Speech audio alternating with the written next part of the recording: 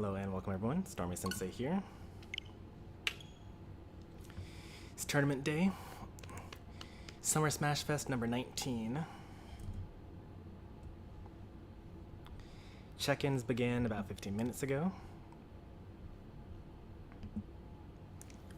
I have not done seating yet. So this is the pre-tournament stream.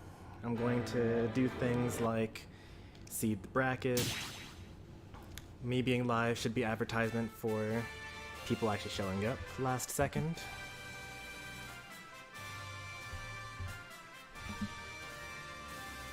Let me actually set that up.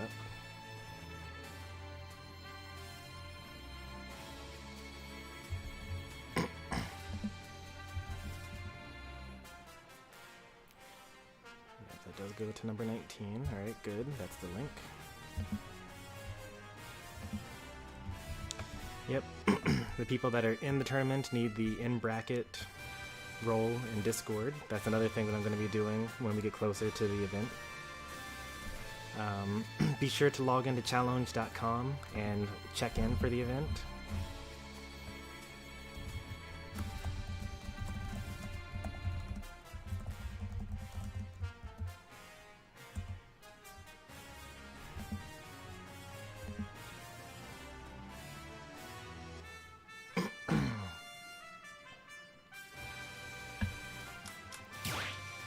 And another thing that I do during this is I just warm up a little bit.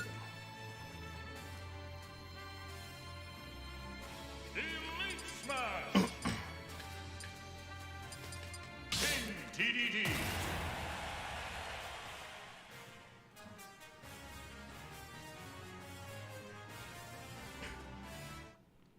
Hey there, Demon.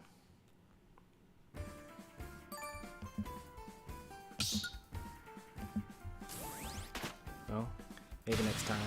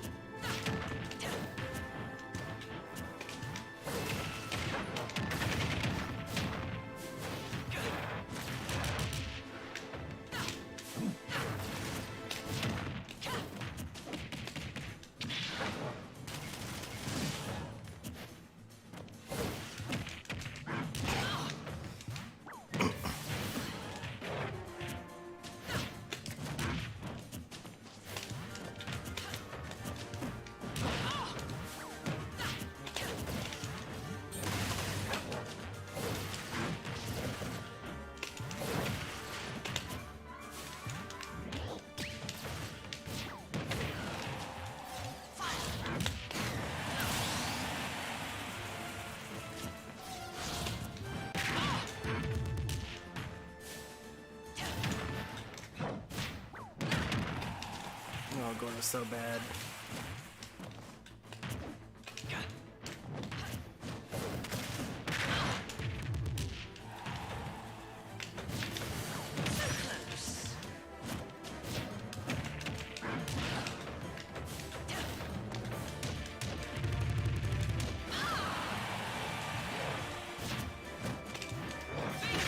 Oh, I can't believe I missed that.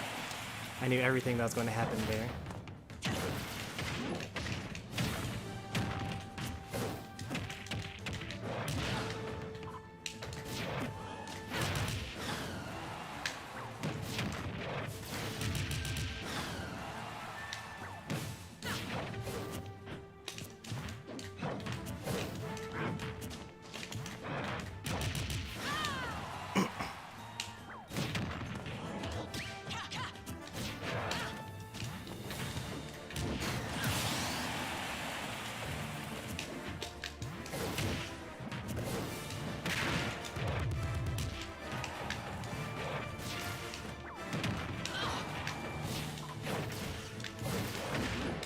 I missed that too.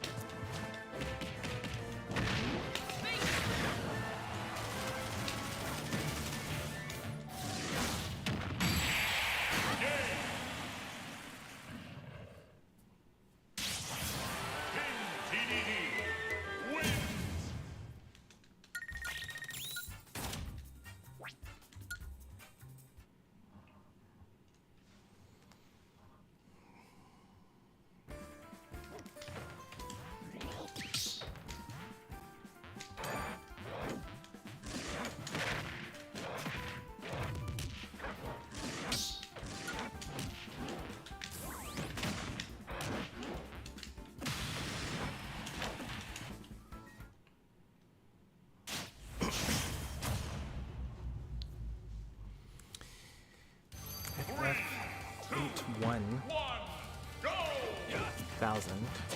Wonder what color that is.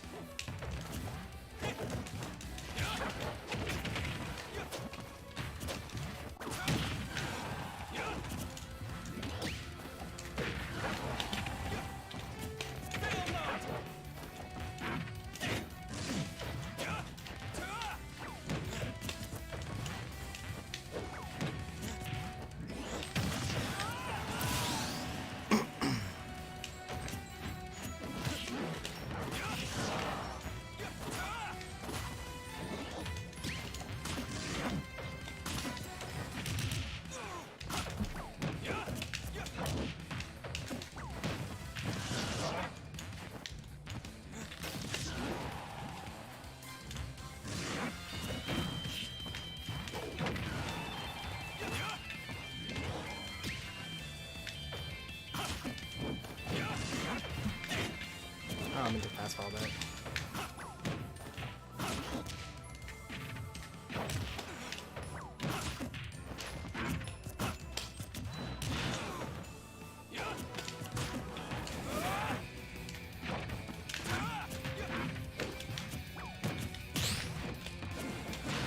That's pretty good.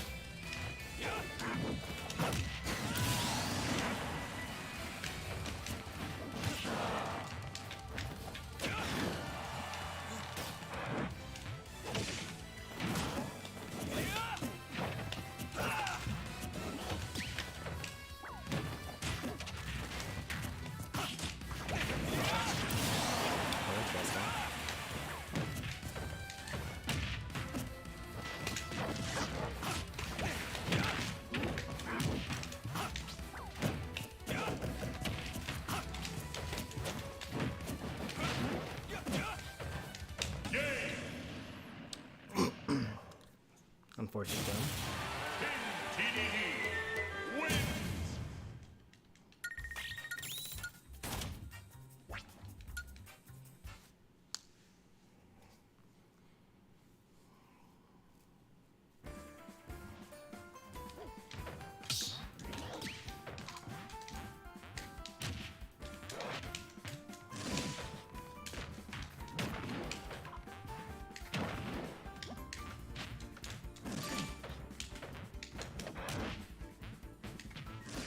Wow, I just got outplayed.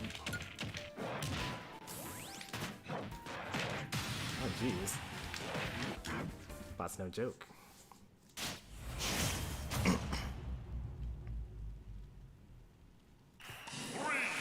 2, 1, go!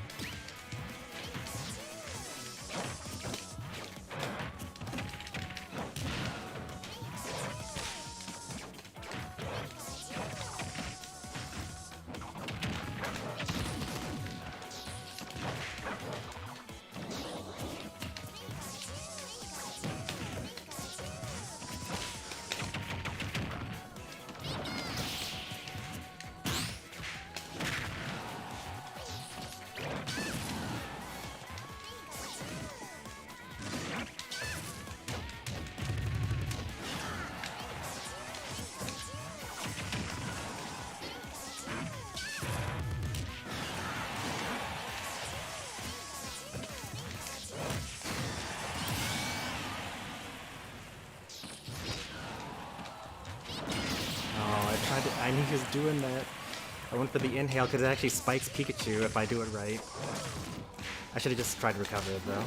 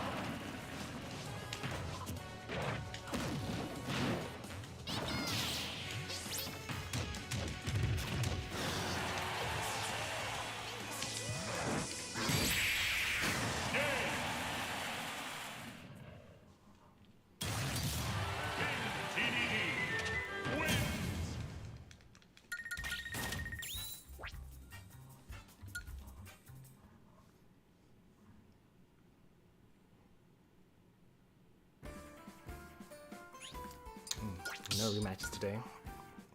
Alright. That's enough time, one elite. Elite Smash!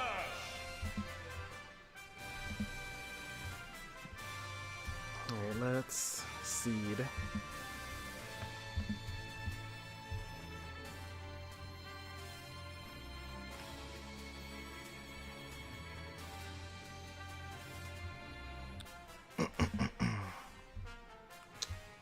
Ten people signed up today. It's pretty good.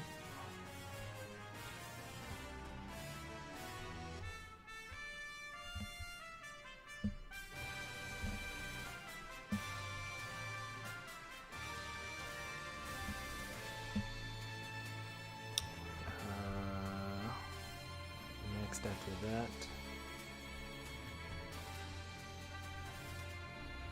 Okay, next after that.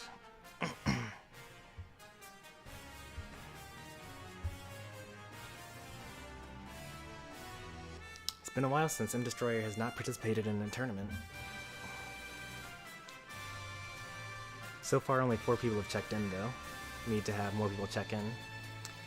Pi, I believe that you have some friends that have joined us. You should tell them to check in for the event. RSB is next. Yep. And then... is this Leatopia's first time in bracket? Yes, it is. Well, welcome to the tournament.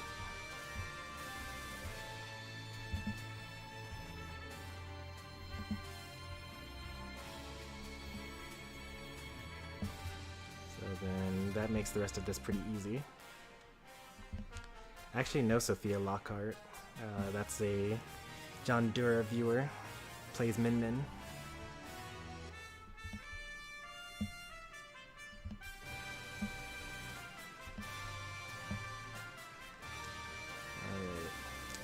So far, everything is seated.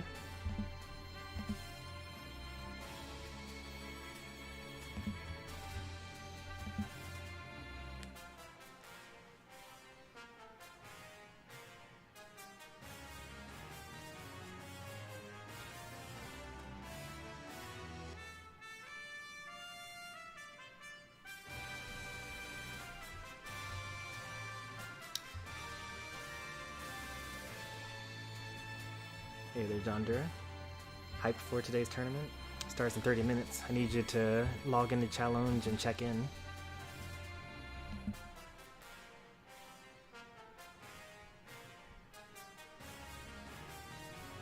Unless you've come to tell me that you won't be participating today, in which case, definitely do not check in, because that'll just cause you to be double eliminated by people that you might have won to.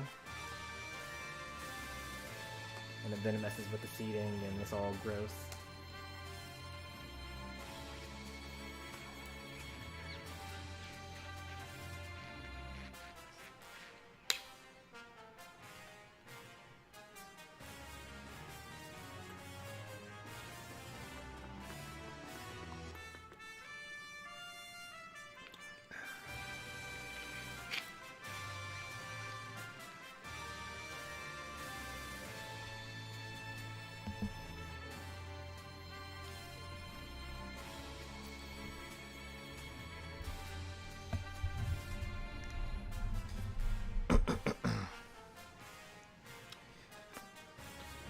I'm not quite sure who you'll be fighting first. If everyone were to check in, and we had all 10 participants in today's tournament, then yeah, the bracket would be accurate as of right now. But more than likely, some people are going to not actually check in. And so they're going to miss their opportunity to play.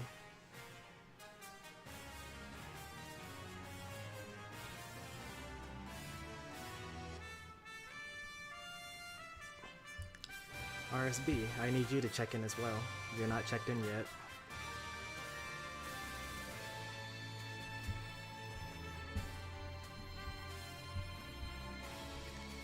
Like, if you didn't go to the tournament page and click check in now, then you're not checked in. The only people that are checked in at the moment are me, Pi, John Deere just checked in, Chomper, and Leatopia. If I didn't call your name, you're not checked in, and you will be auto-removed from the tournament.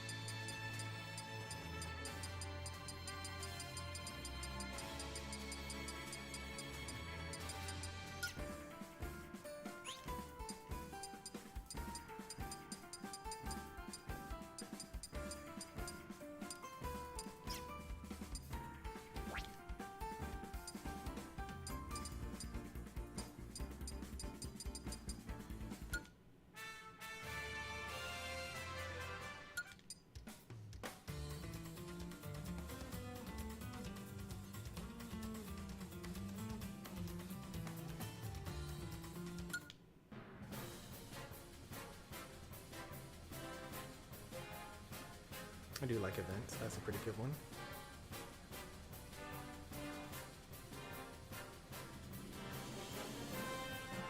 Why isn't there a tournament mode? Have I just passed it like 5 times in a row? I always add it to my lobby.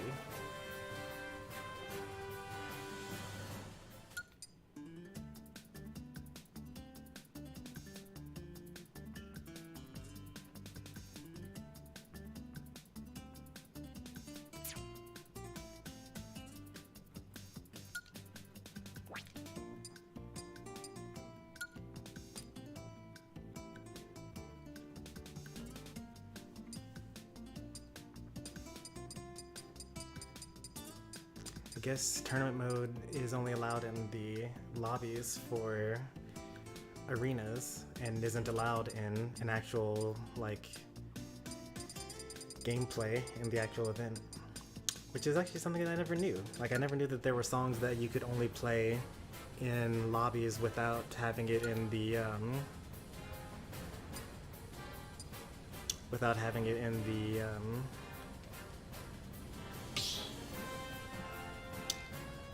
in the game during an actual match.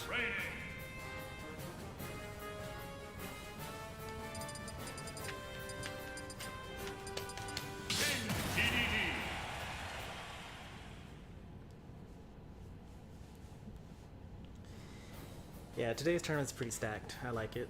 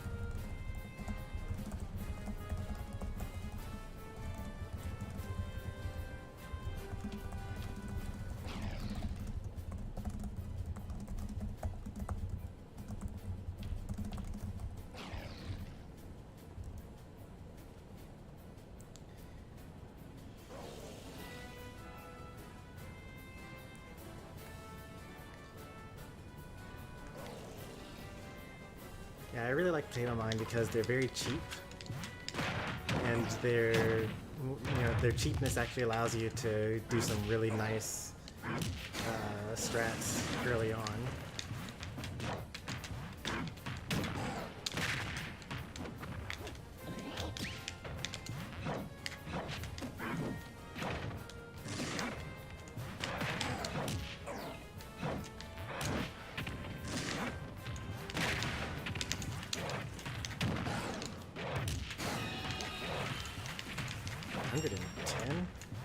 bad DI, but like...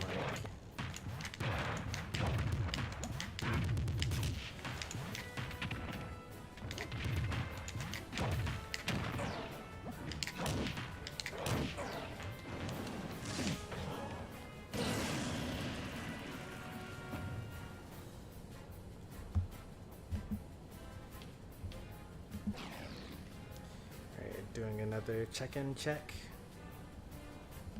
7 out of 10 checked in. That's pretty nice. We're missing Lil Game and Sophia and Ibit.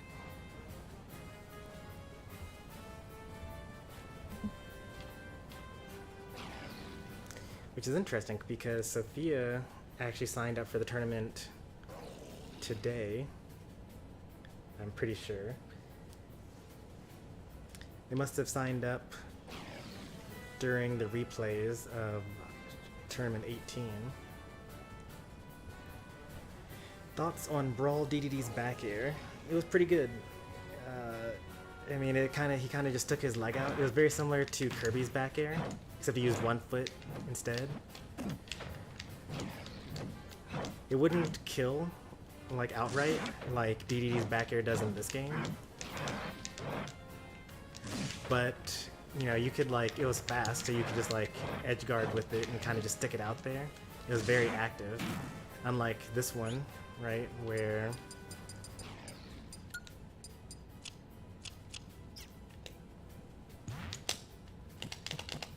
it's only active like around here, and here, and then here, and then it's like no longer active anymore. So it's active for like 3 or 4 frames, something like that.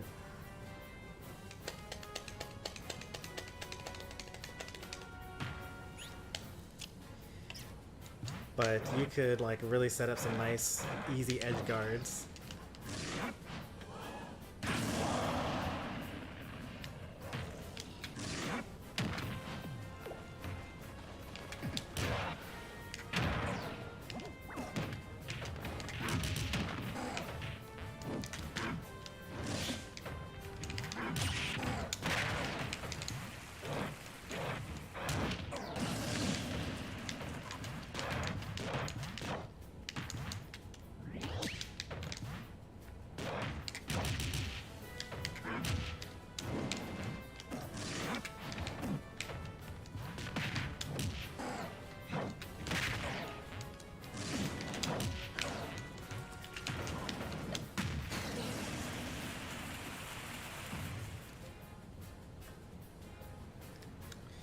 King GG has had a different back air in every Smash game he's been in. That is true. He had the kick in Brawl, is pretty good, and then he had the sweep in Smash 4, and now he's got you know, the hammer swing.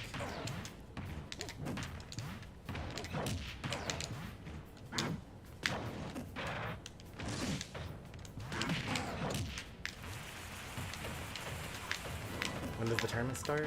15 minutes.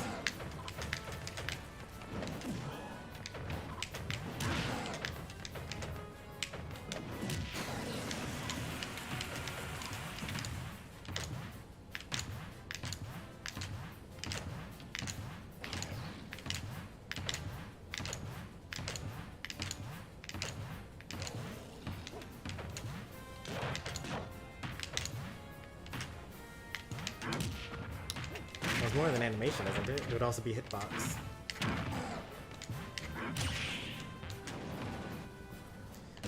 Because doesn't, like, you can't hit from underneath DDD with this back air. And it'd be so weird if the animation made it go all the way from, like, DDD's feet all the way to his head, but it only hit directly behind him. That'd make him a terrible character or something like that. It's just animation? Oh no.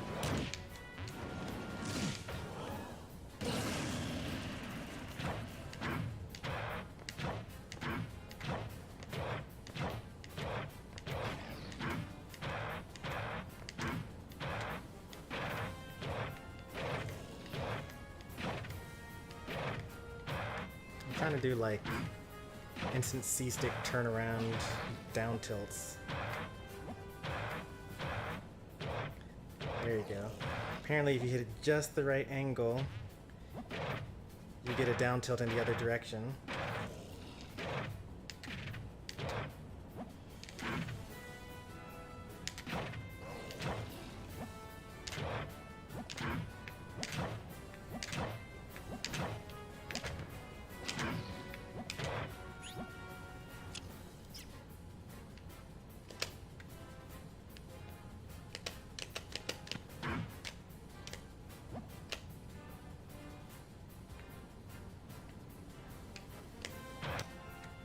Okay, so apparently if you do it at the exact same time, it doesn't do anything. And the frame after it doesn't do anything either. So it really is just like just the right angle. I think that's about like here. Yep. Nope, that was the wrong angle. How about here?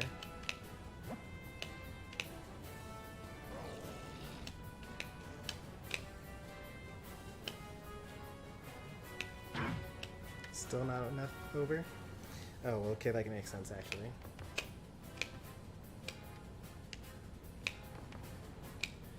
Very interesting, actually. Oh, that's okay. That's the forward tilt in the other direction. That's less cool. Will there be another stream today? I'm hoping so, but probably not. There are a lot of chores that I need to do around the house.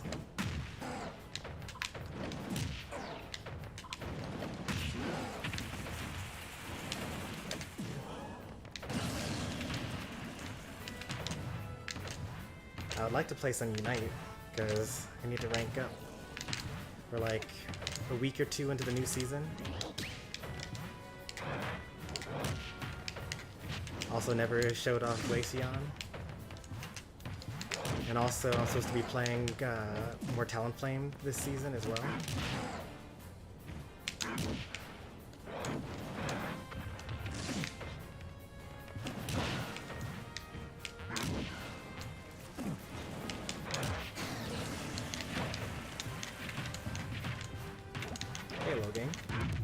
You gonna check in for today's tournament?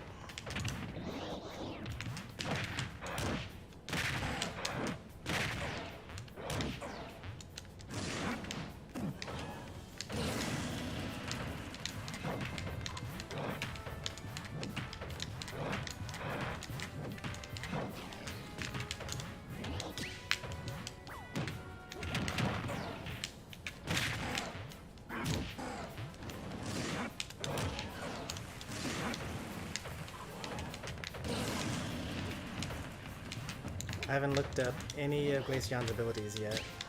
I know what some of them look like.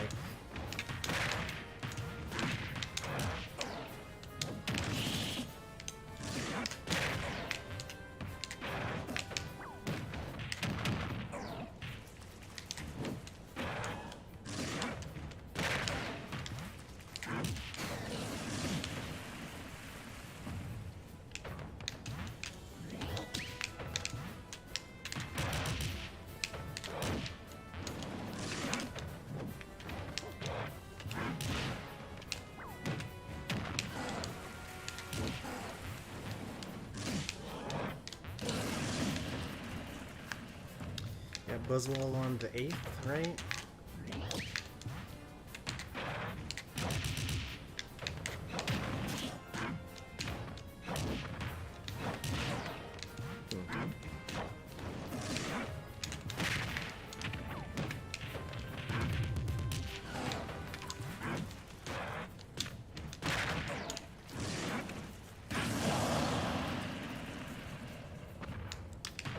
Yeah, where he sticks out is just his leg. That's like his brawl back air, except it was behind him. Good call, yeah.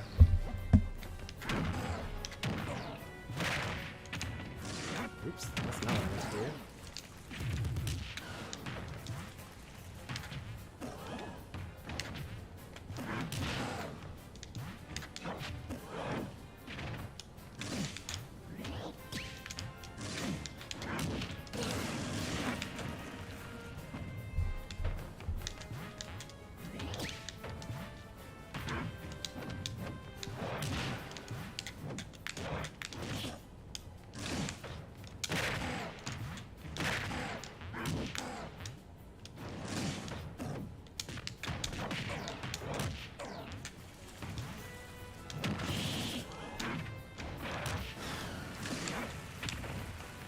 it's August 3rd? Oh, okay.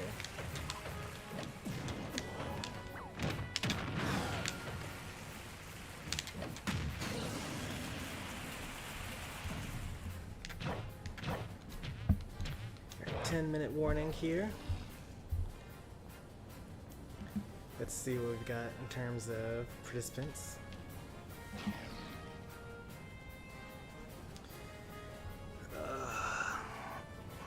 8 out of 10 for in terms of checking in. We are missing Lil Game and Sophia, even though Lil Game is here in chat with us right now.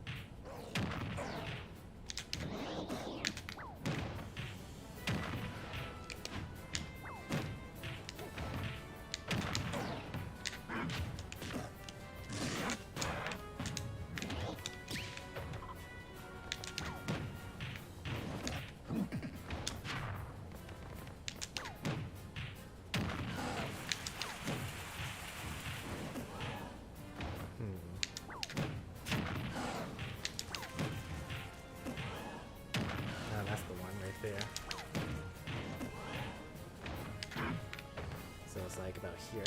It's actually a lot closer than I thought it was supposed to be.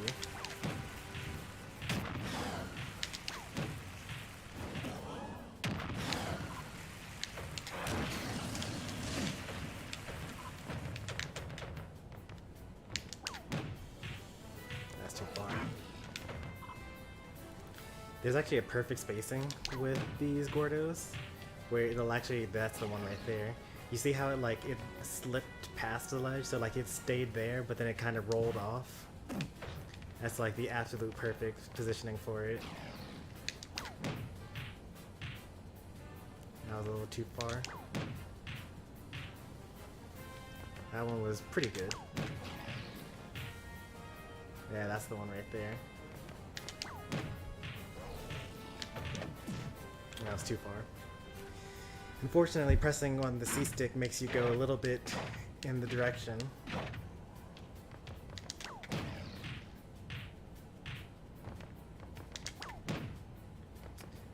can always do down Gordo if they're just like sitting at ledge.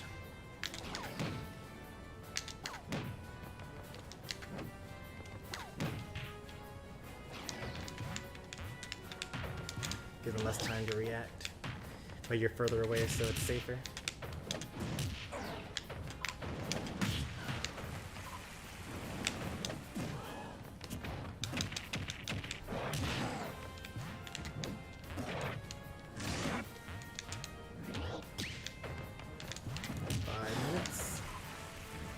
Like we're gonna get any newcomers.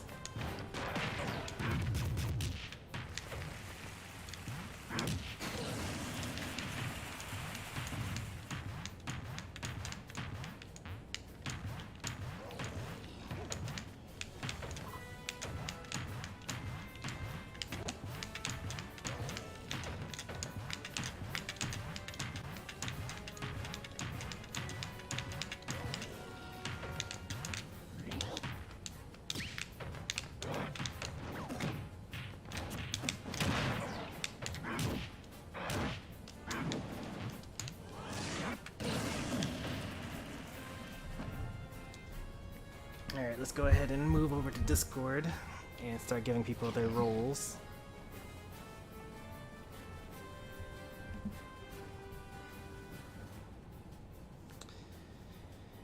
Ibit, Jaxian, Leatopia, Chomper, Lil Game, RSB, JD, Pi. Let's see what we've got so far in here. Let's get rid of Husky. Let's get rid of M-Destroyer. Why is Blooper here?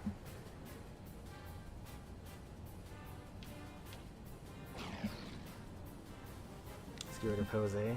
I guess I just never like removed their tags the last time. Let's get a Rin.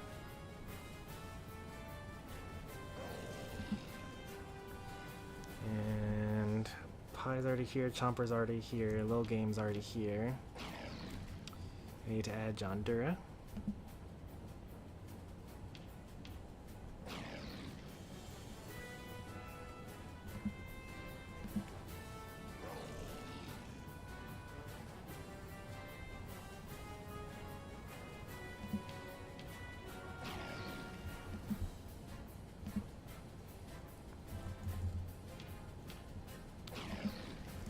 So I need to add John Dura, Radioactive Spider Boys,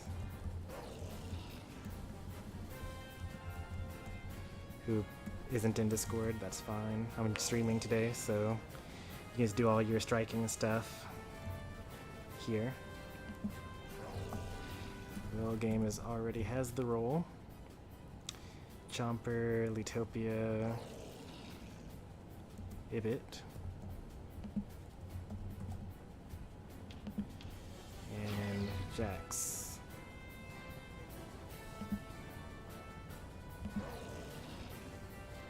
So now there are 8 members that have it.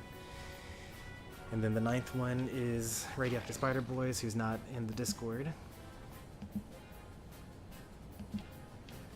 So we're all good here. 2 minutes to spare.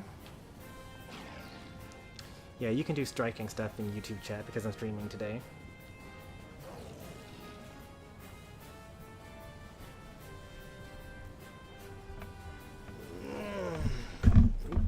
Almost knocked over my whole stream setup. That would have been unfortunate.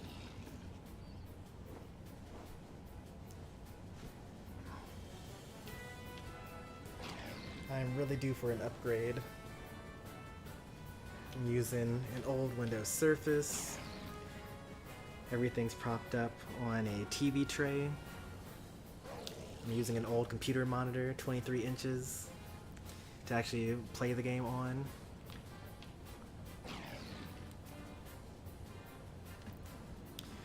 I'm just so spending averse.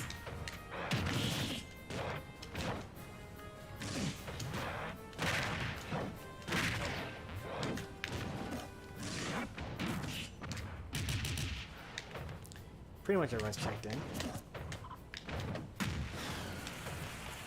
We're missing one of John's viewers.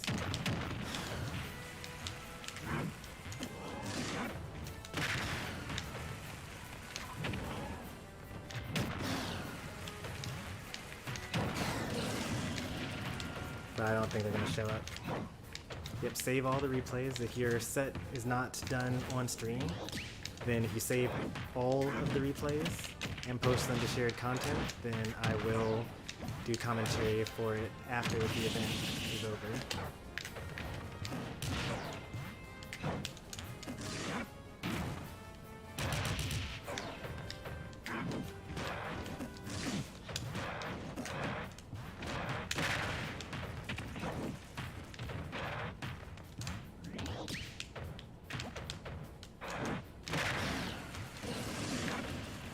Not that bad. I mean, obviously a real opponent would be attacking you if you went all the way out there at near range.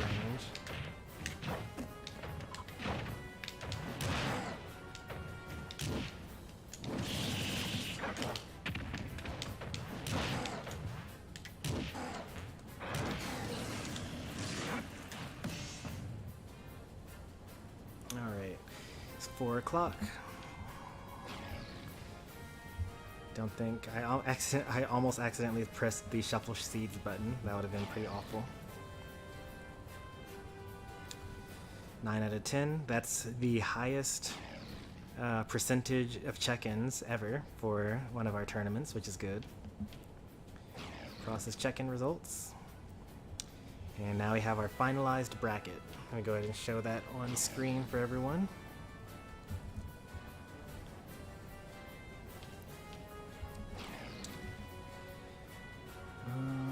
Here we are.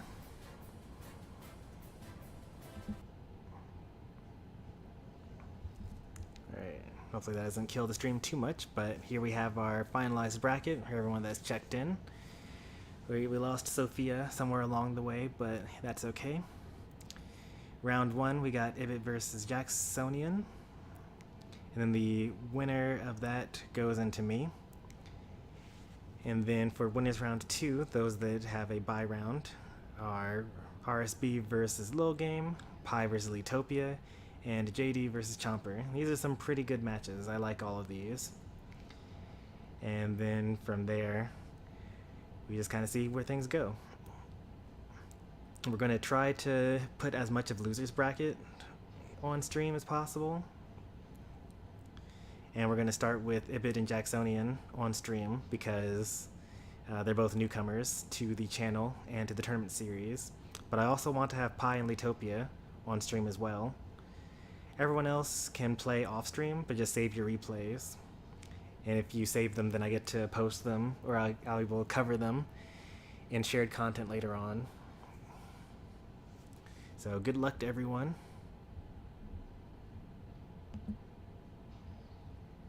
Let us begin.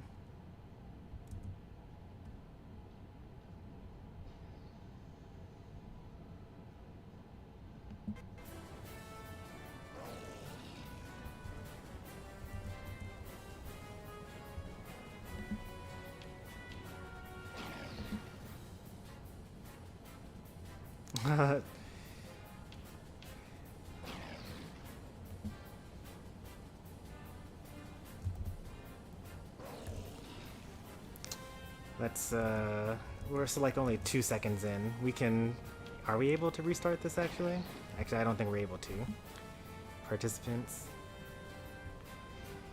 In order to re-add or you can reset the bracket to take a step back. Alright, let's go ahead and try that.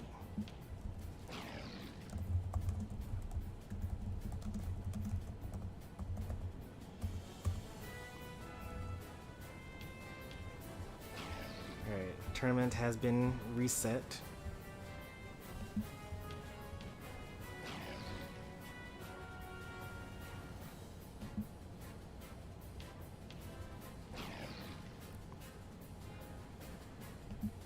Reactivate Sophia here. Sort things appropriately. And luckily, Sophia is a first-time viewer and first-time participant. I normally would not restart.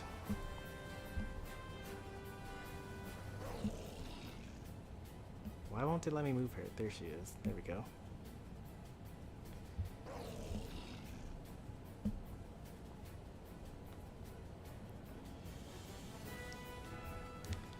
Alright.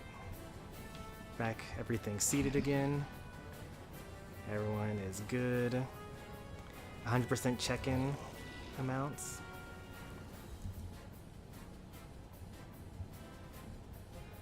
That completely changes everything in the bracket, by the way.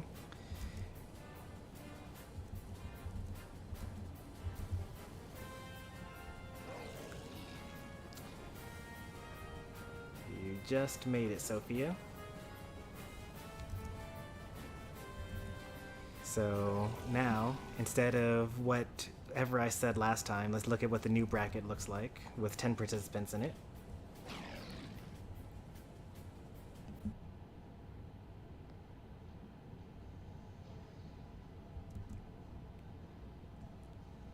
Alright, so now instead we've got 2 people in round 1, Leatopia and Jacksonian. Basically all the newcomers get to fight each other in order to see who gets into the main bracket. And then we got the people in the bye rounds. Myself, I fight the winner of round 1. RSB versus Lil Game. Pi versus the winner of round 2, or set number or game number 2. And still JD versus Chomper, that didn't change. So now I'm going to probably want to have both of these, so both Leatopia and Jacksonian as well as Sophia and Ibit on stream. So you'll just have to wait for me there. Then after that, let's see. Chomper and JD can do their set off stream and just save the replays. RSB and Lil Game can do their games off stream as well, save the replays. And that should save us some time because then I will get my game in. And then we'll do some of Loser's Bracket based on how interesting I think the sets will be. But the ones that are not interesting to me, those will just be off stream, and then we'll, at the end, after Grand Finals, we'll go into shared content and we will go over all the replays. Assuming that you have every game. If you're missing a game, I don't cover your set. So now let's start again, for real this time.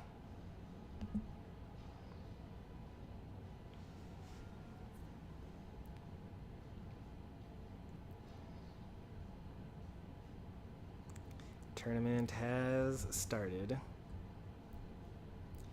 Back to the game. Nope, not that one. This is the one I want.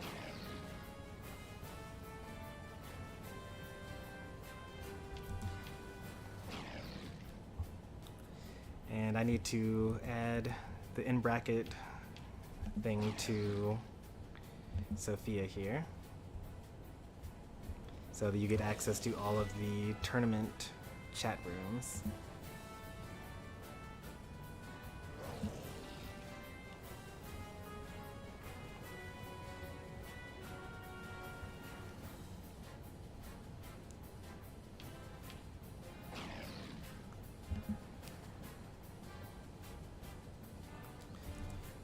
Alright.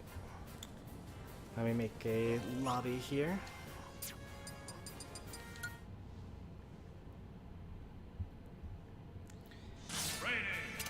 Remember, save your replays. That goes to Chomper, John Dura, Radioactive Spider Boy, SK Squishy Boy, and Lil Game. Leatopia and Jacksonian will be on stream at this moment. If you do not know how to stage strike, you can play on Small Battlefield the whole set. I do recommend that everyone does learn to stage strike because it does give you somewhat of an advantage.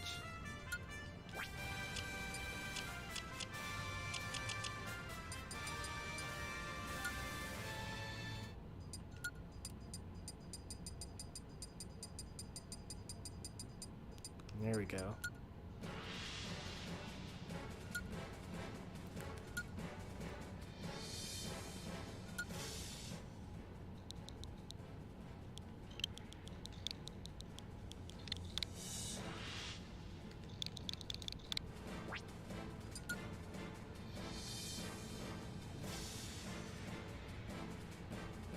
Step into the ring.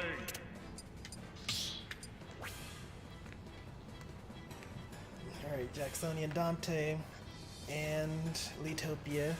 Go ahead and hop into the lobby here.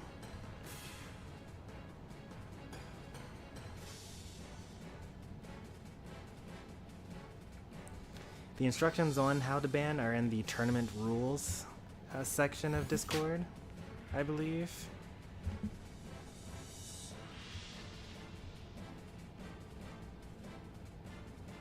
Oh no, I didn't actually put that there. That's surprising. Well, I know that Pi put how to strike somewhere else. Yeah, I'm going to just paste that into the tournament rules setup here.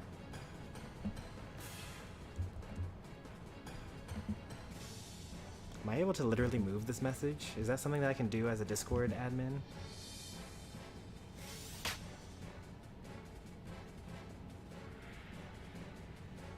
No, I can't do that. That would have been pretty cool if I could do that. copy paste instead. Check for spelling errors.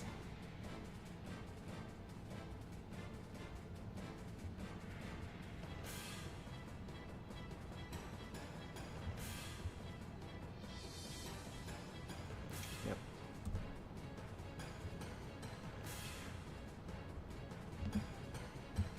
So now the tournament rules section has a stage striking portion.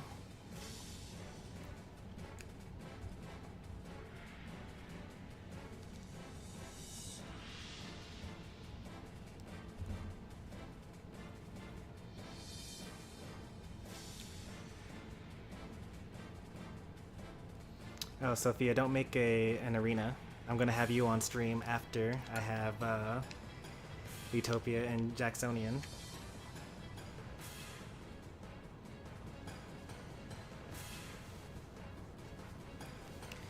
So for now, just kind of observe.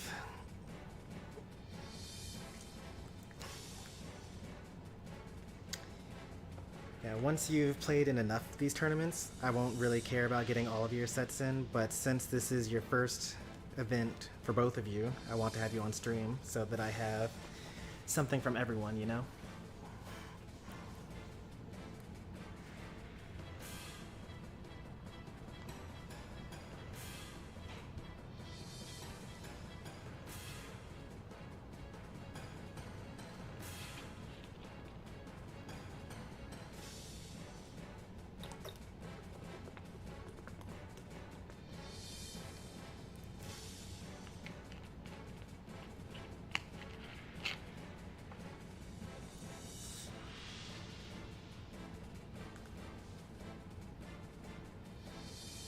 So probably two of the weirdest rules for my tournaments if you're used to playing in other Wi-Fi events. One, Final Destination is a counter pick, not a starter stage. It's ridiculous that people put Final Destination as a starter stage. And two, there are no lag tests. If it's lagging, then just win. Don't call off the match and call for a lag test.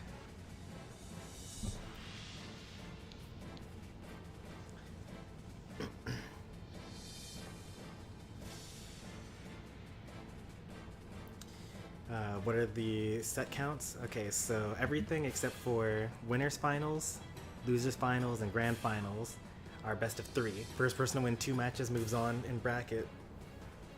Once you get to top 3, winners finals, losers finals, and grand finals, those are best of 5. First person to win 3 matches moves on in bracket. It is double elimination, so if you lose one set, you move on to losers, where you can continue your run, and you can still win grand finals even if you lose once early on. It'll just take a lot longer.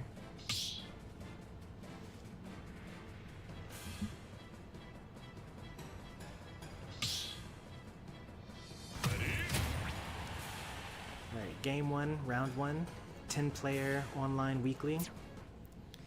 We've got 2 newcomers to the tournament series. Leatopia here, long-time regular and moderator of the channel, and Jacksonian, friend of Pi. Jacksonian here is using the Roy. Leatopia is starting off with the Richter. This could be pretty even. Richter does have the range advantage, and they both have pretty bad recoveries. So it's all just a game of, can you get through the projectiles and whack them with your sword.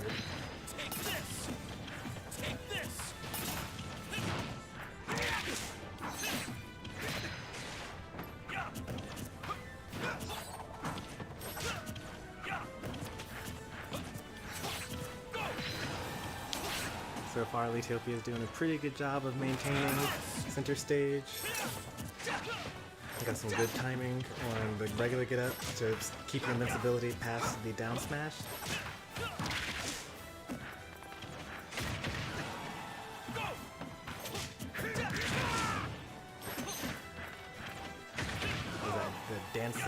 double blade or something like that. Or double ace blade dance or something. I forget what it's called.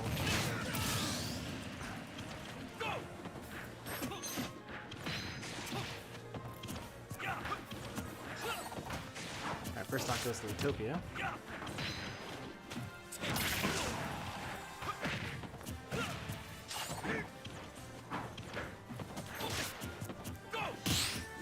I'd probably consider walking a bit more against Belmonts in particular, because if you try to dash dance, you're going to get hit by a whip.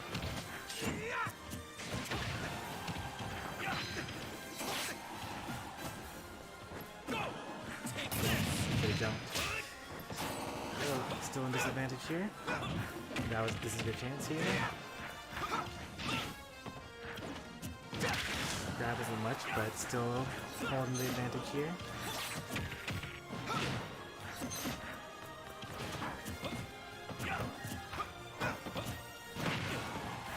Back air will not kill because it's not the sweet spot. I think sweet spot back air would have killed there though. Another sour spot. Belmont is dead. The whip does not reach.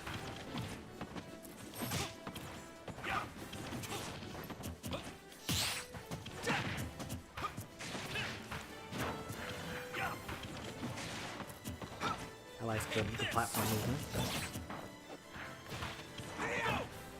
The only problem is you're mixing Leatopia up with your platform movement. Something you aren't actually taking advantage of winning the exchange. Like you keep moving for a little bit too long after you've already gotten yourself in a good position. I guess it's that either, you know, it could be Wi-Fi with the increased input delay, or it could be that, you know, you don't have enough faith that you actually were going to mix them up.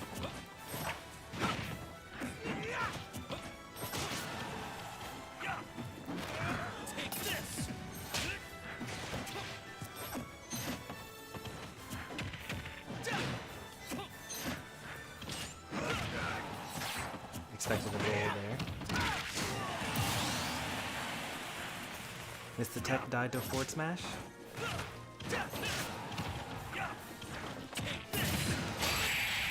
Be rolling pretty often in that situation. You could have just done a regular get up after the Holy Cross went through you. Nice setup though.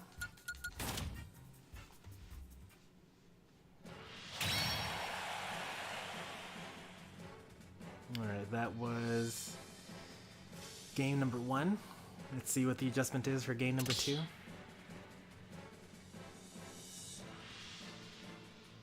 You got to save the first match. No. Chomper got all the replays. Alright.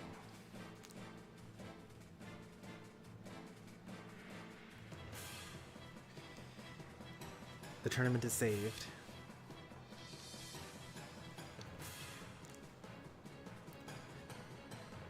They've moved on to the Discord. They're going to do their stage striking here for a bit, I'm assuming. I actually don't see any messages anywhere about it, but we'll see.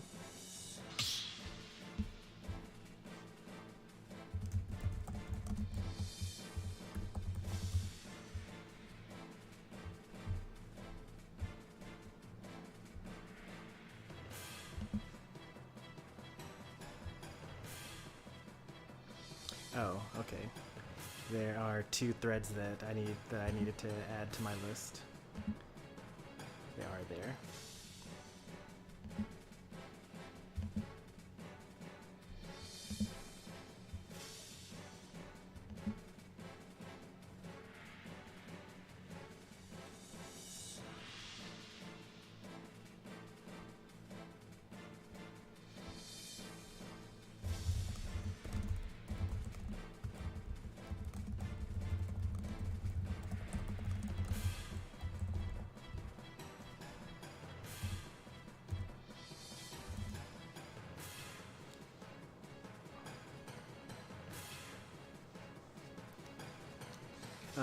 Yeah, so we change the stage now.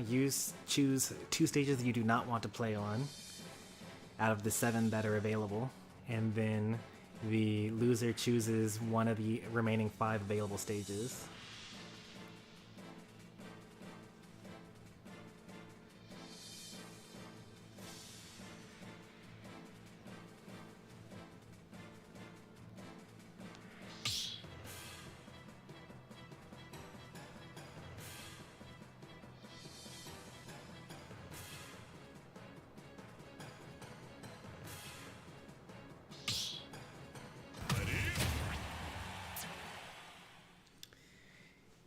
Game 2.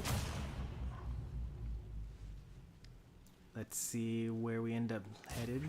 We're on FD now, the complete opposite of Battlefield, and we've swapped from the Roy to Luigi.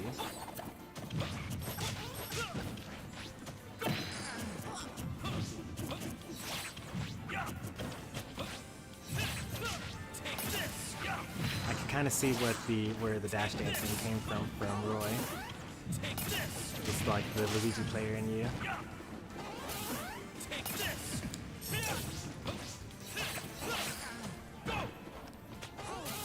I think that the secret to this matchup is probably fireballs, because fireballs will break the Holy Cross.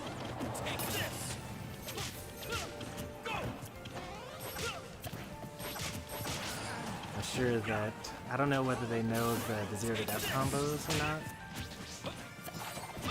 but they do seem to be really wanting to get a grab in here.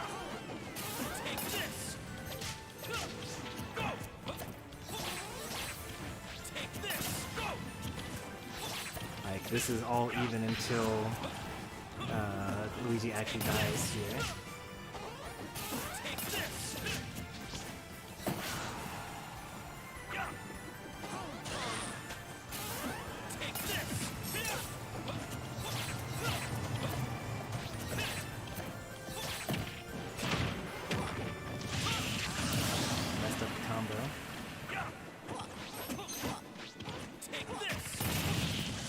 No longer at 0% as well. So things are not looking too good here. But Luigi's still pretty good. You just gotta throw Victor off stage and then do a couple of Zaire plunger drops to edgeguard him. Make him take a lot of damage.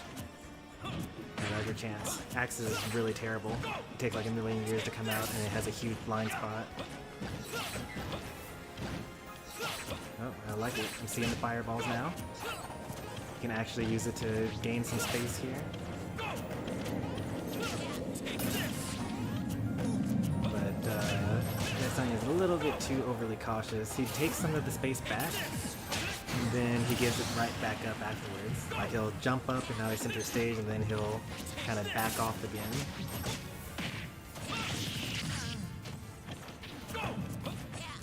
But generally, you want to have you want to be mostly on center stage, with your opponent being the one that's closer to the blast zone. You'll notice that you spend most of this match in the corner, you know, in the exact same situation that I'm trying to get you to put yourself in. See, now you have the advantage. And Leatopia, rather than staying in the corner, as quickly as possible, takes the center stage again so that he continues being in a strong position. And that's going to be game.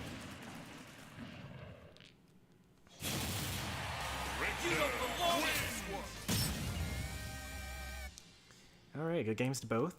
Leatopia does move on into winner's side. Jacksonian moves down to the loser's bracket. 2-0 victory.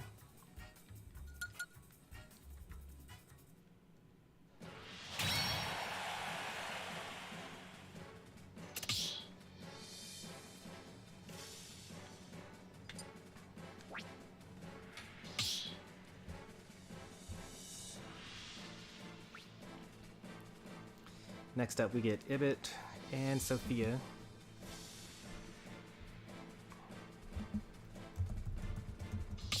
Number 19, this was winners round 1. Not quarterfinals, because we actually have 10 participants now.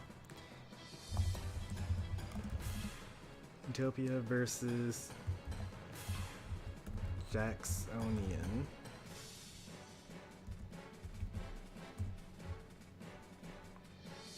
Oop, let me make sure to actually capture the whole set.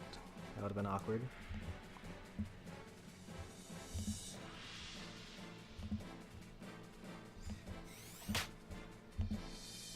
There we go. Create that highlight. That'll probably be up in like 3 months from now at the rate that I'm going. I'm actually super far behind. I haven't even edited like tomorrow's video. So I'm like halfway through number 16, I want to say.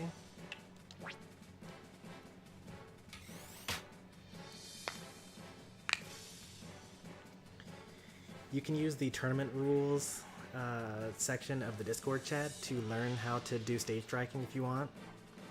Otherwise, you can just play on a small battlefield just to keep the tournament going quickly.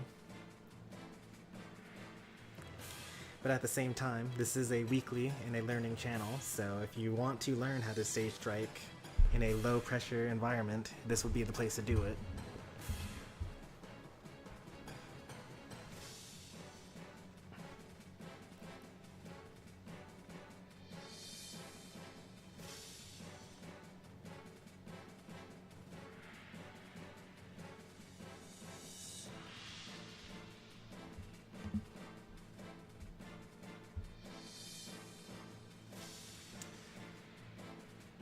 Yeah, I don't think that I need Chomper versus Jacksonian on stream. You guys can do that off stream. I know that Chomper usually saves the replays, but just in case, Jacksonian, save the replays.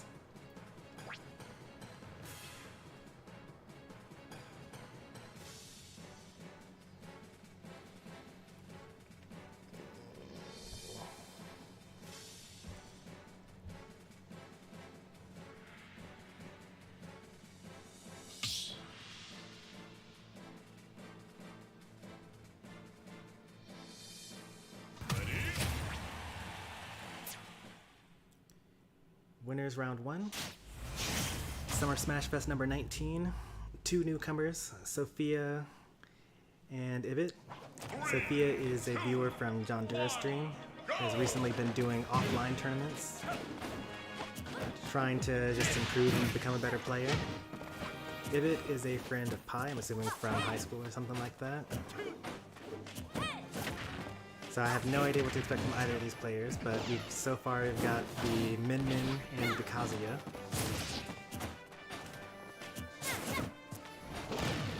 Two somewhat rare characters on this channel in particular.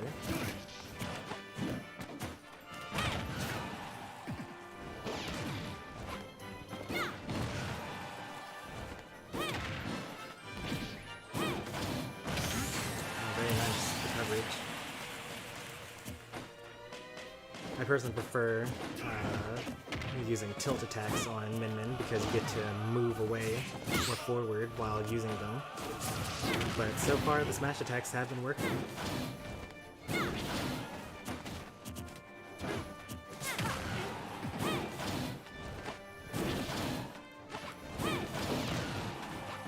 Laser beams, actually not a bad idea. You probably could actually laser beam from all the way across the stage, and it, for the most part, work if they're charging a smash attack. Ooh, Hell's Gate would have definitely killed there.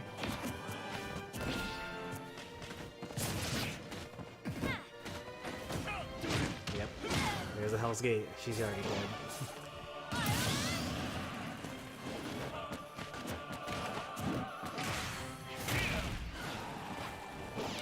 Go ahead and use the Rage Drive early so that you don't lose it. I wonder if you're able to reflect the Dragon Beam. I literally have no idea. I know that I'm not able to inhale it, but you know that's not necessarily means that you can't reflect it. Because I can't inhale Zelda's, Palutena's Explosive Flame, or Zelda's Dim Spire, but both of those can be reflected.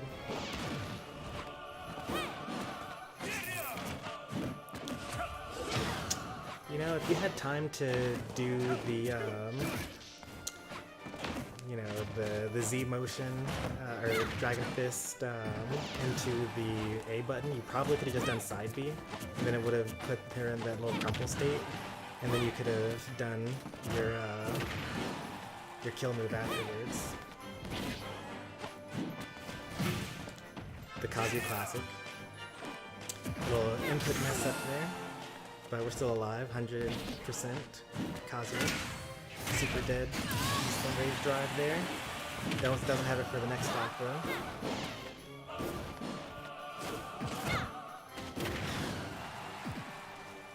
Personally, if Min Min is using smash attack instead of tilts, you can always just jump after this first fist.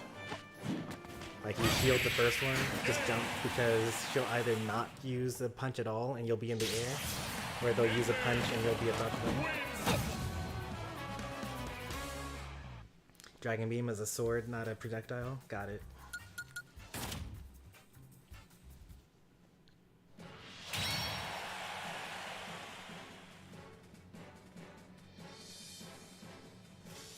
Game 1 goes to Cynthia.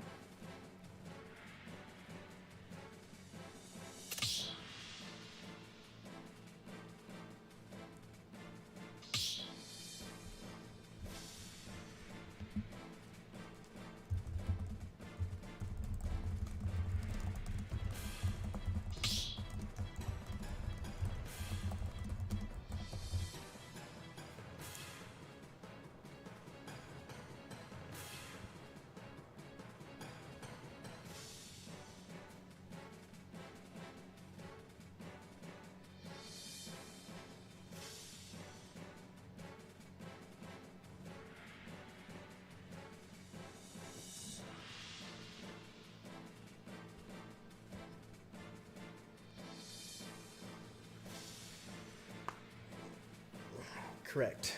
So now you look at the 7 stages that are in the tournament rules section, and you choose 2 of them you don't want to play on, and then the loser of the previous match chooses one of the remaining 5.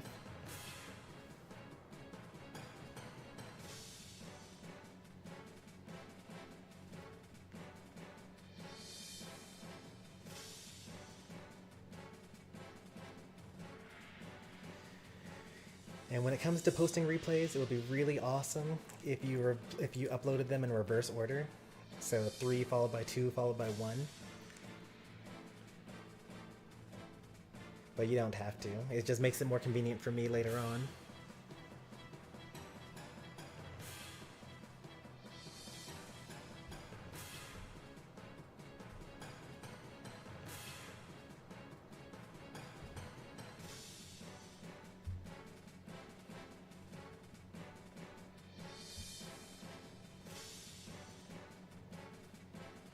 Messed up my one chance to combo. Should have just played to win neutral. Yeah. You gotta take center stage more importantly.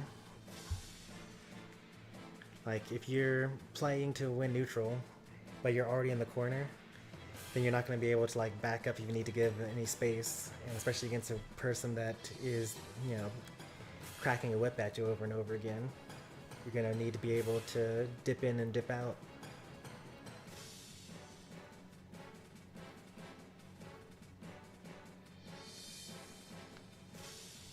Alright, so RSB has the first match and Low Game has the second match.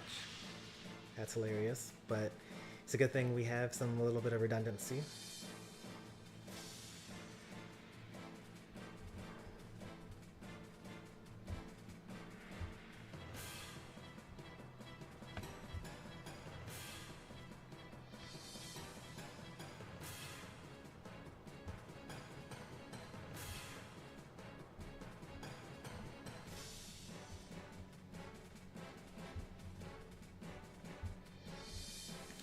I missed a couple of new people coming in. Let me scroll up here and give proper welcomes to people. Hello and welcome to the channel, Gabriel, King Pikmin, and Solaris. Welcome to both of you. Did I miss anyone else? Demi-Sean Righteous? Okay.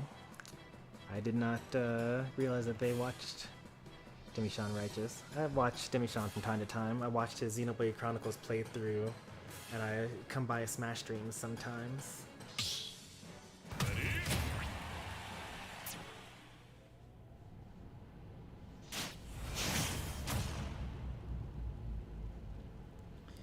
Alright, game 2. We're gonna be fighting on Smashville. 2, 1, go! Things are a little bit smaller, more cramped. Just how Kazuya likes it. You only have to get in once.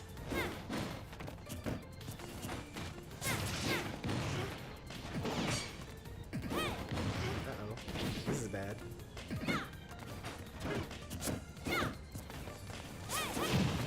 Alright, we got the jump in.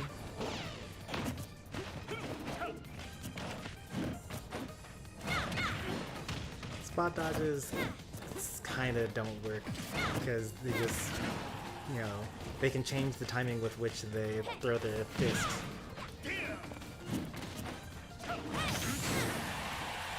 I really thought that was gonna be death. Uh-oh. Air dodge.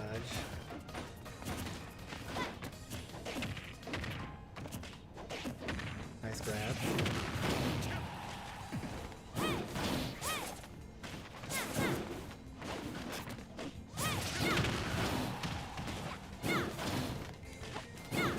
Secret is to jump. You gotta jump. Do the jumping. There you go. The jump in.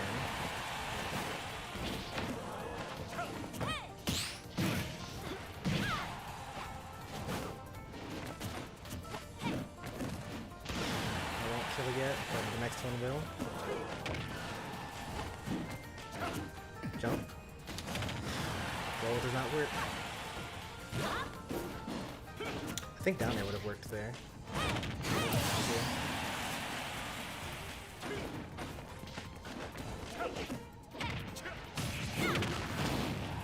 Full combo.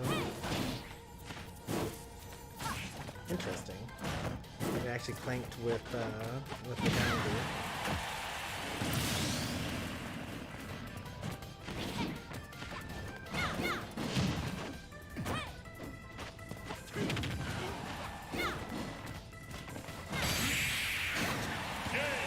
That's it. Game 2 goes to Cynthia. Or Sophia, I should say. Cynthia is their tag. Actually, what should I tag your tournament sets with? Do you want to be Sophia or Cynthia?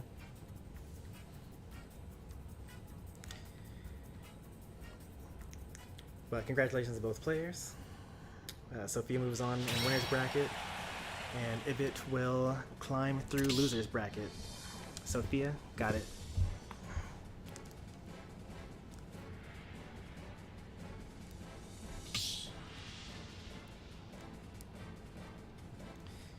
Is the Lockhart in your name tied to Final Fantasy VII's Tifa? Personally curious.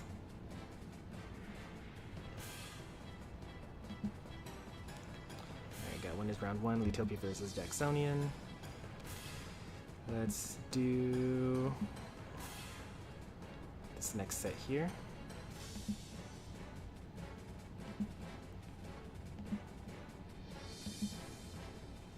There we go.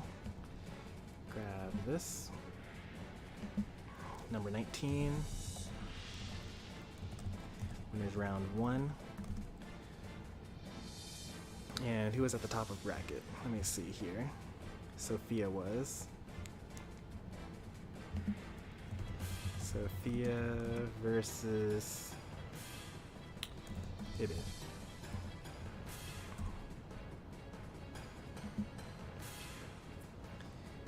Alright, next up, what do we got here?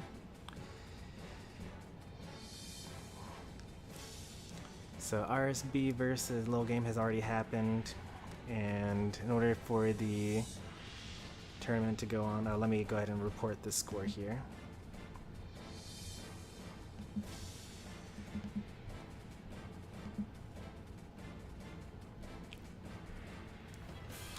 Now the question is, do I do me versus Leatopia now, or do I do Lil Game versus Ibit? I'm assuming that Chomper and Jacksonian are already playing, or have already been playing. I think that I'll do Ibit versus Lil Game on stream. Sophia can fight Pi off stream. Pi is very good about saving replays, generally speaking.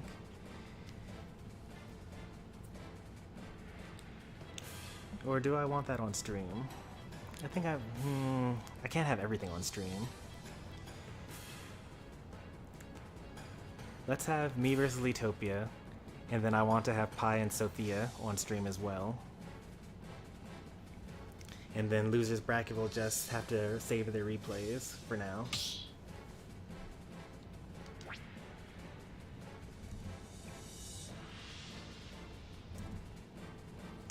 So it should be me and Leatopia now.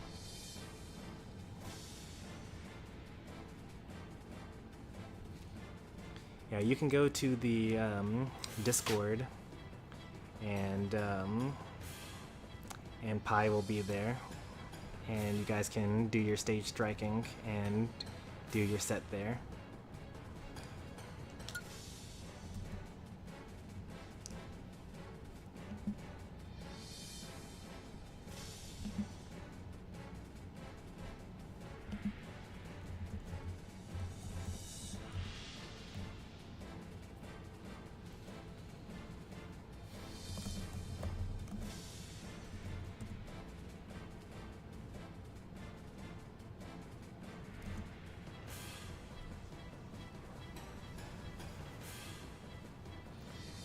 Hey there, Alex. How's it going?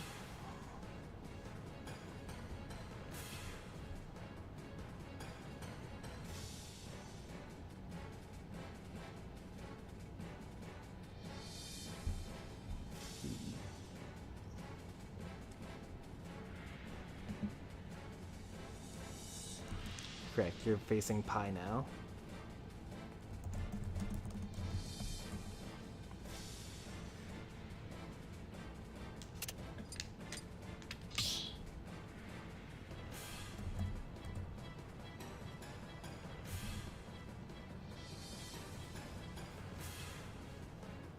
Yes, it'll be on stream. That is what I said, right? Yeah, I want to see Pi and Sophia on stream. I may have said, I've been saying both this whole time, but my final choice is I want Pi versus Sophia on stream. So don't go to Discord, everything will be handled here.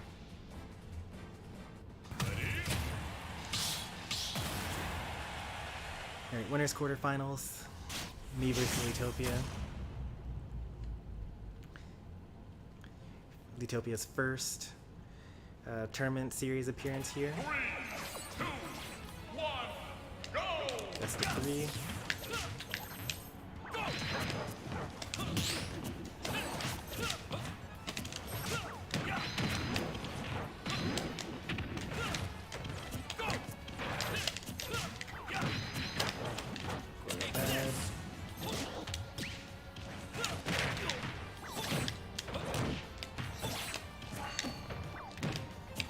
Something's bad here. You got hazards on.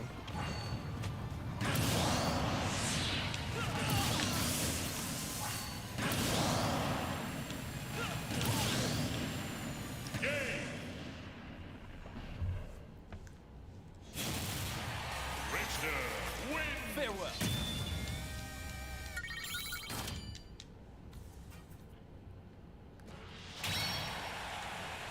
Quick rule set check.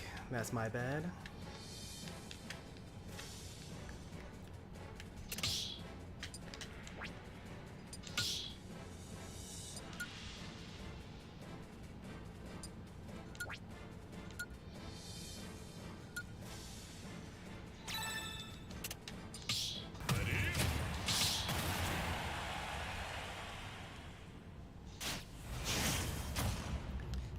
I'm not even going to cut that out. That's just going to be part of the recording. Alright, hazards off.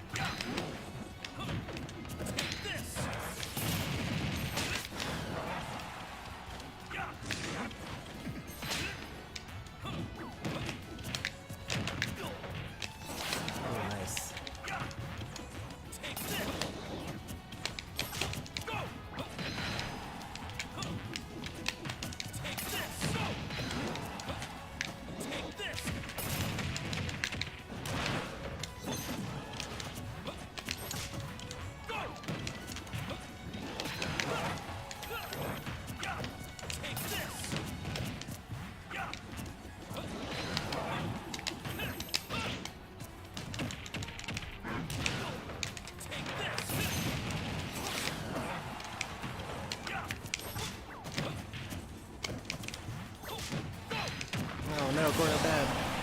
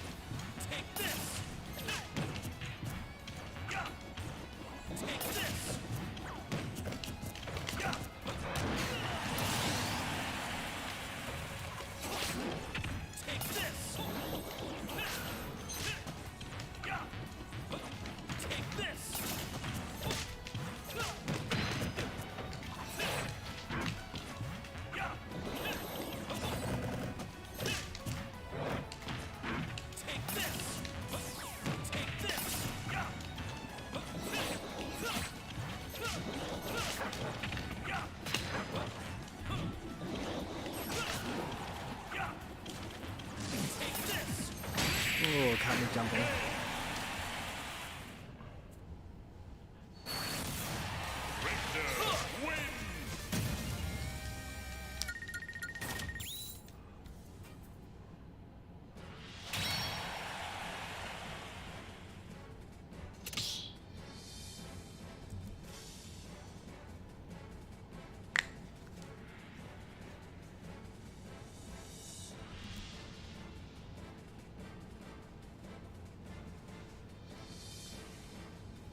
The answer there would have been to regular get up with the right timing. I thought that he was going to charge it for a little bit longer until my invincibility wore off. They let go a little early. I guess I could have also dropped from ledge and then up B'd onto him, but it would have been a little difficult to reach him there because he's underneath the platform.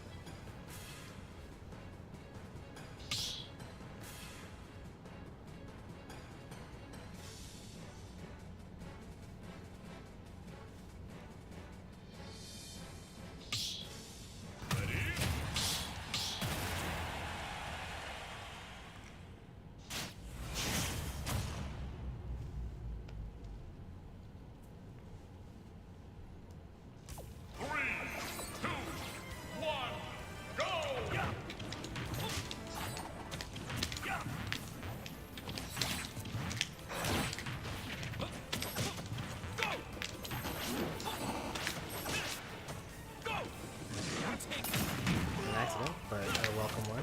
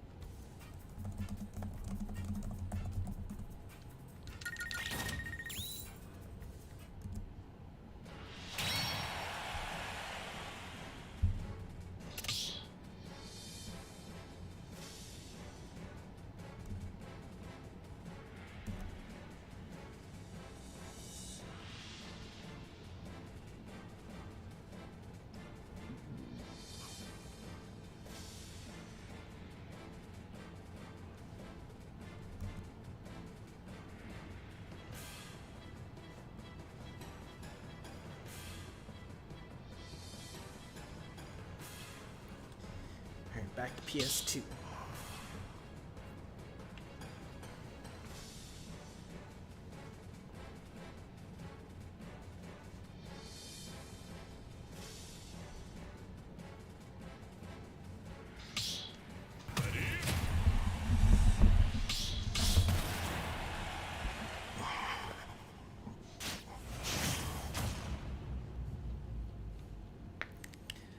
Going to assume the gamer posture now.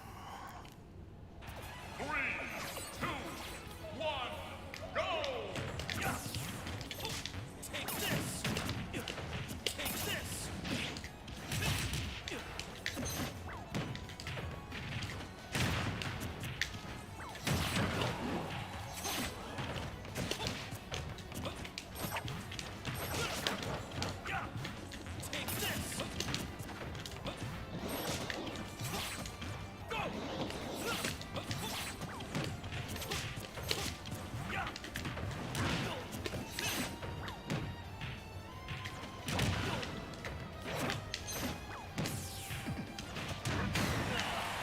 So bad.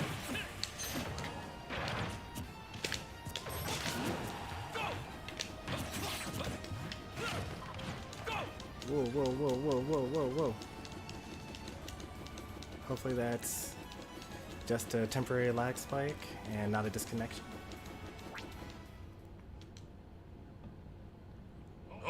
Let's see, is it me or is it Leatopia here? Alright, go ahead and rejoin. One disconnect doesn't really do anything, but you do give up a game for disconnecting twice. But I would rather not win based off of disconnecting twice.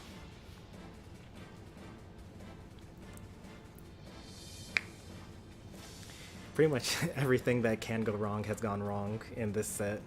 The hazard's on, followed by the disconnect.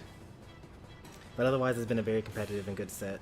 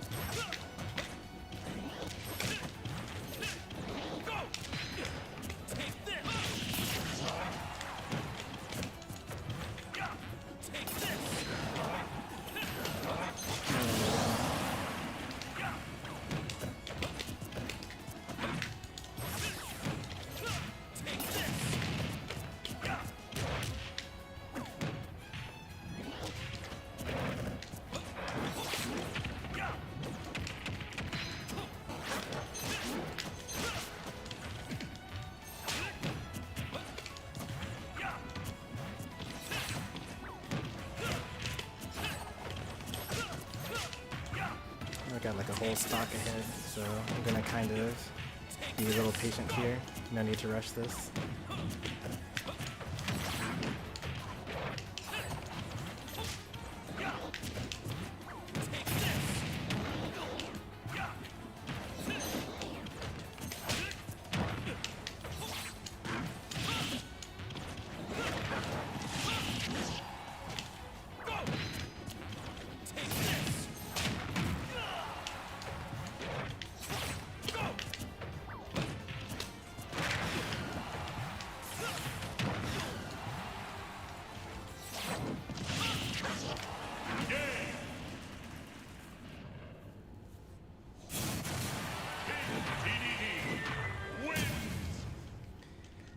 Good games.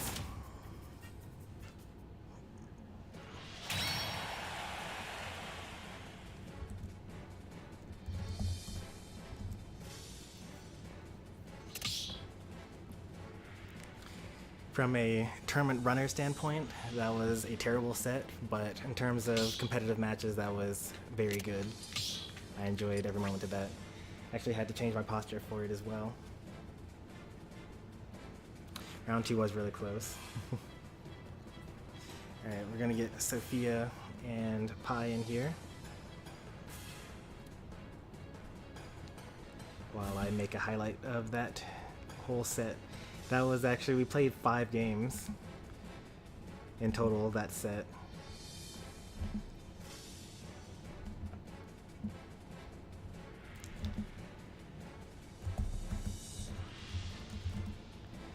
Winners quarterfinals. Stormy Sensei versus Leatopia.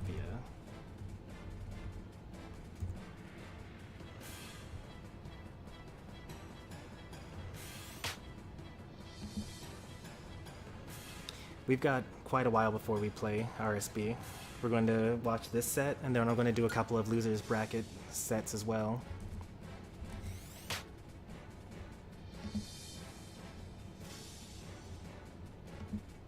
Well, I guess I'll just do one losers bracket set after this one.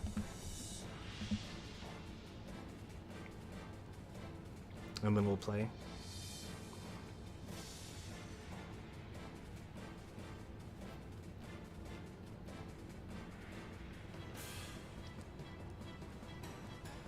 Oh no, -10. Did Jacksonian DQ? Did they have to leave early or something? How do they have a -10 as their reported score in bracket?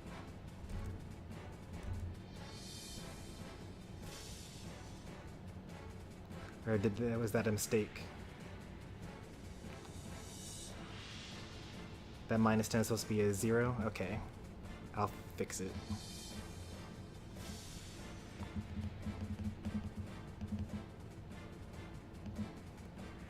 I do use -1 as a indicator of DQing, like basically if you had to leave early or if you had to, you just don't feel like playing in the tournament anymore and you just leave. Then that's what I use -1 for. So that was just a misclick. Oh, we're getting rated here. Shihan Zin, how's it going? I actually haven't been seeing much of your streams lately. How you been lately? Were you playing some Unite today, or was it, what is that game called? Phasmophobia? Phantasmphobia?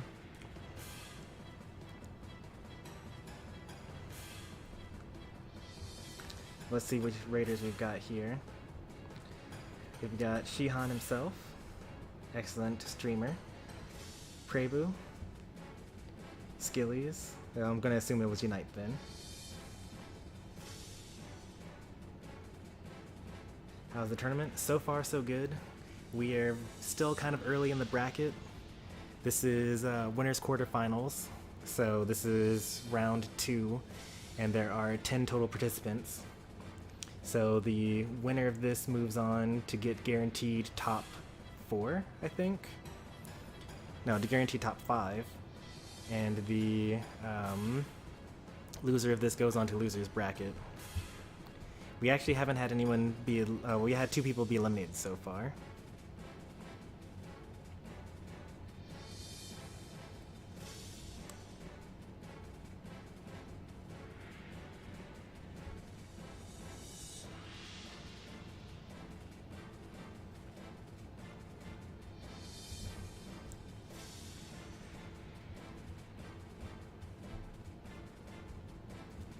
You should, maybe you did ping her.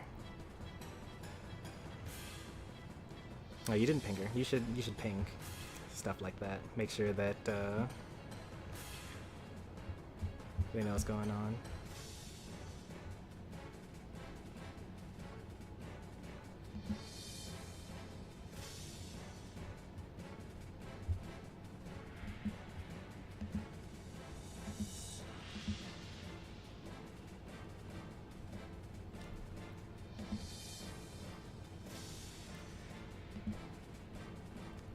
Solaris. Welcome to the channel, or welcome to the Discord server. I don't think any of your messages are going through. Oh, DM'd. Okay, that's fine. You can do it in DMs. I don't mind that.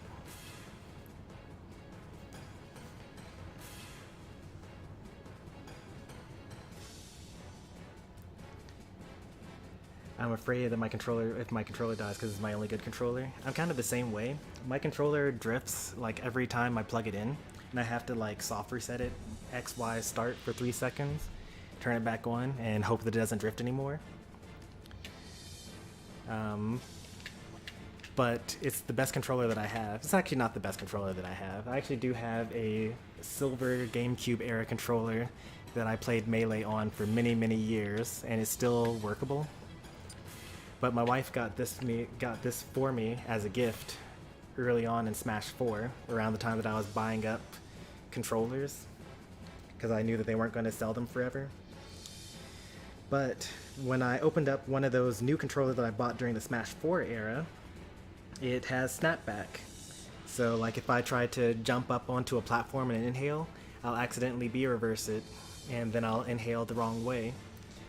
And that goes completely counter to my playstyle. So the one controller that I have that technically is a good controller, that's like brand new and everything, it like doesn't work too well for me.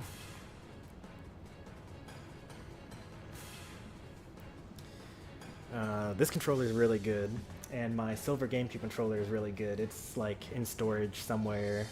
You can't see me because I don't have my camera on, but I'm gesturing towards the corner of the basement where it would be stored. And then all my other controllers are either really terrible or I don't know because they're still unopened.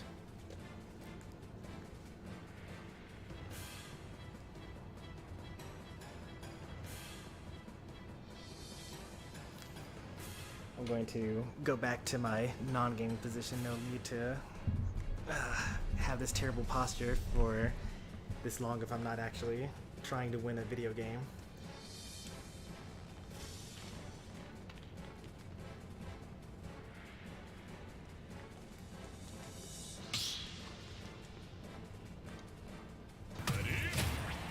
Alright, now we have winners quarterfinals, round 2.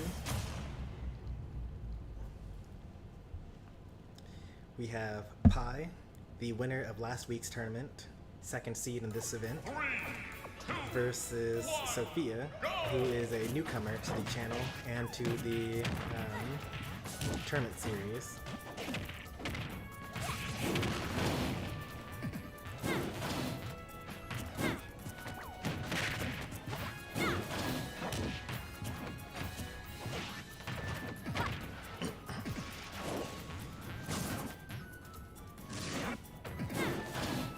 DG, so he lives.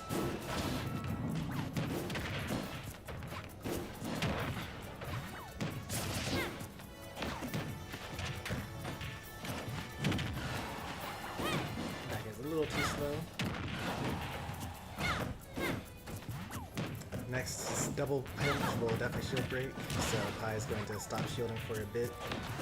Personally, if I were Sophia, when I know that my opponent's shield is going to break, I like to assume that they also know that their shield will break, and so I know that for sure they're not going to stay on the ground anymore. And that's when you start hitting the entry airs.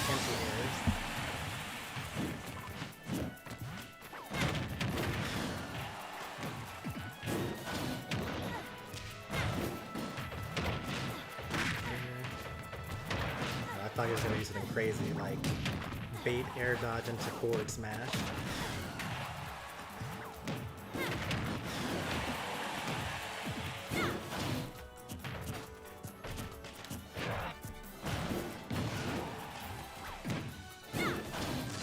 Probably use a little bit more ram.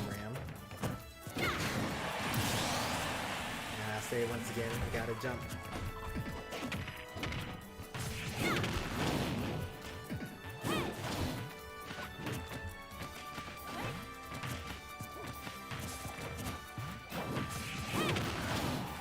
Welcome to the channel, Dastardly Lizard.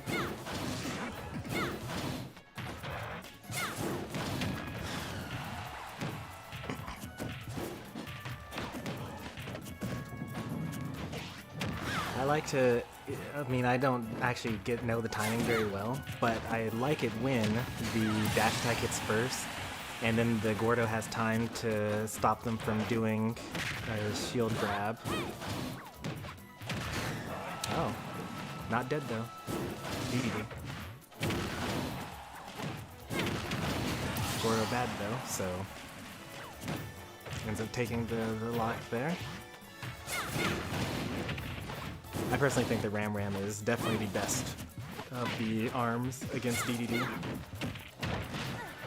And generally against pretty much everyone, I think. Because almost everyone's game plan against Min Min is going to be about the same. You're going to want to, you know, jump in. And the Ram Ram has a little bit of extra, like, swing at the end. So you can't always jump at max range against it. That might be death.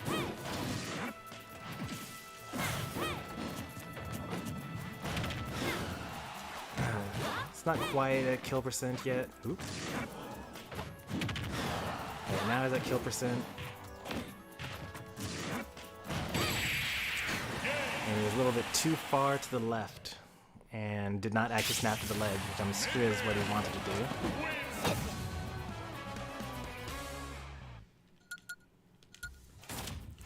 Game 1 goes to Sophia.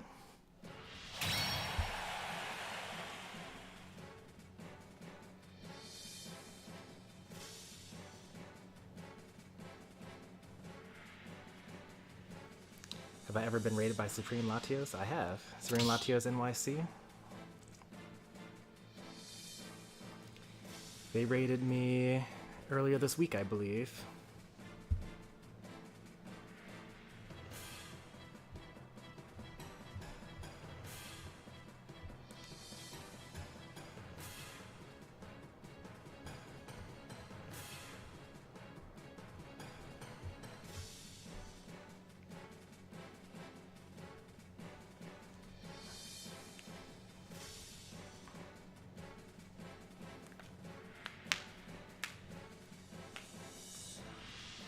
One crazy Min Min you got there. We got some fans in the chat. I still say that you gotta use tilts more as Min Min.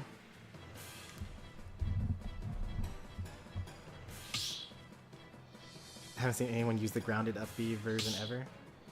For Min Min, yeah, she gets like super huge height.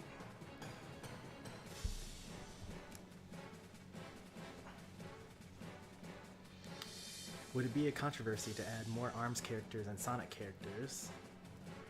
I mean, in the sense that Americans complain about every character that gets in or doesn't get in, I guess, sure.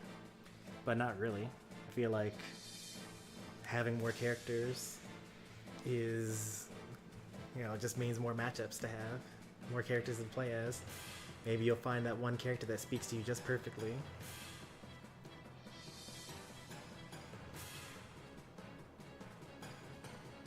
I don't know how to fight Min Min, so I'm like, interesting.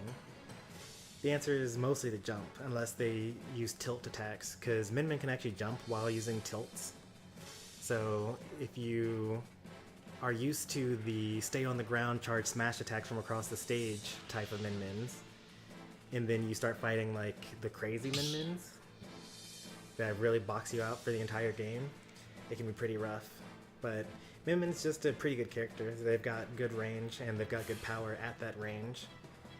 And you mostly have to just learn their patterns. Like when you approach them, are they going to jab you? Are they going to down tilt? Are they going to up B over your head? Are they going to nair out of the way? Are they going to just roll? Are they going to run? Are they going to dash back forward tilt? But they have a lot of different options because their effective range is so big, their threat bubble is so large. So they have a lot of options, so you have to spend a lot of time learning their patterns. So I think that once you learn their patterns, that particular Min Min is pretty easy to beat. But the issue is that, for one thing, if they're really good, they'll mix up their patterns and then use a different play style. And then also you have the issue of fighting different Min Mins, because each Min Min will have their own different patterns. 3, 2, 1, go!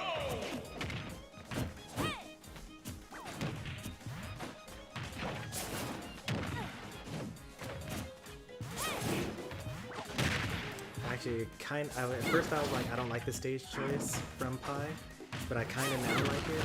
Like I'm thinking about how I would use it, which would mostly be just standing on the middle platform, because then like you can't really get hit by anything other than Ram, and once that's in use, you can kind of move in.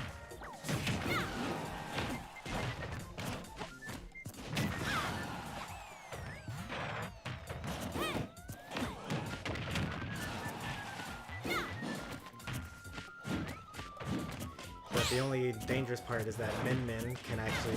Oh, that's really dead. Min actually has the ability to stay in this... like, Min winning, they can stand in the center, and then they have, like, all the stage control there.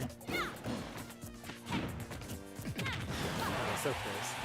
You gotta be a little bit more... you gotta believe in your approach a bit more.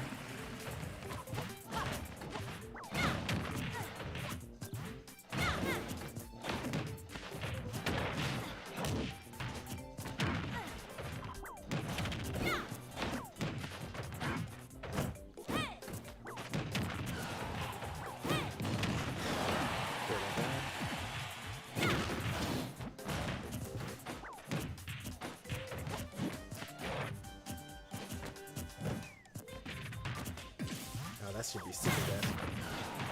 You're gonna walk to the ledge and charge. I really don't know what the name of the strong arm is. I know one's Ram and the other one's Dragon. I'm gonna call it a Leatopia.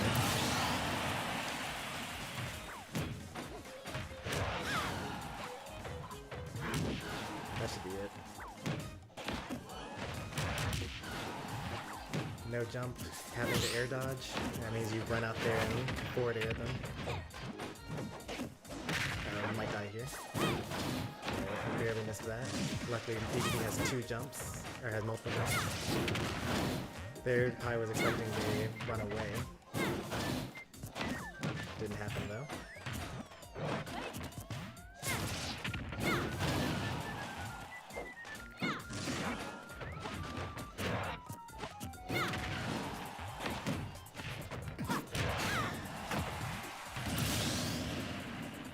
Still has the stock lead.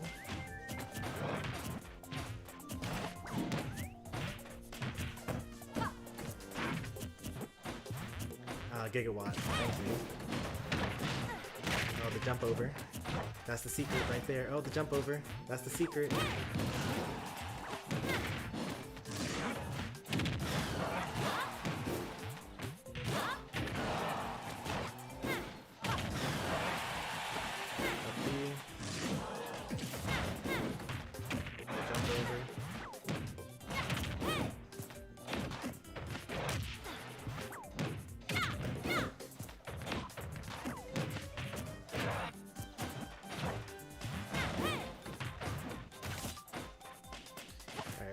Jump over is going to be a little more difficult now that the Ram is equipped, but still is technically the answer.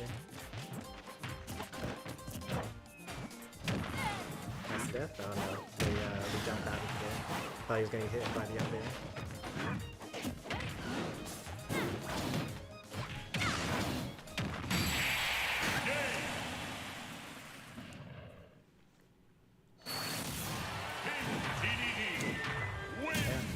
We're still in hit lag from destroying the Gordo, so they couldn't shield that. Game 2 goes to Pi. On to game number 3. Have we had any game 3s yet? Oh, mine was a game 3 versus Leatopia.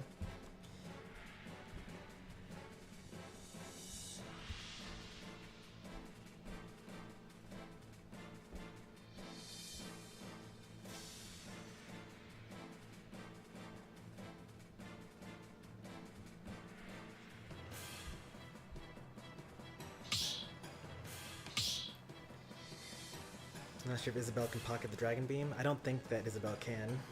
I've been told earlier today that Dragon Beam is just a hitbox. Like, it's basically a sword. It's not like it's not a projectile. So you can't inhale it, you can't reflect it. You can't plank with it. You can't pocket it.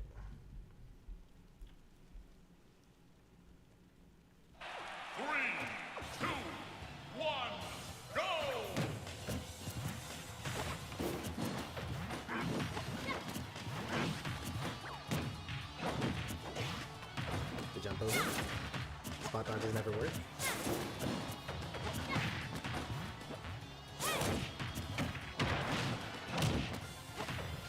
Almost got the job on.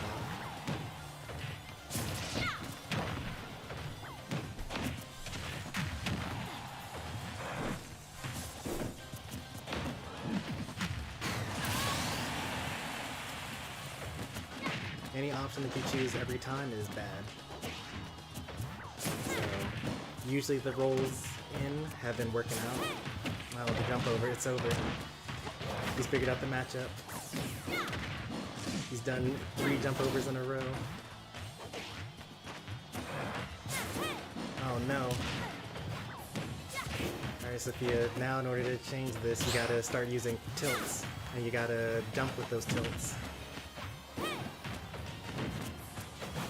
You're never gonna hit another forward smash again.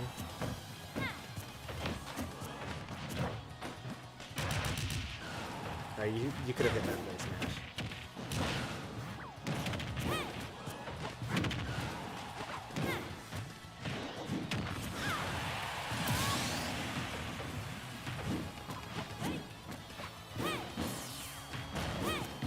Like, if you aren't comfortable using the tilts yet, oh nice. It's so slow that it actually beats a bunch of options that it shouldn't. Like, it can like beat people that are rolling and like get up, shield, spot dodge.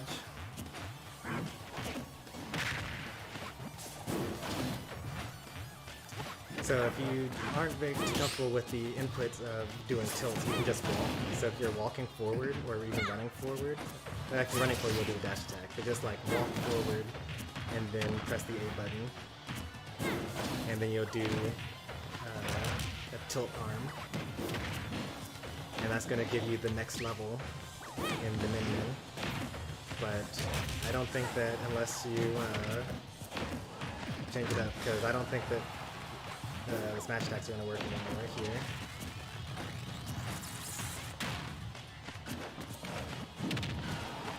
Maybe the nairs, that could work. That's pretty dangerous, that can actually kill.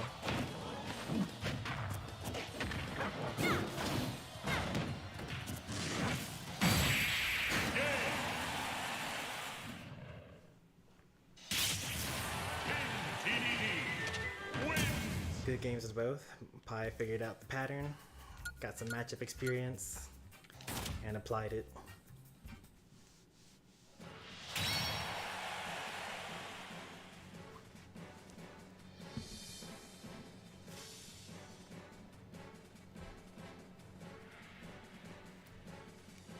What a comeback. I mean, I told you, the secret is to jump. That's all you gotta do.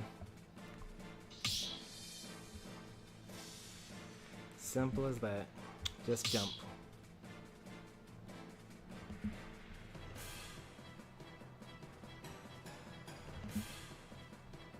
Let me go ahead and make a highlight from that set. Did I do the last one too? Yes, I did. Me versus Leatopia. Yep, Pi versus Sophia.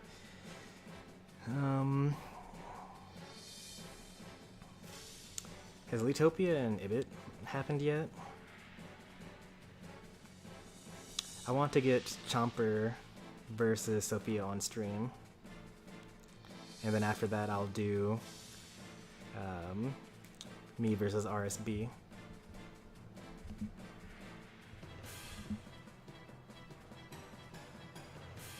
One match in? Okay.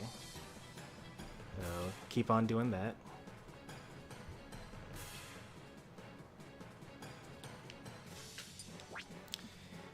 Chomper and Sophia here.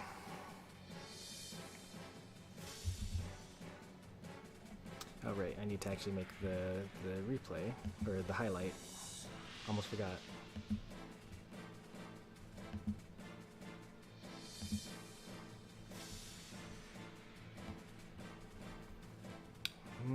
Yeah, I probably should get John Duro on stream, huh? Because he hasn't participated yet this year.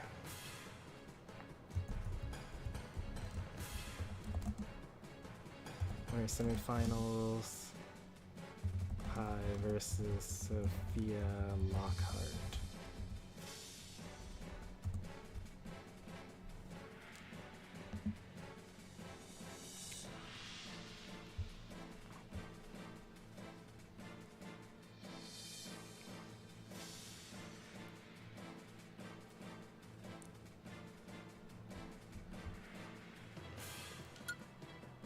Chomper's here.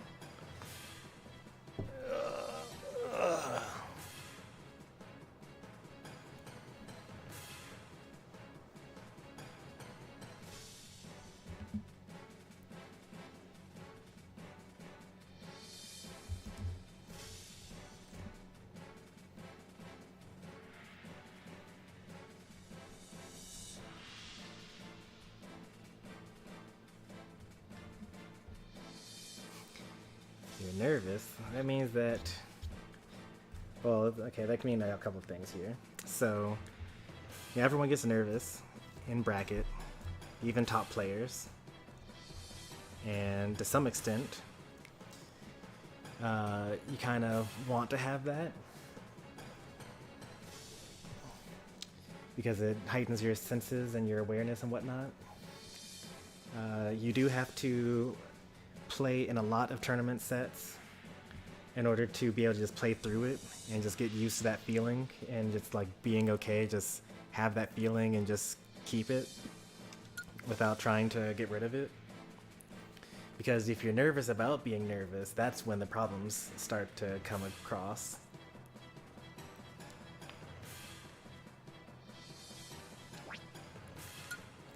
So, you know, just need to be in more tournament situations where, like, it doesn't always have to be tournament. Like, you could be playing, I don't know, Cuphead, being one hit away from the boss or something like that and surviving for as long as you can without getting hit or something like that. Or, you know, beating some super boss in some RPG that has like 5 million HP or something like that.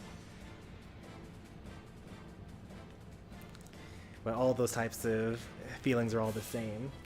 Like, you're trying to perform and your emotions are trying to get in the way. But the more you're used to playing in those situations, the better. I think that I'm too attached to winning. Yeah, I mean, that's the problem for a lot of people, especially once you like start hitting that sweet spot good. Or like if you're used to having been the best player for a really long time, that you know at least, then sometimes you kind of take it too hard when you lose. But, you know, none of us are #1 on the Panda Global ranking system, right? Like in theory, you know, Supergirl Kells or something like that could come in to this tournament series and just mop us all, right?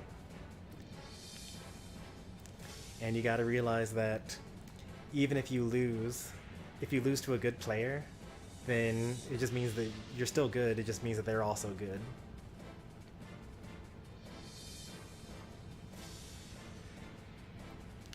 Now, if you're losing and you think that your opponent is a bad player, then you need to really work on yourself at that point. Like, I had a situation, I was playing Under Night, and I was doing ranked. And I went against this person that beat me just using the basic mash the A button combos. Because I'm not good enough at defenses and blocking low versus blocking mid because I play Smash. I press the block button and it blocks both high and mid for me. So I lost to that player and I was like, man, I really need to get better at this game because I'm so bad that I lost to this player that doesn't know any combos, any real combos. They're using the basic, you know, hold the A button and you do the whole combos. Bring in Kaleo here.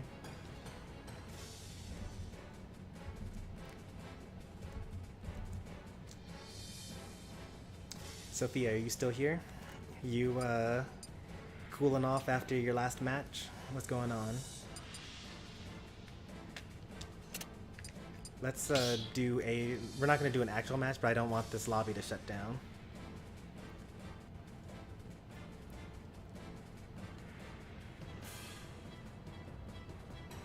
Or maybe they're already in DMs preparing for their set. I'm not quite sure.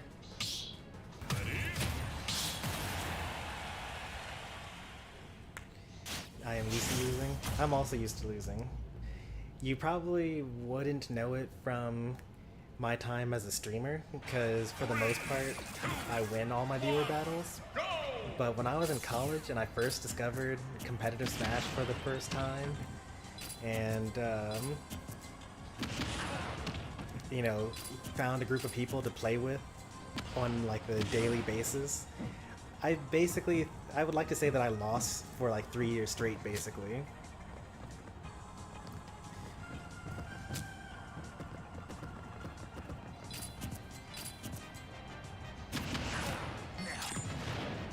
Huh, it fell off of you somehow. How did that happen? When I first started doing competitive Smash, I kept going 0-2 for a while. I say the same for me. Like, when I first joined my locals, I did a lot of 0-2. And back then, I was doing both Smash 4 and Melee. And basically, I was going 0-4 every single tournament.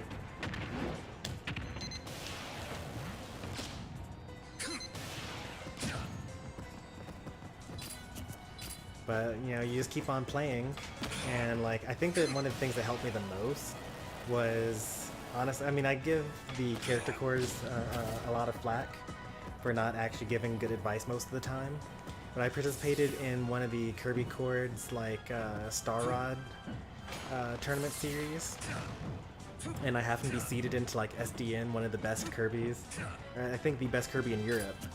When, like, I was still, like, you know, super new and didn't know what I was doing. But I, like, asked him for help, and he was like, yeah, just, like, stop attacking so much.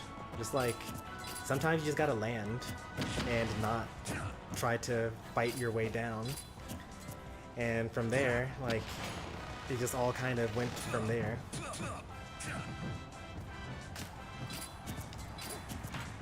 Thought that since I could beat all my friends, I was amazing. I went to my local tournament and nope. Yeah, that's the story of Smash in a nutshell.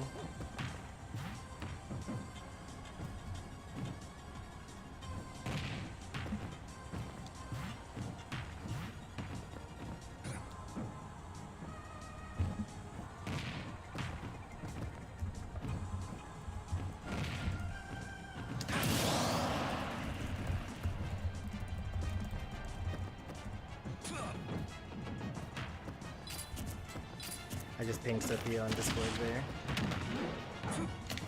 there. We're going to get Pi and John Dura on stream, and if Sophia's still gone by the time that set is over, then we'll just DQ her.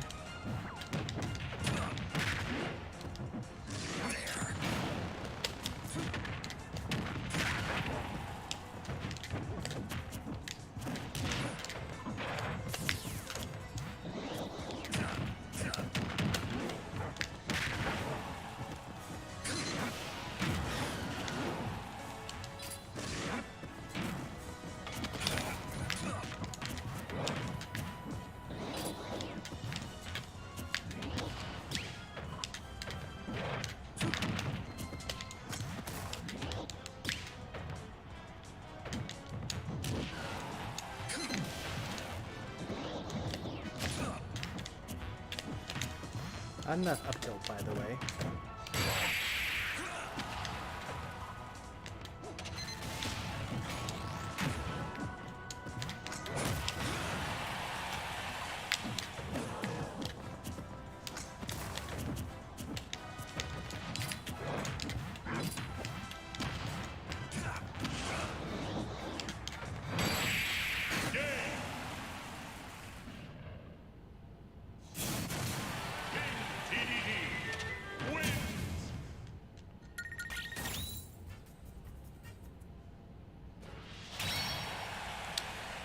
Next up on stream, we've got John Dura versus Pi. Sophia has disappeared for a little bit. Oh, okay. Hang on.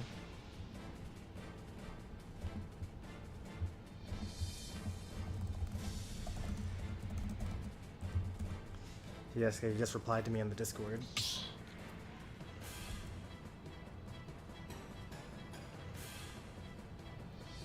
Oh no.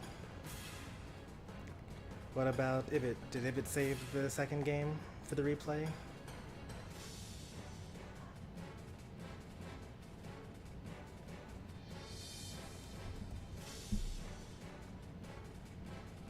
I should have done the ping version of that.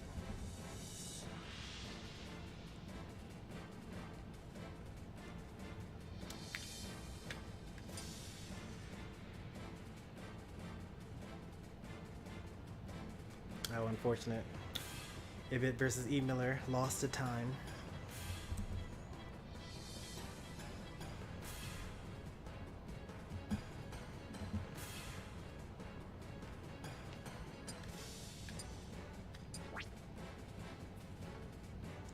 We'll still go ahead with John Dura versus Pi here. And then that'll give Sophia time to catch up.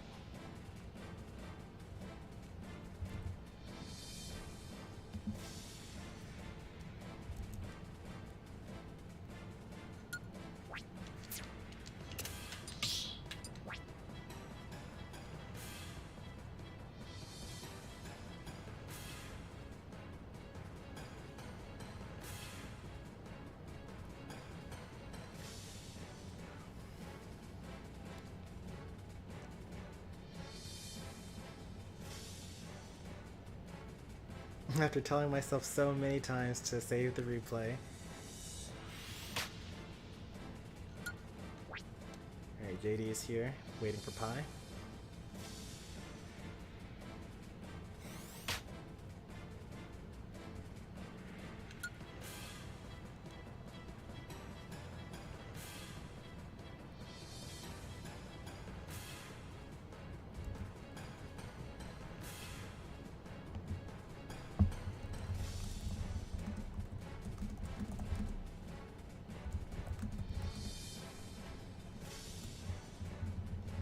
Let's see how we're doing on time. It's currently like almost 6 o'clock.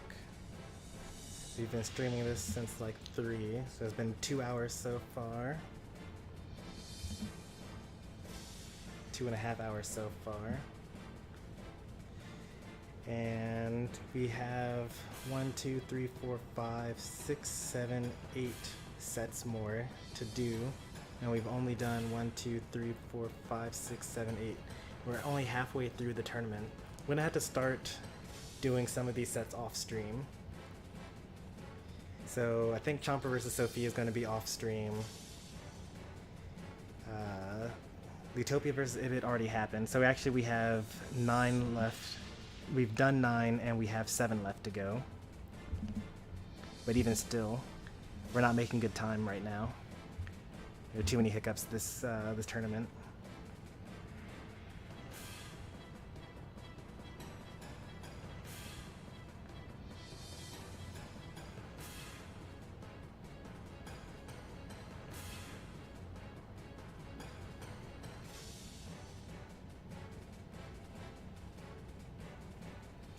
Yeah, Little Game had some close matches for sure. He wants to run it back for now.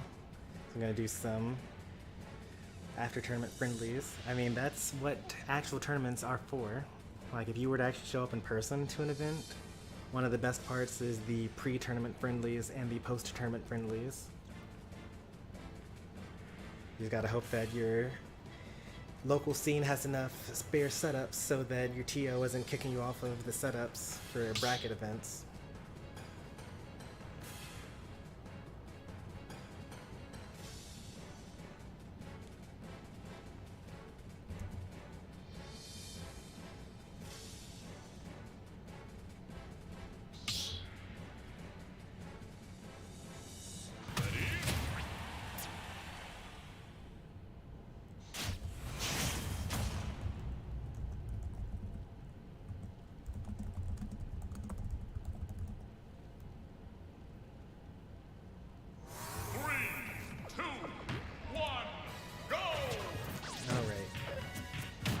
Winners semifinals.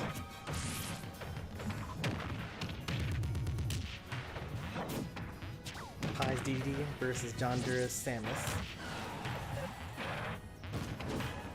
Oh, how did that backer not hit? Right, I think that the secret here is there. Ooh, I might be dead. Oh, missed the spike hitbox.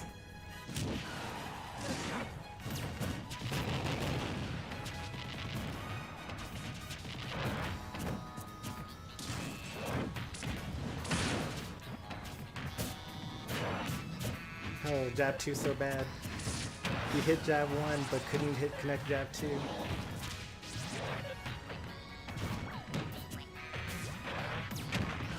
Gordo's so bad.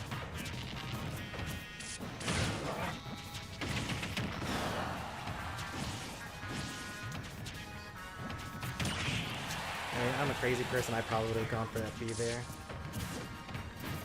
And that's one of those like, well, if I get it right, then I killed him, and if I get it wrong, I die. So, don't be like me. Jab so bad.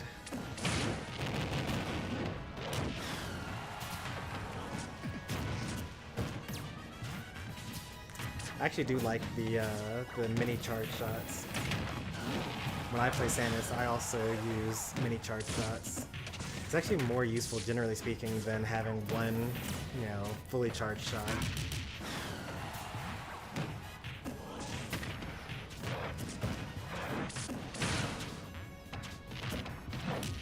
That's it. Alright. Even stocks, but not even percent. Uh-oh. That was really close.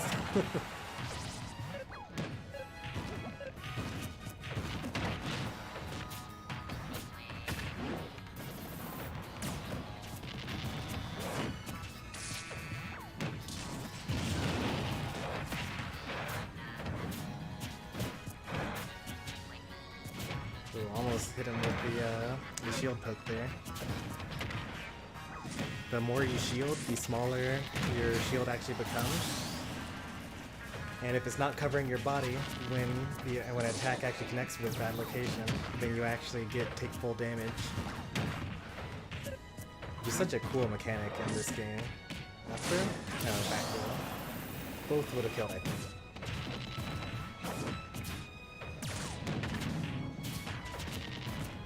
So even stock, even percent.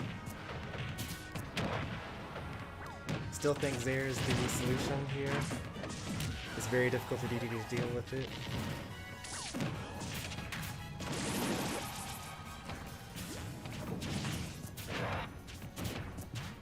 But you can't reflect it, it breaks Gordo.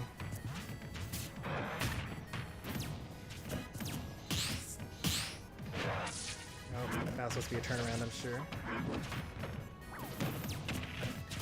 Gordo's too bad. Oh, is this it? Alright, he landed, so he has all of his jumps back. Up smash attempt? Nope. Goes for a grab. The double shield, double roll. Back throw. Into ledge trapping. Nope, into edge guard. But Gordo's so bad it interrupts the kill.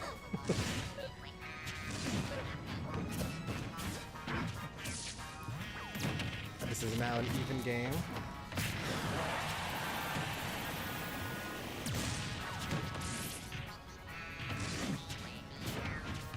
Yeah, this might be it. Up throw maybe? Nice mash. Maybe he knew that it wasn't going to work. That's not going to kill. Samus is pretty heavy, but is in a pretty bad spot now. A forward air would kill there.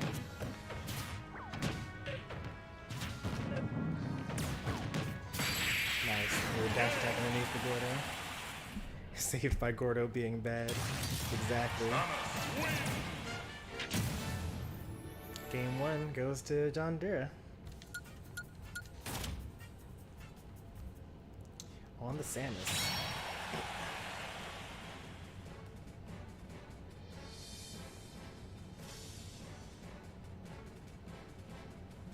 Gordo is so bad that it's also bad for the opponent too. I think that's the best way to describe Gordo.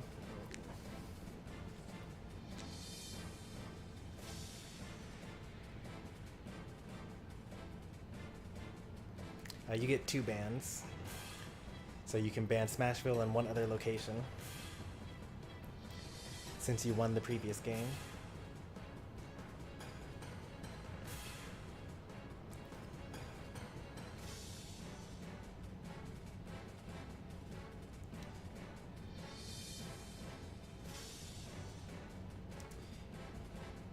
John Deere needs his space. No small battlefield, no Smashville. Social distancing.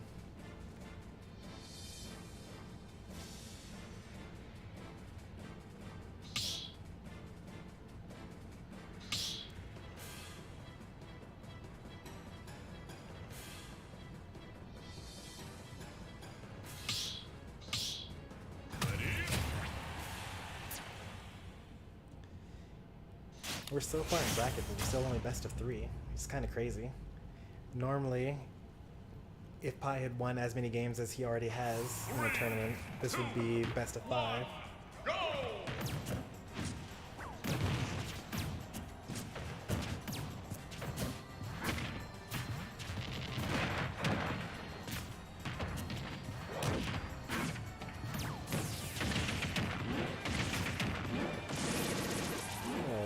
Nice little string. If he had fast fell the first up there, or the second up there, so that he could have landed on the platform, and he could have actually done 4 up airs there instead of 3.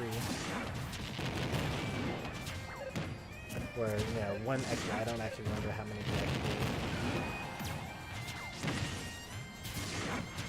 Another great ledge trapping character, Samus. He's got a grab that covers both get up attack and roll. But this is why I love PS2 as DDD. You occasionally get to get some cheese out.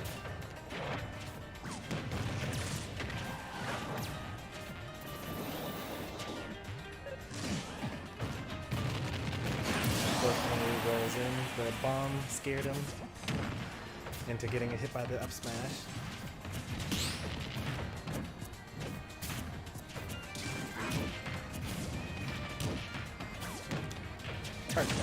Oh, Pi was ready, but unfortunately Gordo's bad, so he inhaled the Gordo instead of the charge shot. Missing clip, I'm not quite sure what that was supposed to be. Maybe a Gordo? Up Gordo, probably? And unfortunately Samus beats Inhale by just grabbing, because, you know, he's got a really big threat range. Triple roll.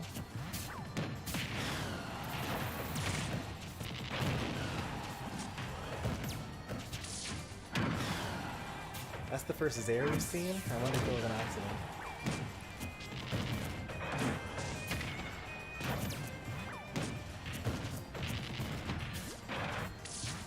I love the positioning between these two. Like, you know, Pi has done a pretty great job of like getting in position and just shielding. Probably too much of my influence.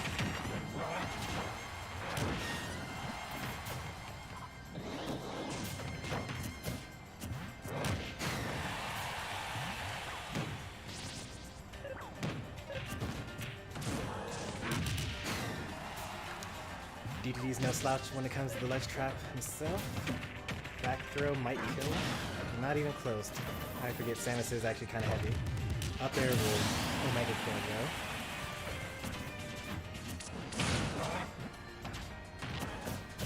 Grab, because jab 2 is that bad. Ooh, that would have broken shield, but not close enough.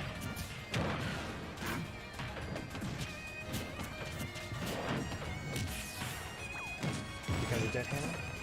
No? No? Okay. I'm taking this seriously.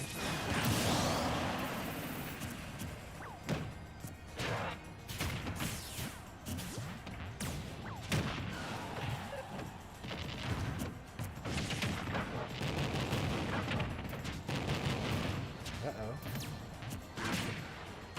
Oh no. He mixed up which character was which. I actually did the same. I thought that Samus fell out and was below, and Dee Dee got hit by the up blast. That actually does hit on ledge, I believe. It guess depends on the character and the stage. Up air? Yep, nope. Good positioning for both.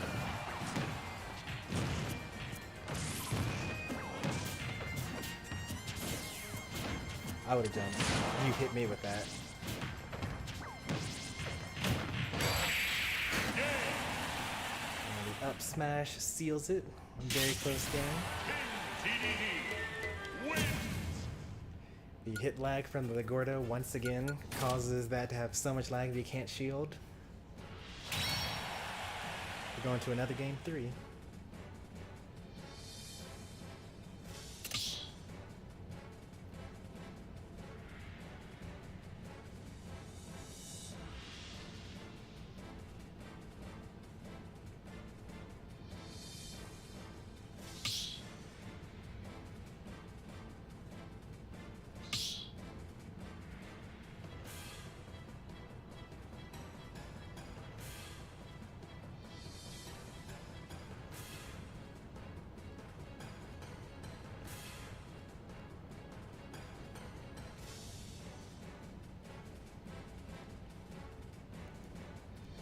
Hype set so far, as expected. I wonder if we're going to see a double blind character swap.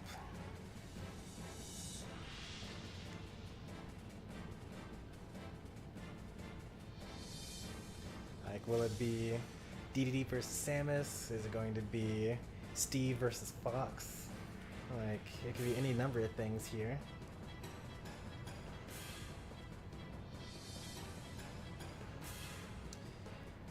Well, actually, here's the thing. You actually lost the previous game, so if Pi were to swap, you can choose after Pi swaps whether you want to swap or not. It always goes to the advantage of the person that just got through losing.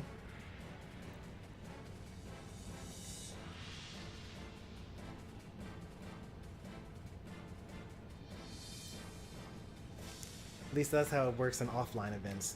Technically, in online events, it should work that way as well, but more often than not, people just swap without telling people, and it's whatever.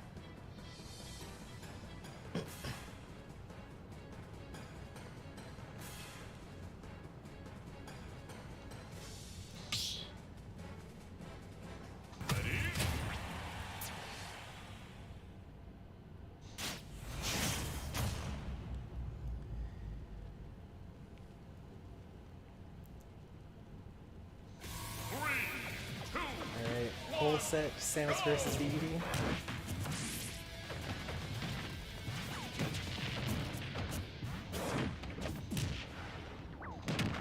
Uh-oh, no jump.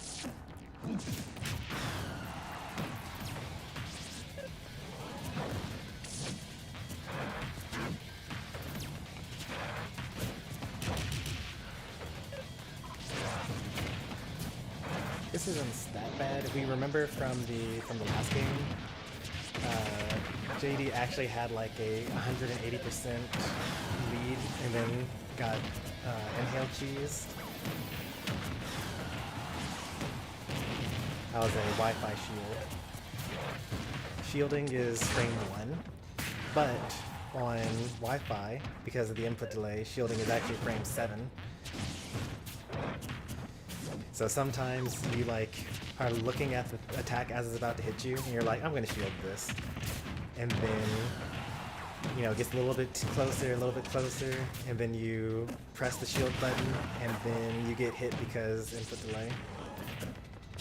I call that the Wi-Fi shield. Or you get hit by a super obvious attack that you should have avoided.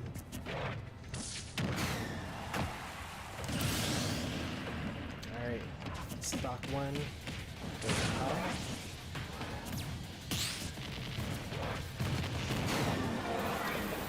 Even stocks, even percents. This one's gonna go down to the wire.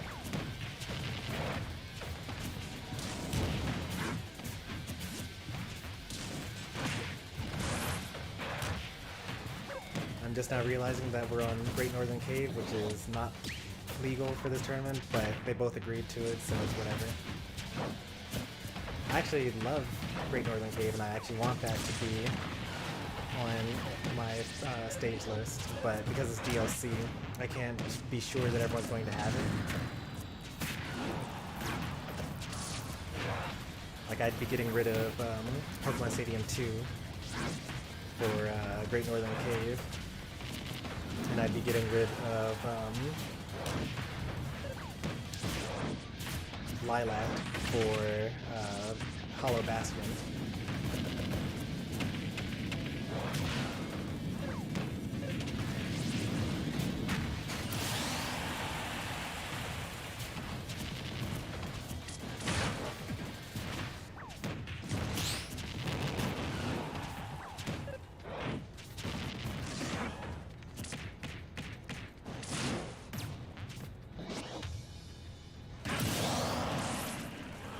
Did you use your double jump there?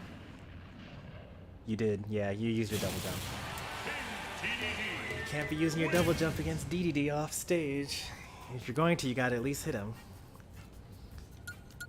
That's a classic one.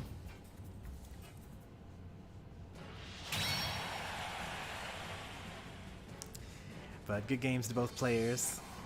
Pi moves on to winners finals.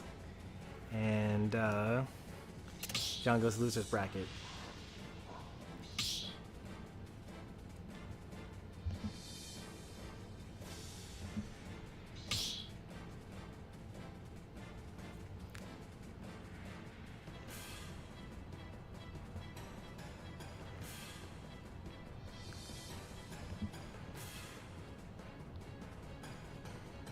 Alright, let's save this replay. Let me get me versus Radioactive Spider Boys here. I know that you've been waiting for like a million years, but it's just how tournaments go sometimes.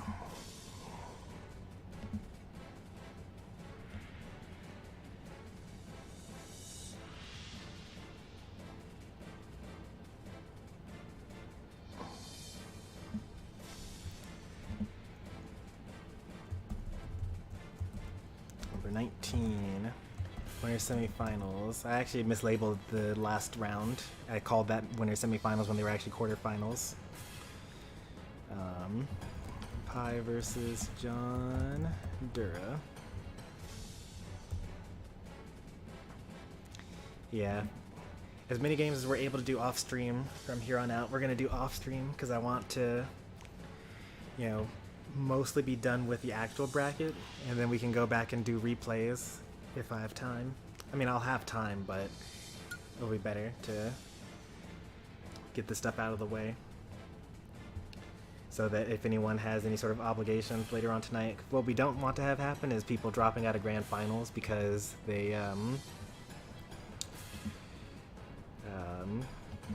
have to go. I think I heard that Sophia beat Chomper 2-0.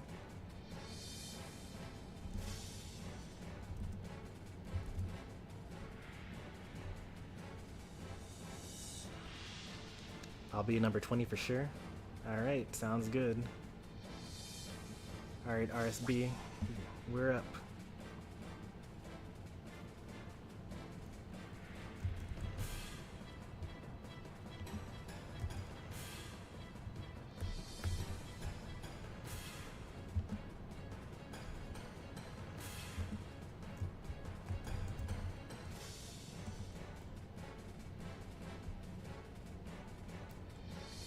Really just too slow.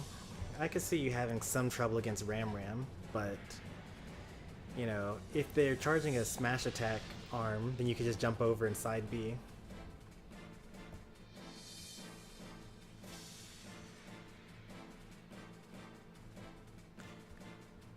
Heading out. Thanks for stopping by, Alex. I'll see you next time. Yep, you're up, RSB.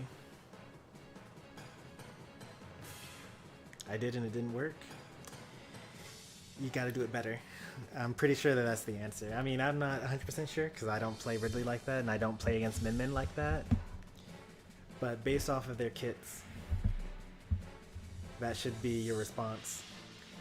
Like if you're going over her head, then that means that you weren't close enough or you were too high up in the air when you started it.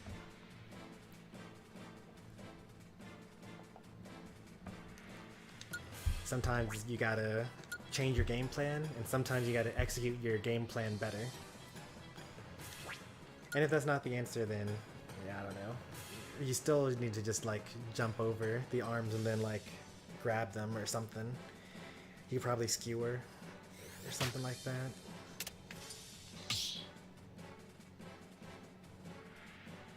I tried going Sonic and I died. I think that Sonic does really, really badly against Min Min. I think that's one of his worst matchups. Because how are you supposed to spin dash or spin charge? Like, she just cancels it with one arm and then punches you with the other arm.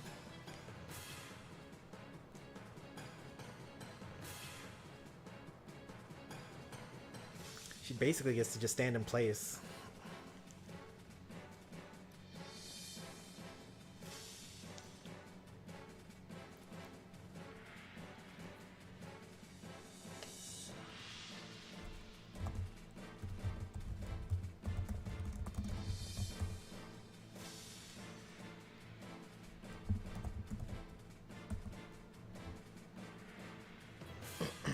Lesson learned, never switch off of Ridley.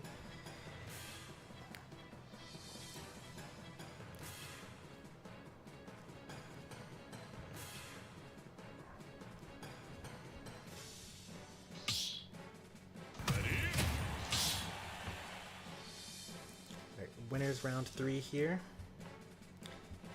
Semifinals. Me versus Fishy Boy.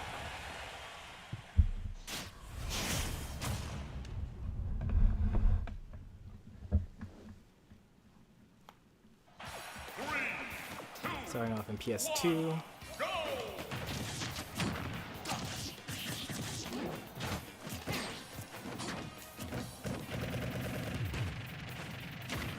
Really? You just like dashed through?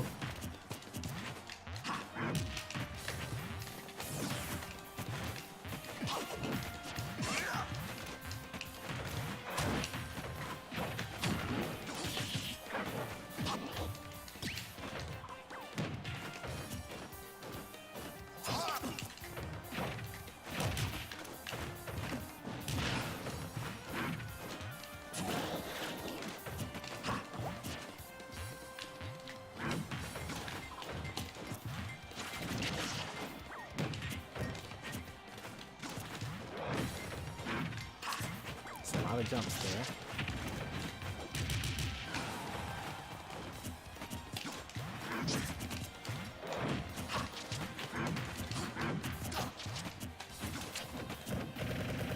Did not mean to rapid jab there. Didn't get punished for it, so it's okay.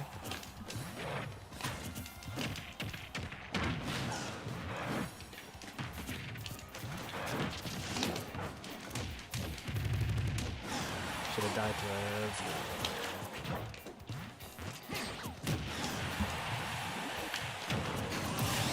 should have died to back air there. A little slow on the pull.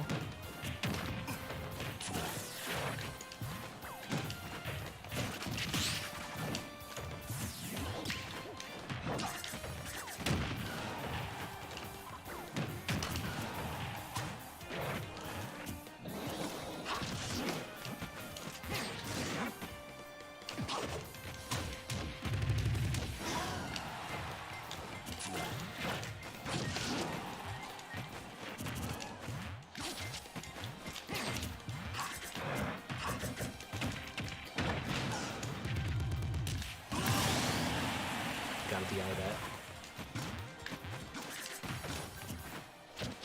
Alright, that's safe.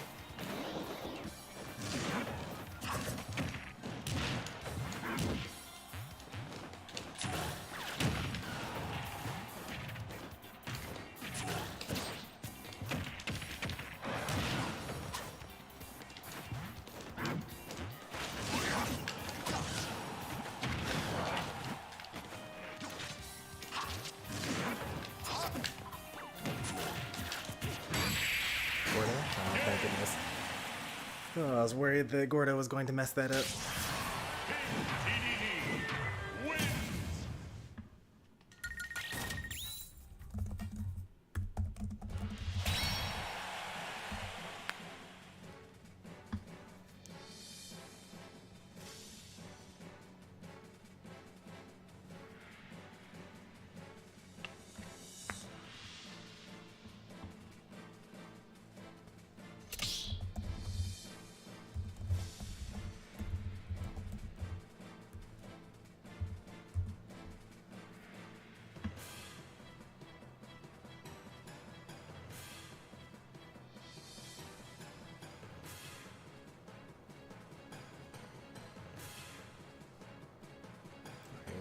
Going FD.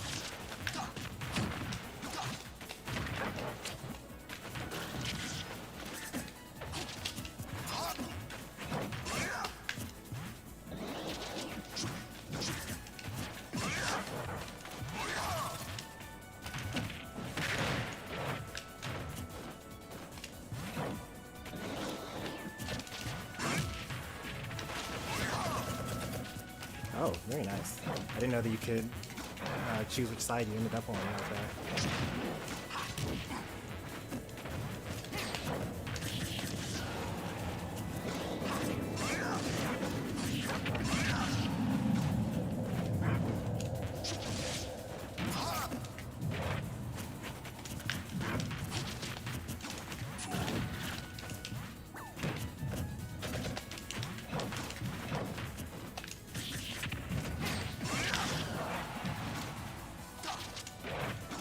Oh, the footstool, but I'm DDD, so it's okay.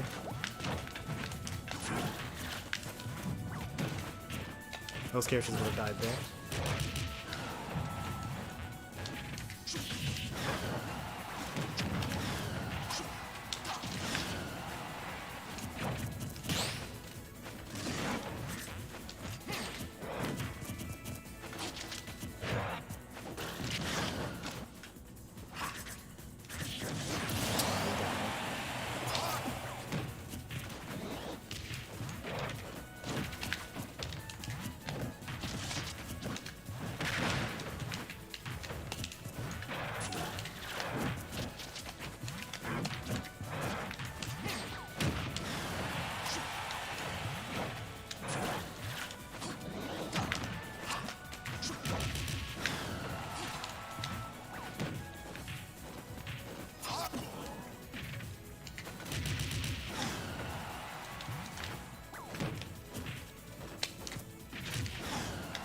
jump. Game.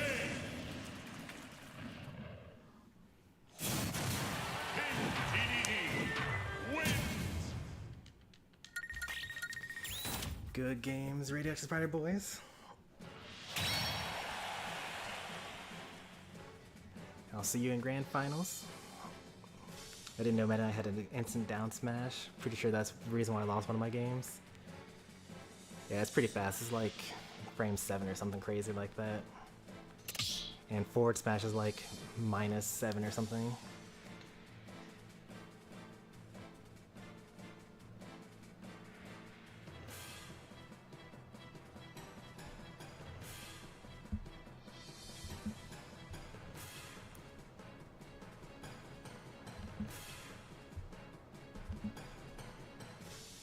This is best of 3, because we are not in top 3 yet.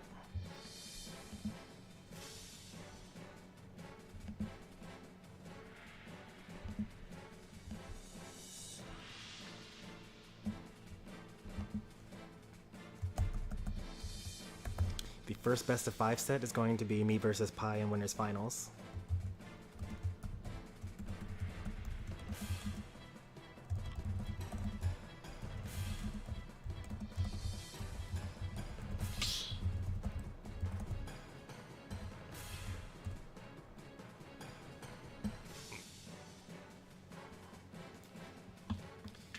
Alright, let's see what we got now. We've actually caught up in the bracket pretty well here.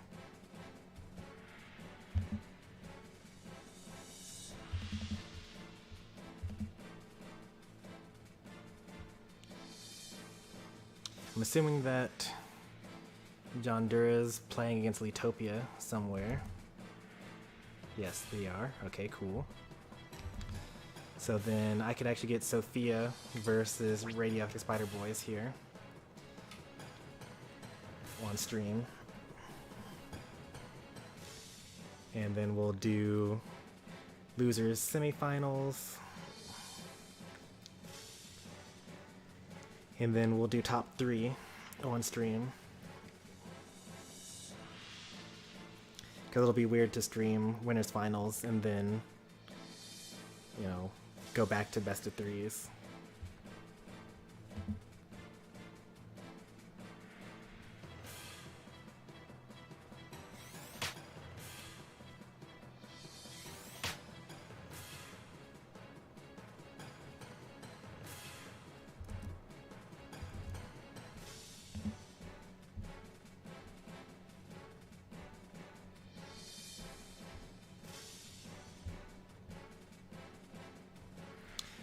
And this is actually a pretty stacked tournament. I'm looking at top 6 right now, and it's me, Pi, RSB, Sophia, John Dura, and Leatopia.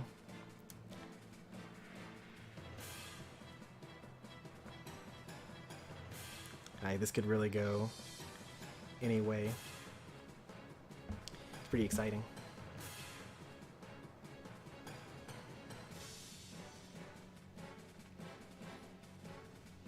Gotta stay hydrated though. Don't want to run out of energy before grands.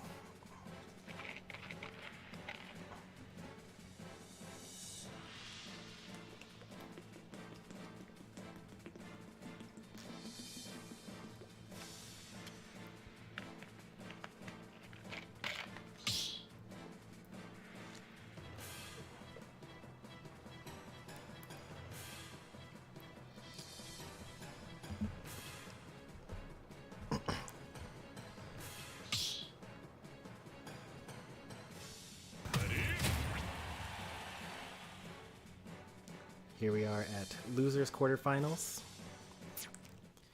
We got Radioactive Spider Boy versus Sophia Lockhart. Radioactive Spider Boy's tag is Squishy Boy, and Sophia's tag is Cynthia. For the unaware. We got Min Min versus Meta Knight. I think that probably Meta Knight has the advantage here. Min Min's weakest attribute is her recovery. Meta Knight is kind of a edge guarding king. so the percents kind of lie for most of the set.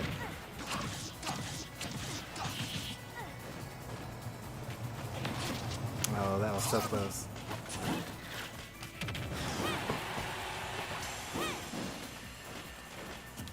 That near connected,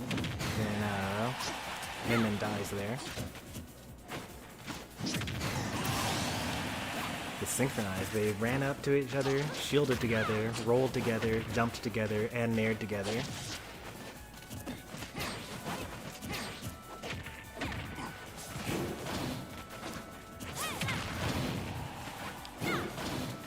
This is just a matter of getting in and not ever retreating, because you're at such a huge disadvantage when at distance as Meta Knight in this matchup.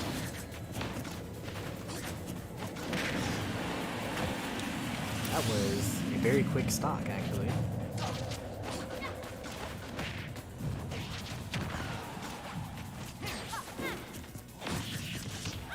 Missed tech.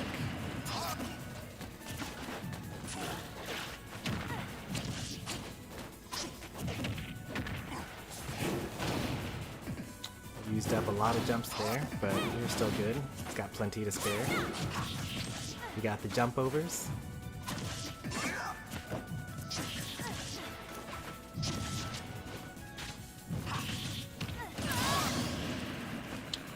Alright, even percents, even stocks.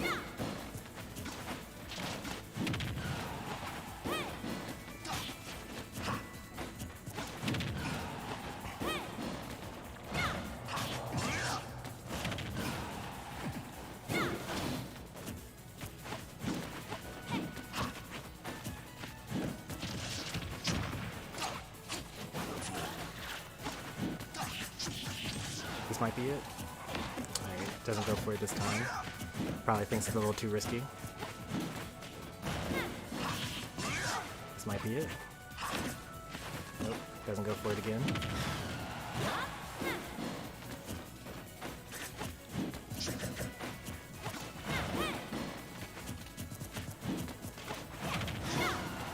I think that 2 more punches, Meta Knight dies. So you gotta be kind of careful here.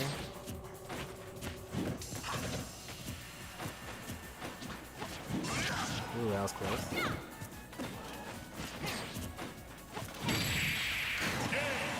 And that's it.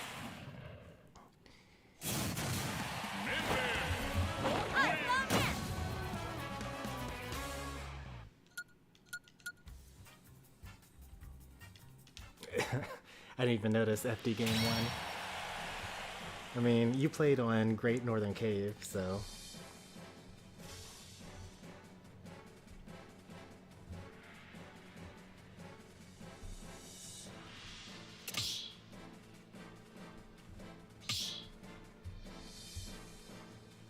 This is not best of 5.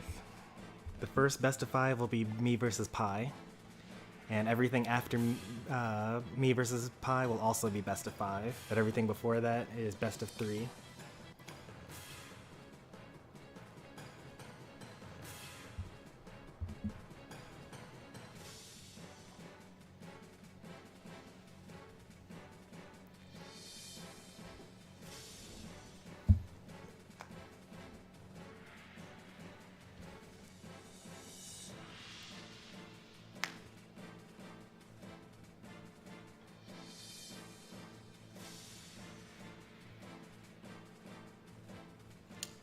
RSB, you just choose the stage, since this is game number 2. Sophia chooses 2 stages that she does not want to be on, and then you choose from the remaining 5.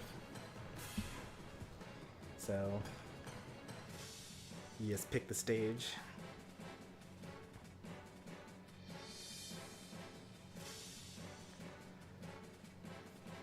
Ooh.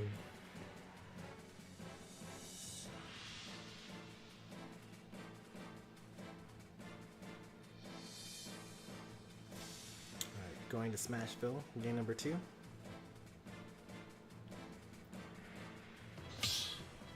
Turn back on my heated blanket. Turn it off because I didn't want to be smashing while also having a heat source on me. Seems like a recipe for disaster.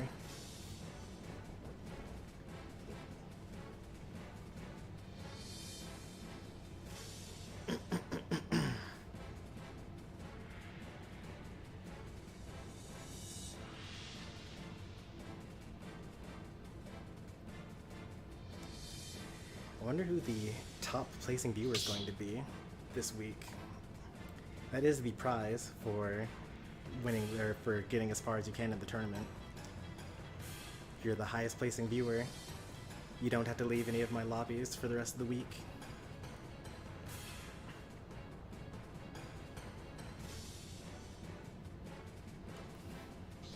That meant a lot more last year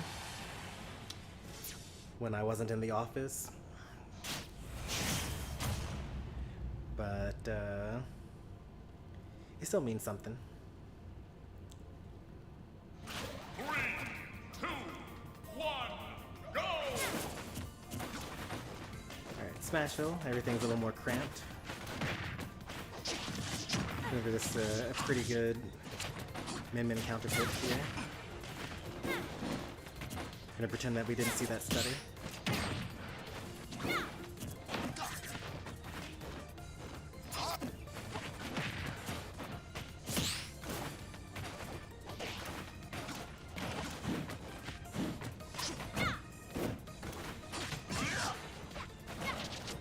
A little bit too early. A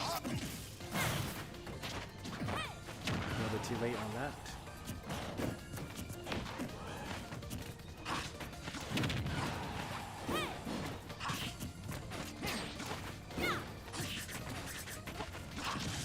Alright, this is it. Yep, that's death. Gotta go back out there and make sure. Yep. Alright. That's the matchup right there. Take about, 100 trying to get in, put him off stage, kill him.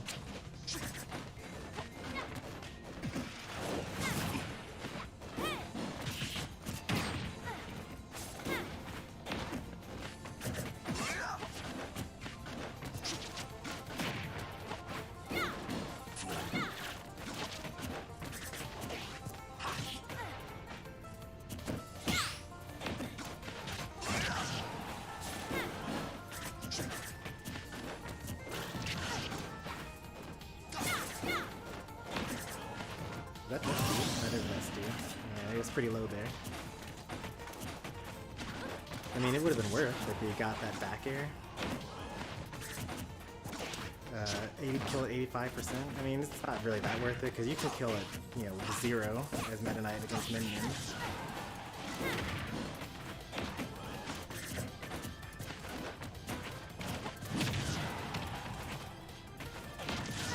That's death.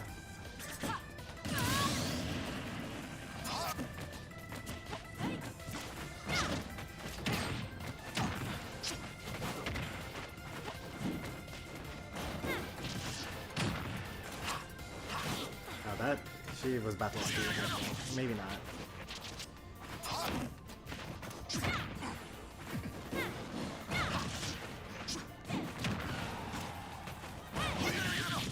That might be it. Oh, a little too early. Nope. Still too early.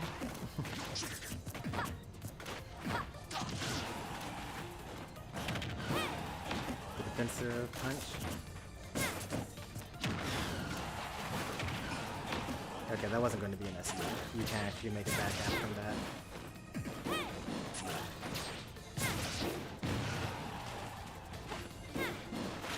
That might be it. Yeah, that's I thought that was going to happen.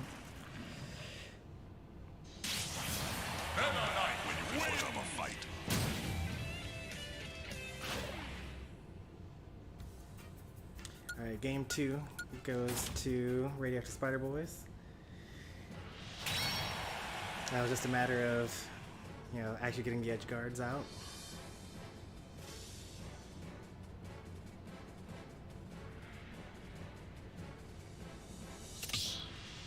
Game 3, let's see where they end up striking to.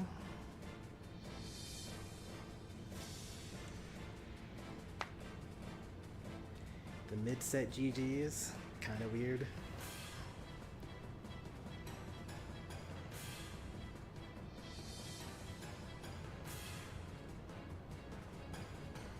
Everyone should watch our set. Did you save the replays?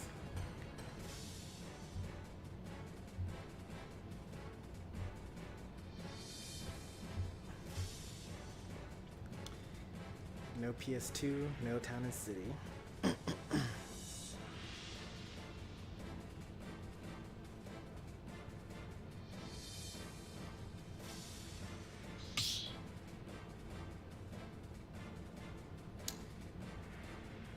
Wait, RSB actually won that game, so actually RSB choose 2 stages you don't want to play on, and then Sophia will choose the stage that she wants to play on from the remaining 5.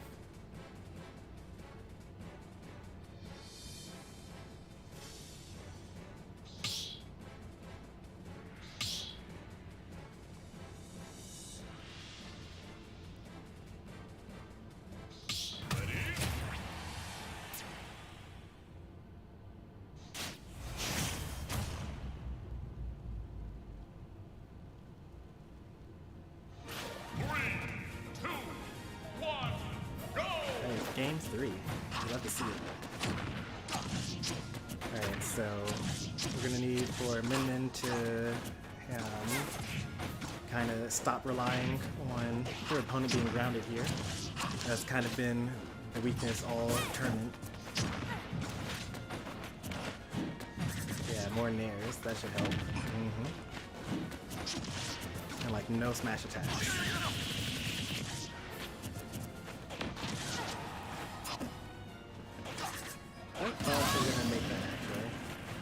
I guess she jumped and air dodged at the same time. Should have air dodged, then jumped, or jumped, then air dodged.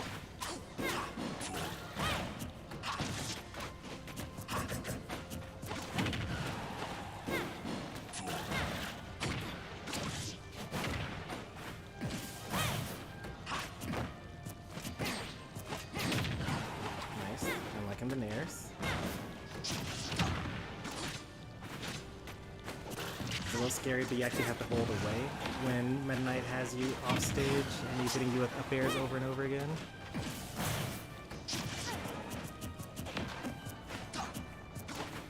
If you gotta like rewatch some of these and notice that like Meta Knight is basically in the blast zone, just jumping over and over again with like 4 jumps left, and you're like in the corner charging a smash attack on the ground that only hits someone that's on the ground.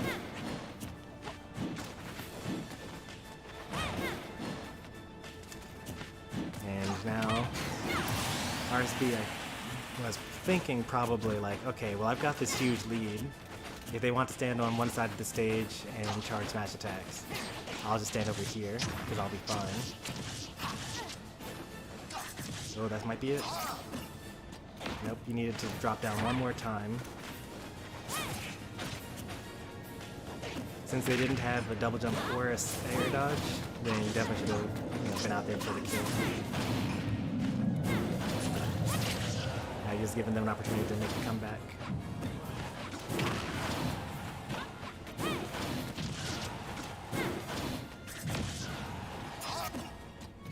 That's death for sure. Yep.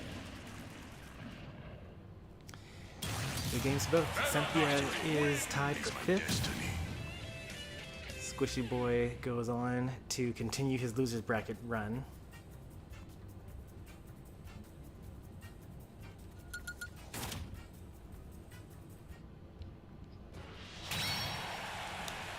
Fifth place is not bad for your first participation in one of these tournaments.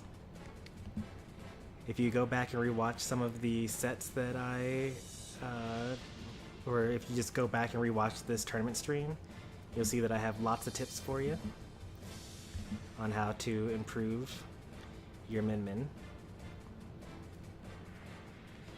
Alright, let's go on to loser semifinals now. We got RSB versus Leatopia now.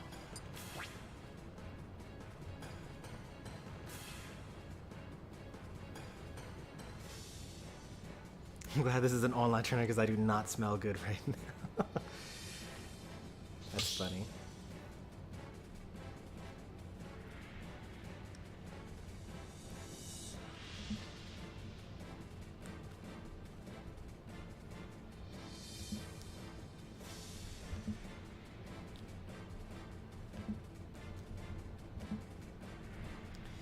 I don't actually know how strongly my mid-set coaching is affecting the tournament results of my own events.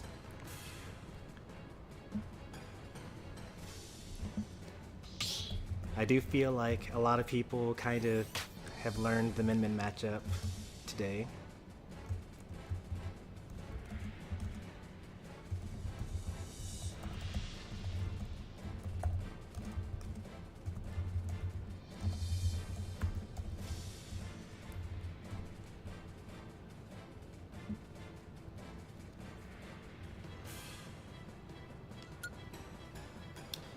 Leatopia's here. RSB left some kind of way for some reason. Pretty much no one leaves the lobby once they join anymore for the rest of the stream. Well, I guess the both people will leave after this set that's about to come up because me versus Pi is about to happen.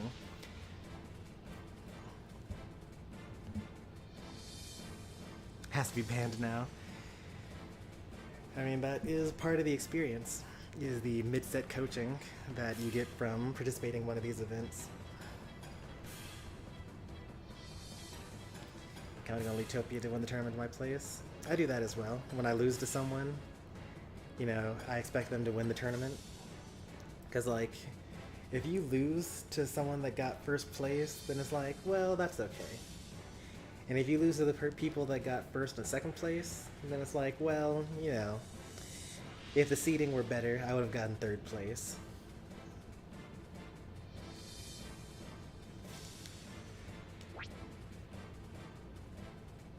Running on 3 weeks of practice right now. Yeah, I actually did notice that you were a lot less rusty than you were 2 weeks ago.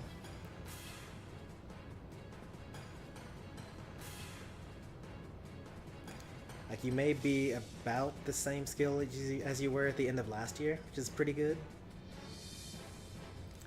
You just gotta now close the gap in the year that you haven't played while everyone else was playing. Yeah, you keep on winning. You keep on... You got it. You're up again, RSB.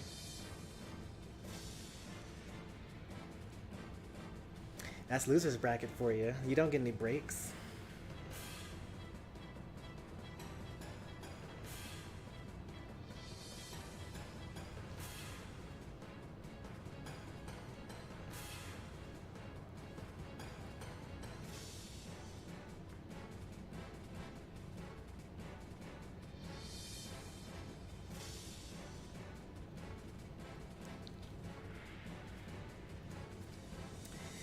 I wonder at which size do we start having to take an intermission for these tournaments.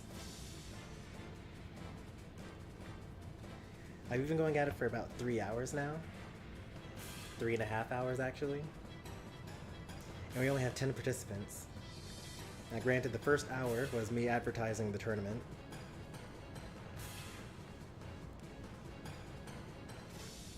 So we actually started about 2 hours and 20 minutes ago or so.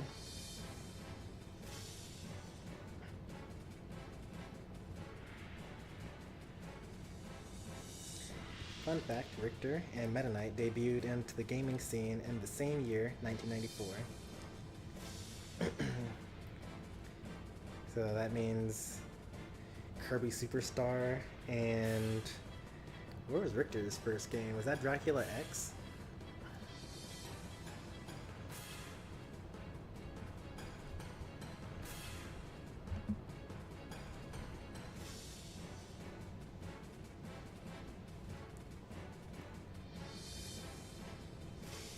Rondo of Blood. Yeah, that's a good one.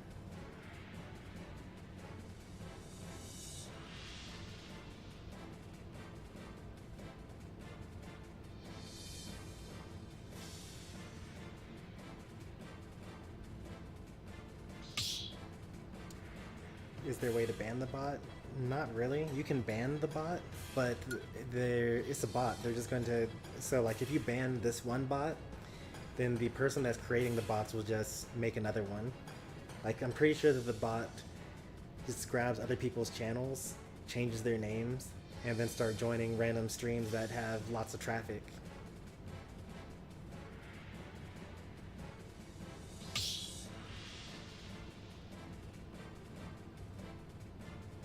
Hey, Roy.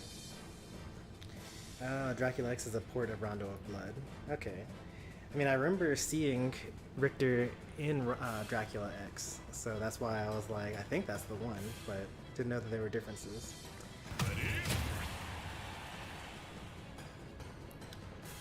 Alright, this is loser semifinals. The loser of this match gets 4th place. The winner of this match gets a guaranteed at least 3rd place, but a chance to make it back into the winner's side by winning loser's finals.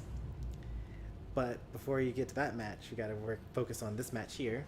We've got Leatopia, frequent regular on the channel, moderator, using the Richter.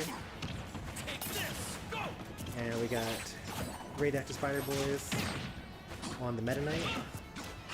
Leatopia tells me that both Meta Knight and Richter both debuted in 1994, same year, so they're as old as each other, which is pretty cool. That's Death.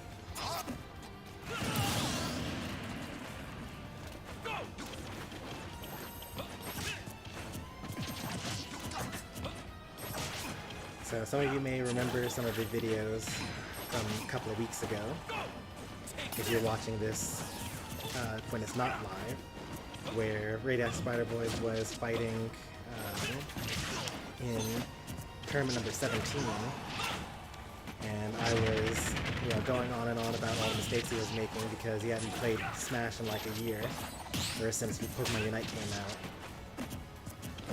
But I think it's safe to say that he's been dusting off the rest at this point,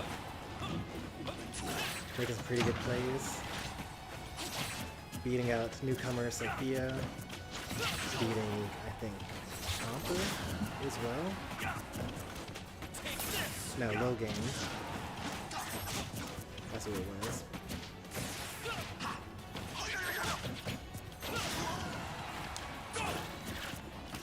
And even though Leatopia watches all the time on this channel, this is his first time participating in a Summer Smashfest.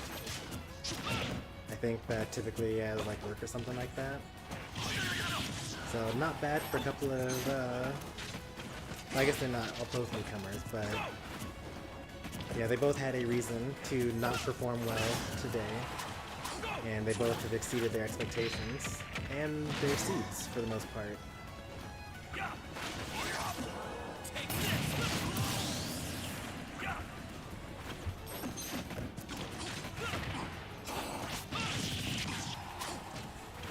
Even stocks, not quite even percent.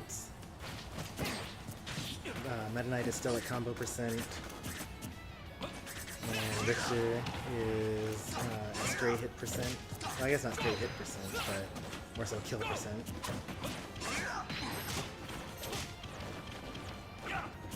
But I guess Richter is always at straight hit percent because all it takes is a little love tap off stage.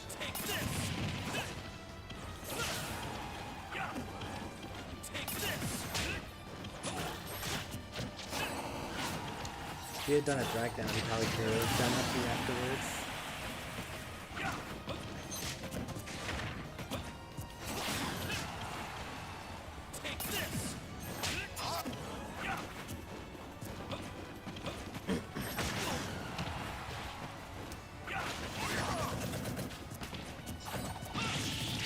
Thought it was safe to drop shield. It's never safe to drop shield. Gets hit with the axe. Toby does not put himself in the corner, but that's good. Even stocks 80%. Leatopia starts and gets some momentum here.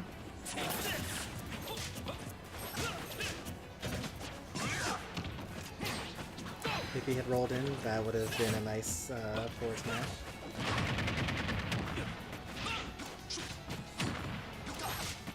The DI and SDI very important. Hits the dash attack, but doesn't get hit by the up air combos. Oh, that's death? Nope.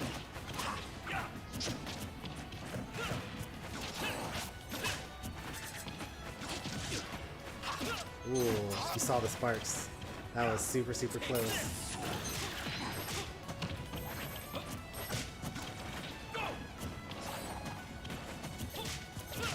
I can imagine being perpendicular to the hitbox.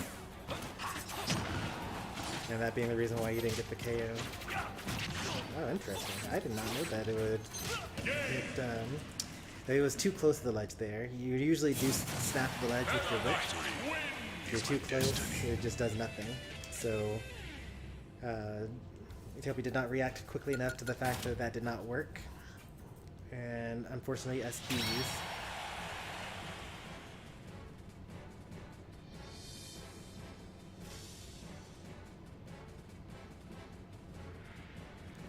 If he had noticed in time, then the second forward air would have been an up air instead.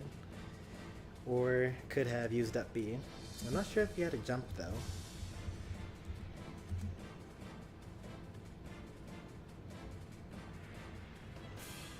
He actually had a jump as well, but it was too late by the time he realized. Actually, it falls pretty quickly.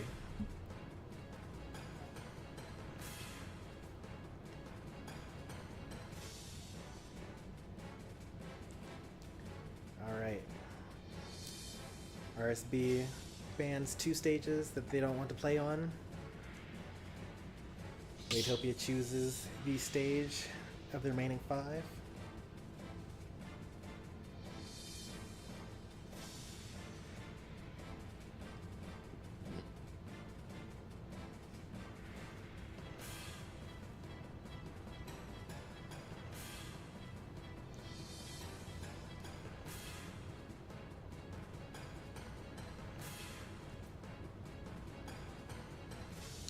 No battlefield, no town and city.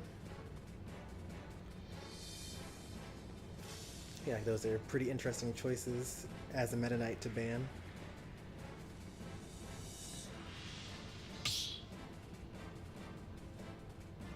You don't get any ladder combos.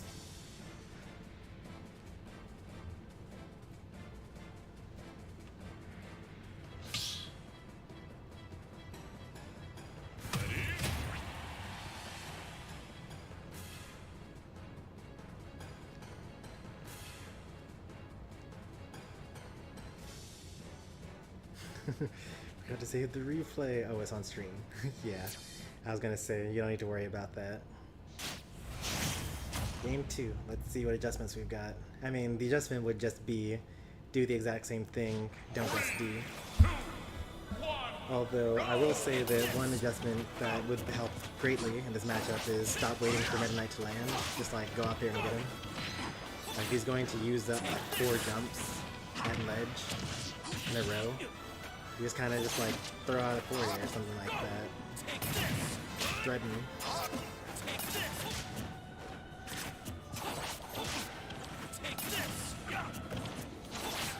Oh, okay.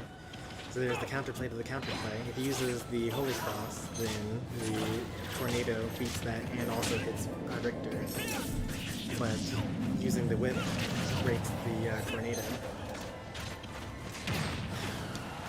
Down tilts get caught by the latest of nares.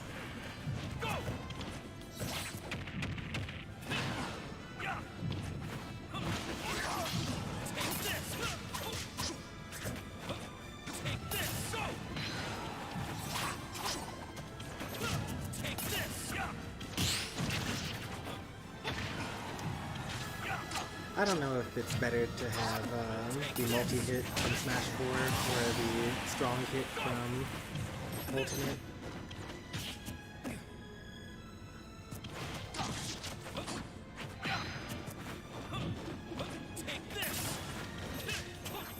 I liked both. There was some amount of jank with the multi-hit Tornado in Smash 4. You just carry people over to the blast zone.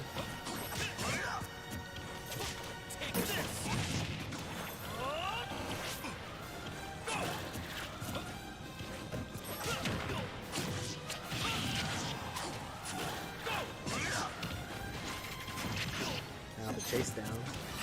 That might be it. You gotta go out there. You didn't have a jump.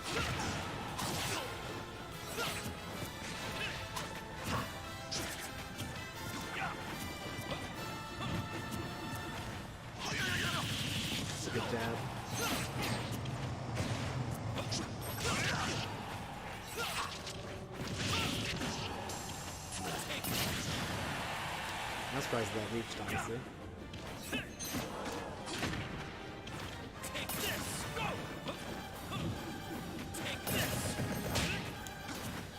Almost shield poked.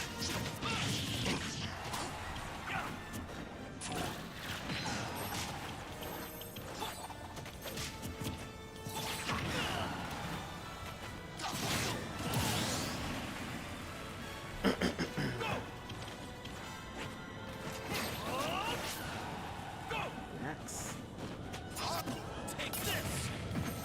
Ooh. Got him poking his head above the ledge there. Even stocks, even percents. Although I would technically say that at these percents, Richter is at a disadvantage because he dies at 50. Midnight dies at like 100 something.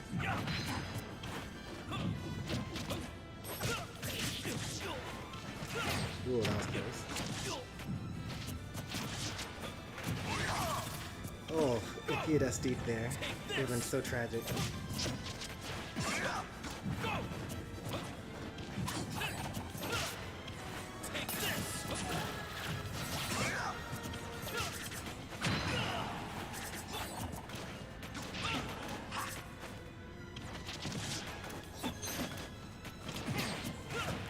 But it would have been a trade. SD in the last stock from last game, or SD in the last stock of this game, just gifting each other wins. And then the game 3 would be the one for all the marbles. Yeah, but everyone prefers to have Queen Smash though.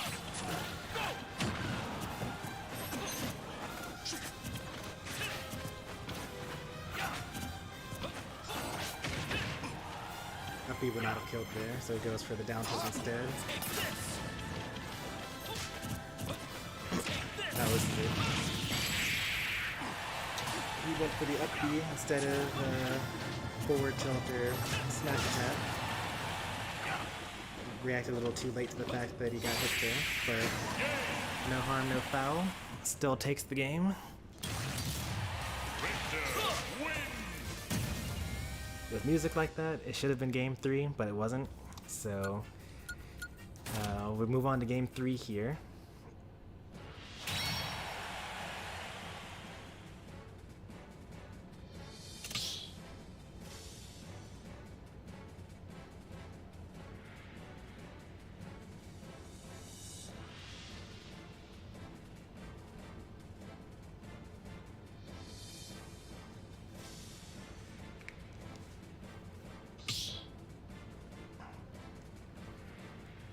No Smashville, no town. It's always very interesting when two players have overlapping bans. Because both Leatopia and RSB don't like town and city.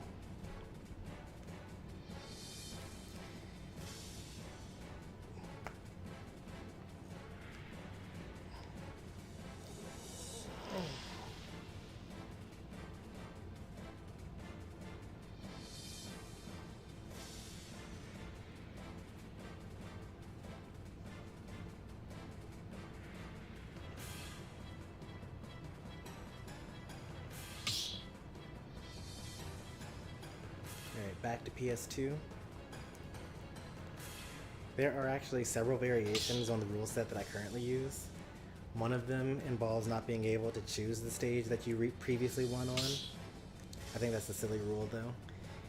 There's also a variation of that rule where you can't go back to the last stage that you won on a counter pick to, so like the starter stage for game 1 doesn't count. It's known as Dave's Stupid Rule, or Dave's Stupid Rule Modified. And I can only imagine that in some tournament scene, I'm guessing Texas because that's where all the names came from, there was a smasher named Dave, and he was like, you can't go back there. You won there on the previous set, or in the previous game.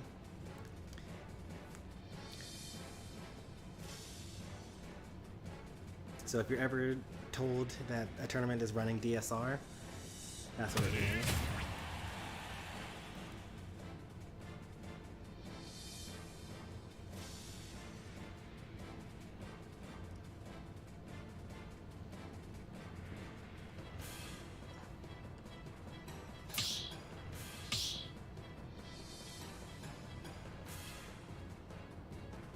This is the last game, yes. Game 3.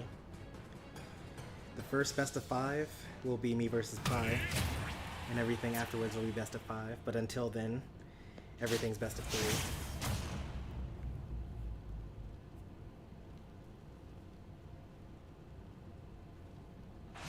3, 2, 1. Final game. Back to PS2.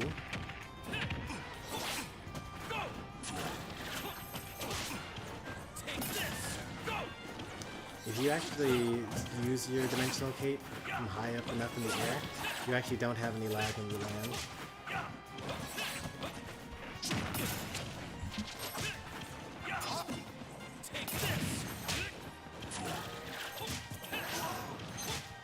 Things are looking rough percent-wise right now, but like, it's Richter, so percent doesn't matter at all. He's gonna die at like 50 off stage once.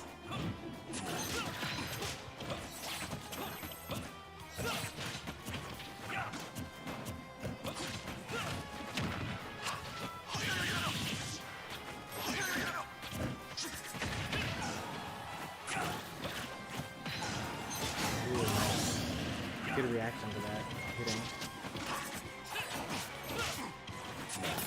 I'm sure he was just going to run off the stage and then saw that he was going to be in position and hit you up there.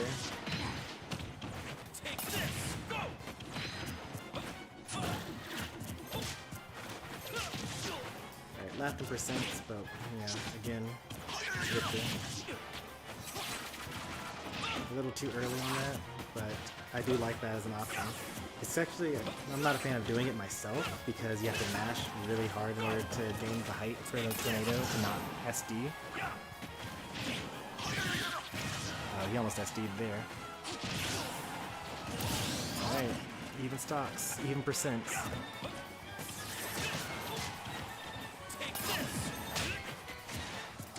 Oh, that might be it.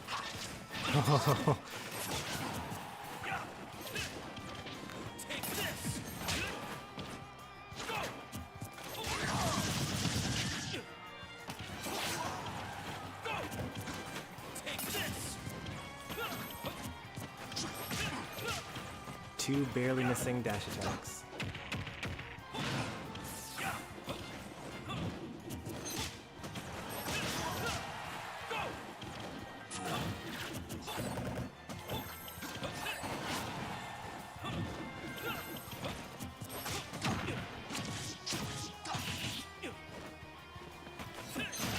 Ooh. No tech. I wouldn't have known that you needed to tech that either.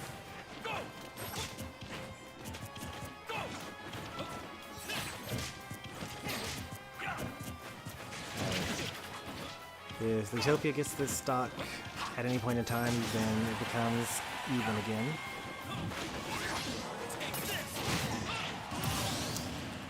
Alright.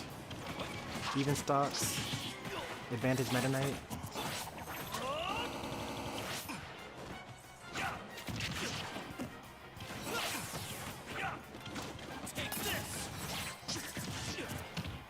Oh no!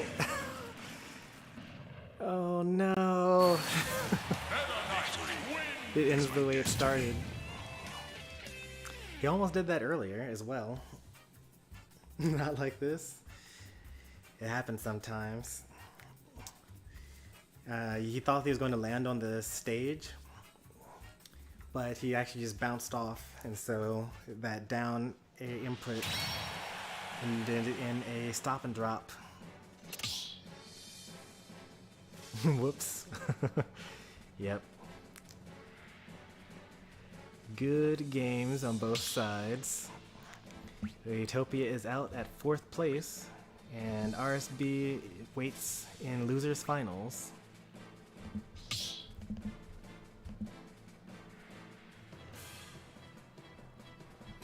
Alright, let's get some best of 5s going.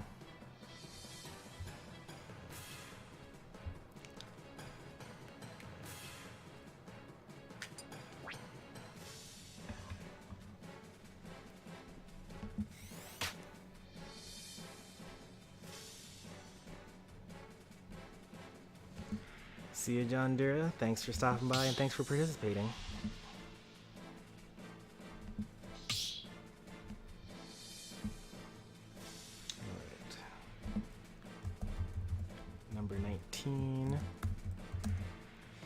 Last stock, last hit though. It was pretty nice the whole way through. Losers, semifinals, and that was Radioactive. Spider Boys versus Leatopia.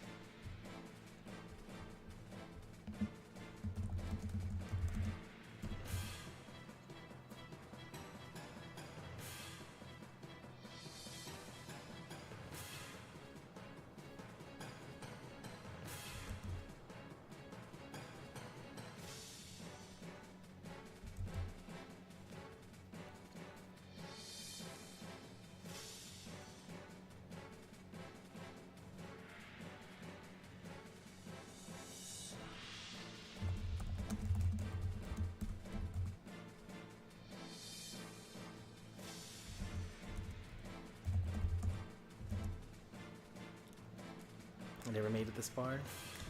I have a spreadsheet with everyone's placements in it. I could confirm, but I'm not going to do that at the moment.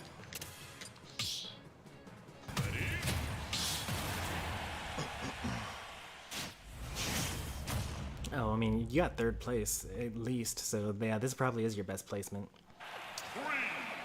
Winners finals, best of 5.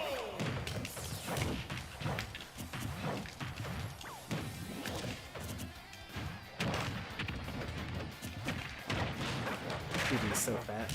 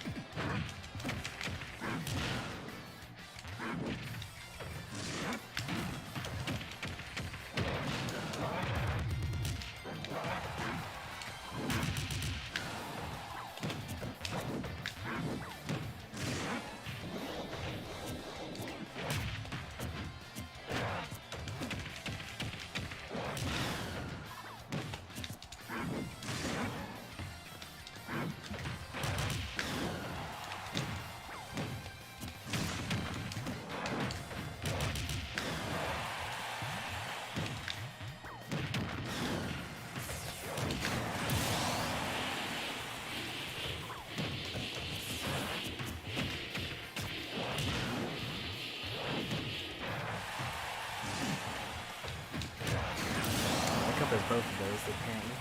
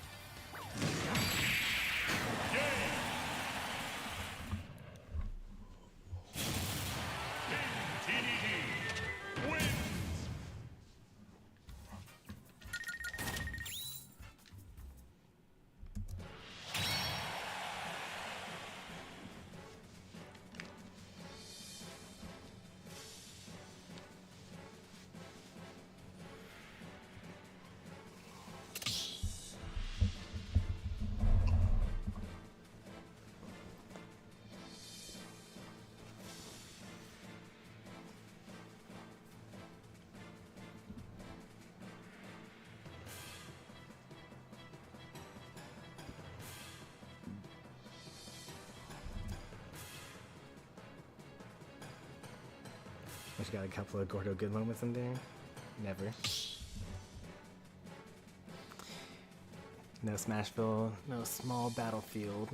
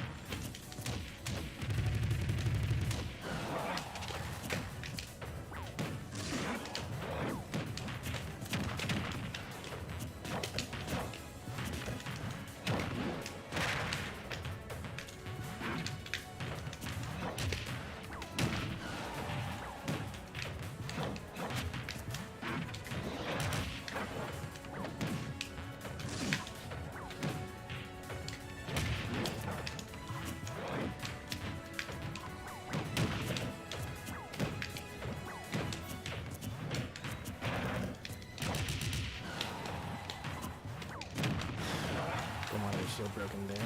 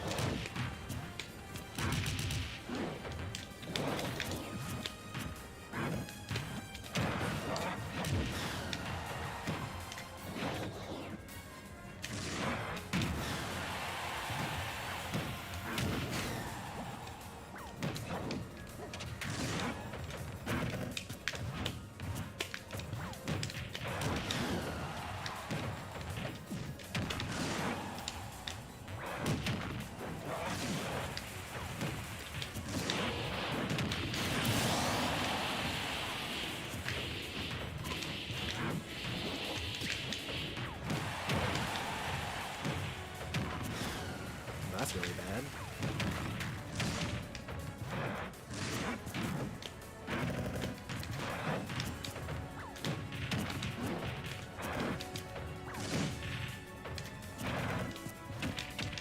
That girl won't kill me.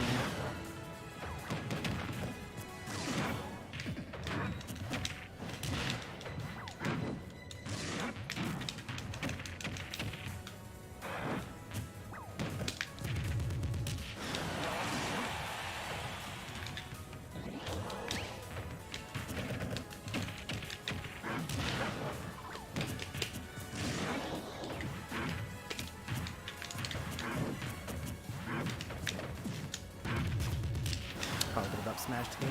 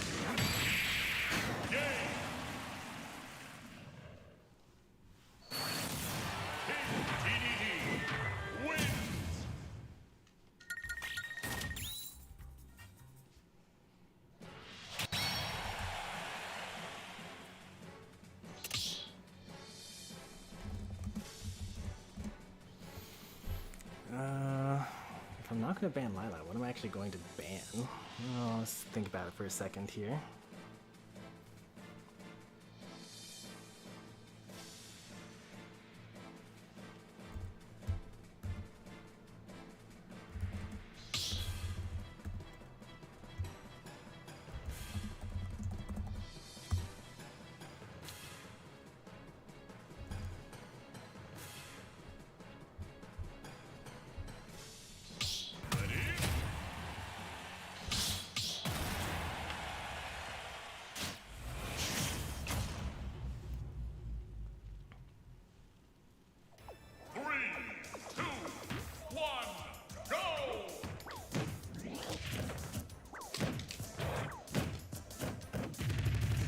I could grab that. I couldn't.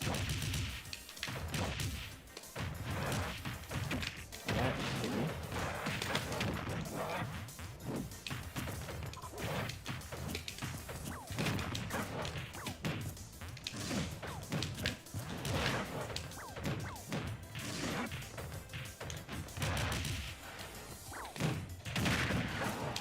Bad.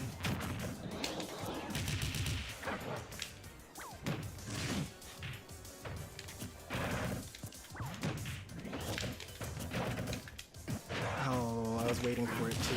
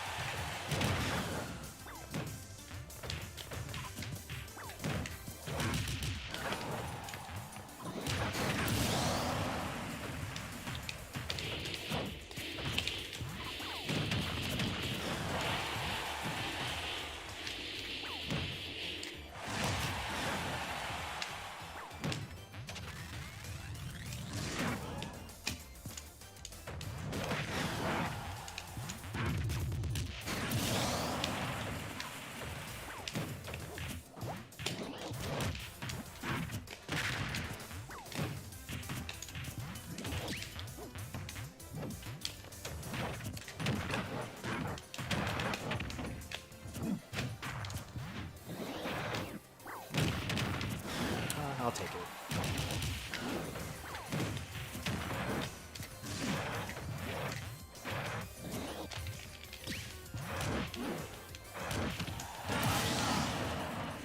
I'll take it.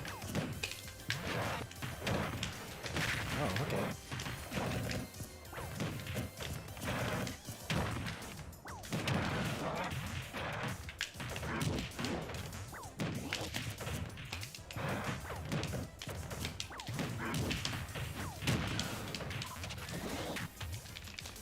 Unfortunate.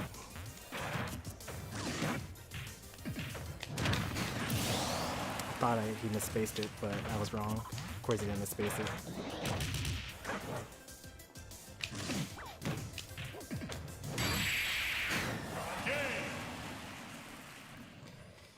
Literally the mirror match.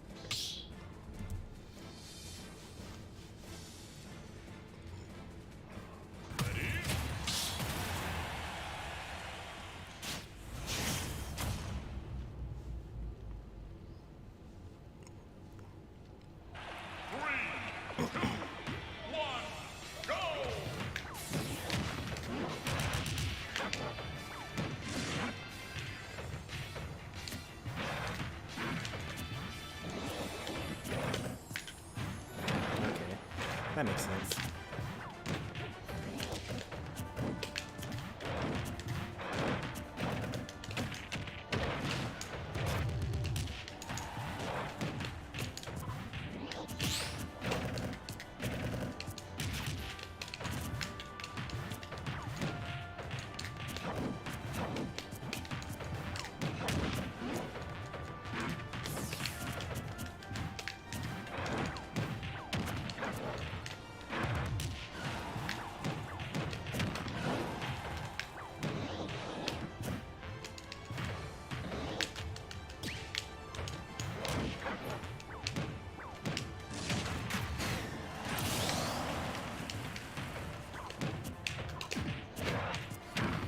A little greedy there.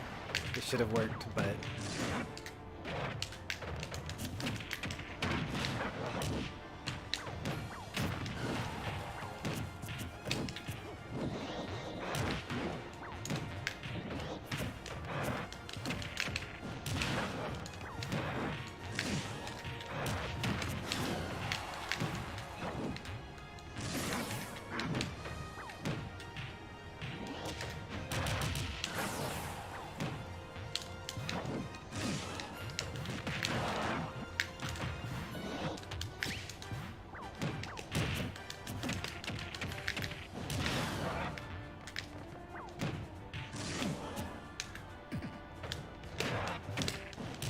nice spot dodge.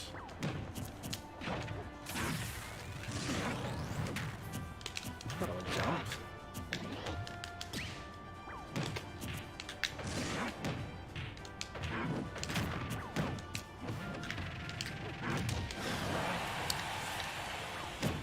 It's a situation I don't really find myself in often. I should probably punish that a lot better.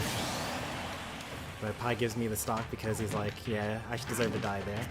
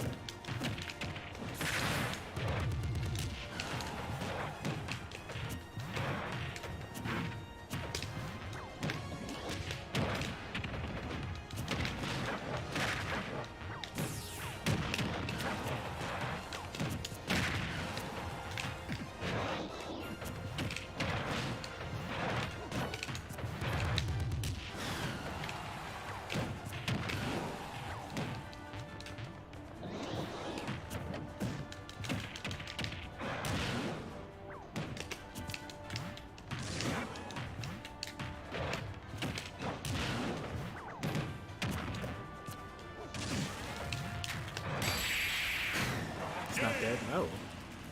He died?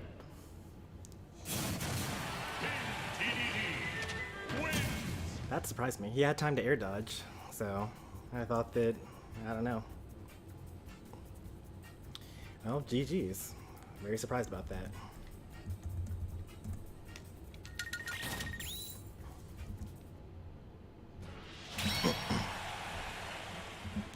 Alright, don't go anywhere. It's time for Losers Finals. Another best of 5 set. Pi versus Radioactive Spider Boys.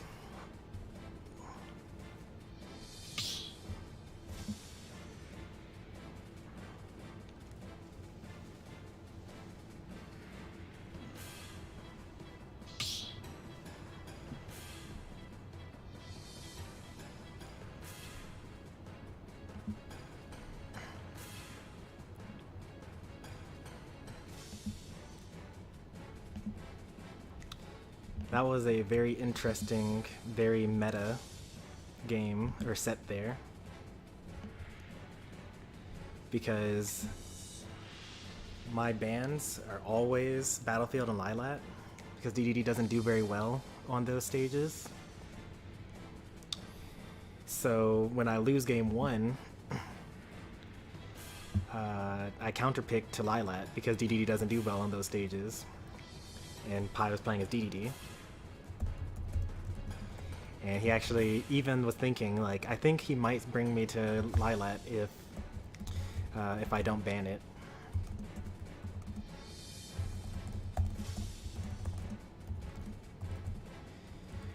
But then after that, I didn't ban Battlefield because I'm like, well, if we're going to be doing a DDD Ditto, then I'm just not going to do Battlefield. But I think that Pi probably likes Battlefield a bit more than I do as a DDD main. I hate it. I think it's his worst stage. He's too fat. You can't fit in between the stages or in between the platforms. But Pi counterpicked me to Battlefield. So like this is probably going to be one of the few, if only, sets you'll ever see me on Lila and Battlefield while I'm playing DDD.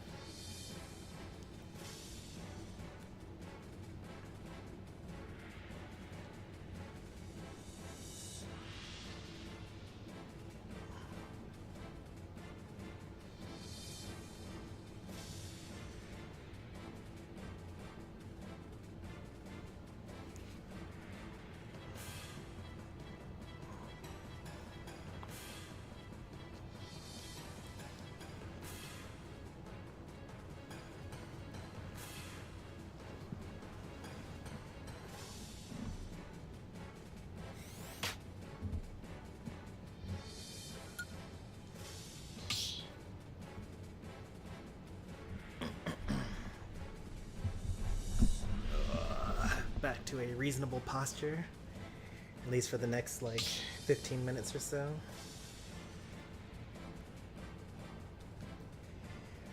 Are you banning small battlefield, or is small battlefield where you're going to play on?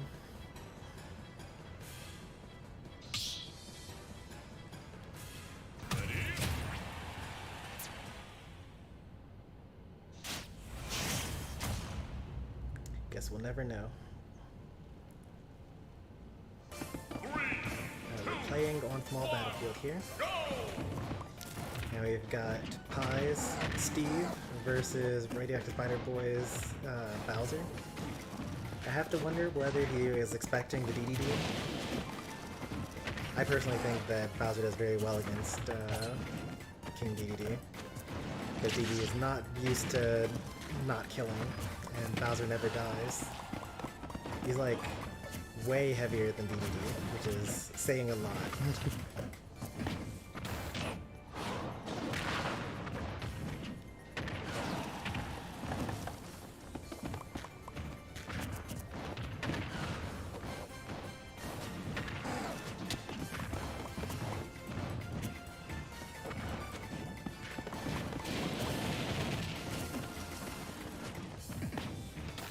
Oh no, the SD.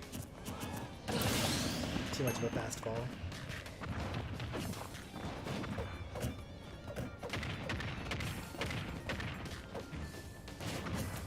I wonder if Bowser's tough guy goes through the jabs.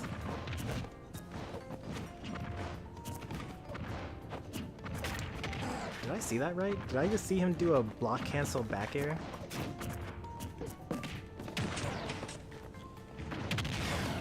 That's like the real fancy stuff. That's like the new Super Steve tech.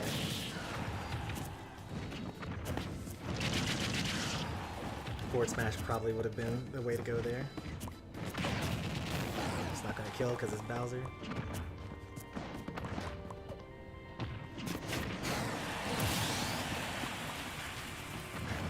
We haven't seen the Pie Steve in a while.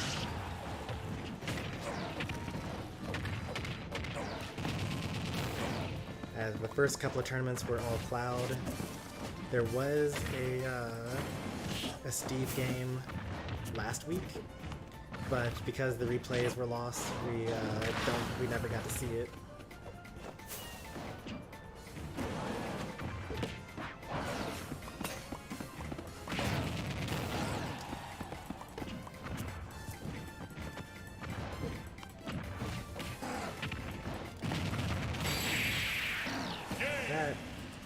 Probably should not have killed with good DI. You're already holding to the right with the roll. Because you're not really supposed to go straight up. You're supposed to go like way in front of the direction that Steve is facing.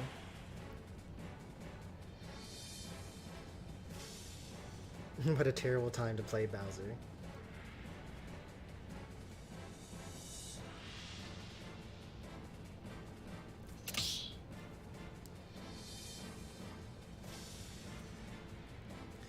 Well, last year, when you were more active in Smash, I know that you were saying that you had a huge Steve problem.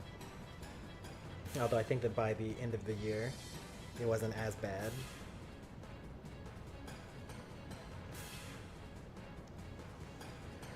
He is very against the character.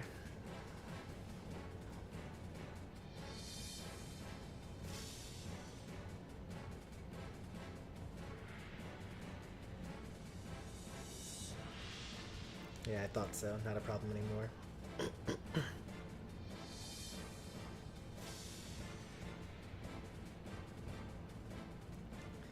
I mean, it was a new character, with a lot of new tech, with not too many good players to play against for it.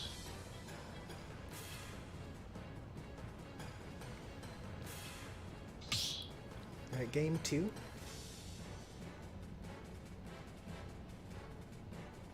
You can switch. Yeah, you can switch characters as much as you want.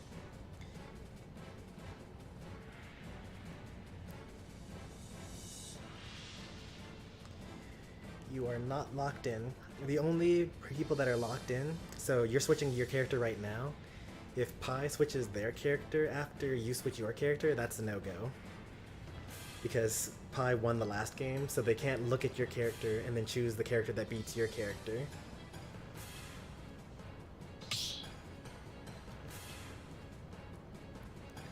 So basically, the loser of the previous match always gets to choose their character last. So they're supposed to go into the next game with an advantage. 3, 2, 1, go!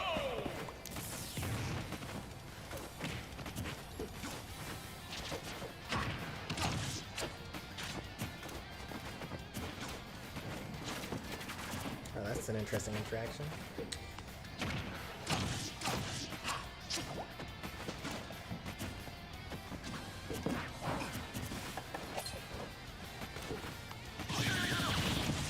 If you had let go a little bit sooner, you might have gotten some TNT extra damage.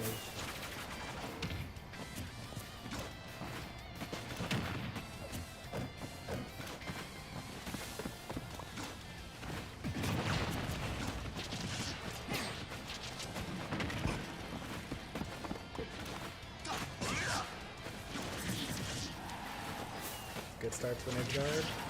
Oh, nice. First stock goes to Fishy Boys, but you know, it's technically Steve isn't online until he has Diamond in his hand.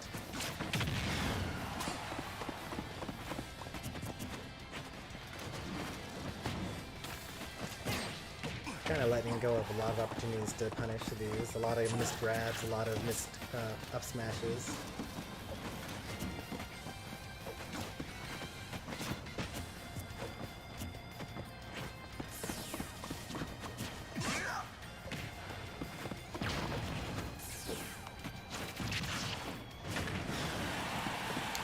Since Tornado is punishable on a hit.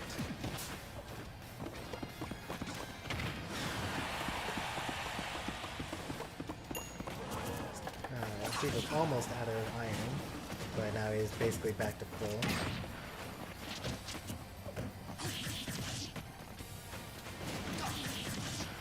Nice back airs.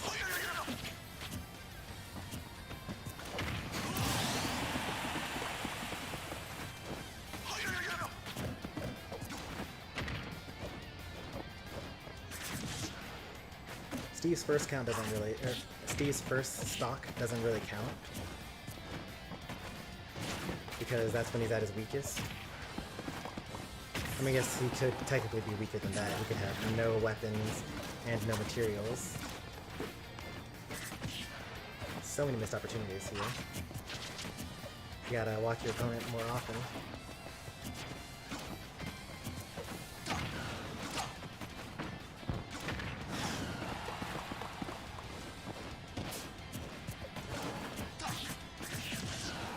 Here comes the edge guard attempt.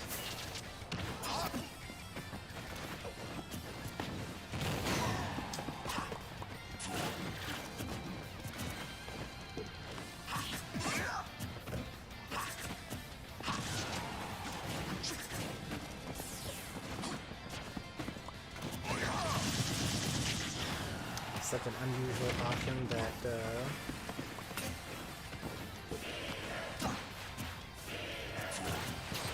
oh, if he had aimed a little bit better, he probably would have gotten the shield break there. Either that or would have gotten parried, I'm not quite sure. He did drop shield around that same time. Barely missed. That one did not. Alright, even stocks, even percents. Steve has 3 more blocks of iron and no diamond, but does have diamond weapons.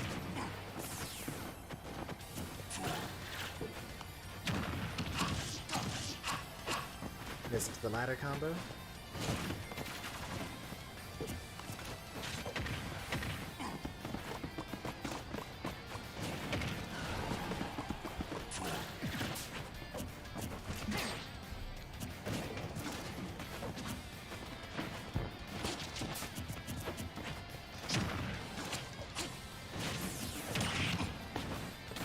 That was your chance again. Well, it wasn't going to kill because he's at 33.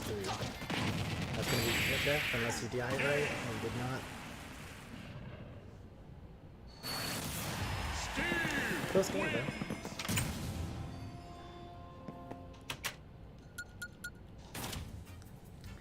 I think that mostly your issue is that you're slow to react to Steve's bad options. Like even if you just like landed and started jabbing, that's a lot better than, you know, letting him do it for free. Like if you had an extra like 50 to 60% on Steve from all the missed up smashes and grab attempts, then that would have been really competitive right there.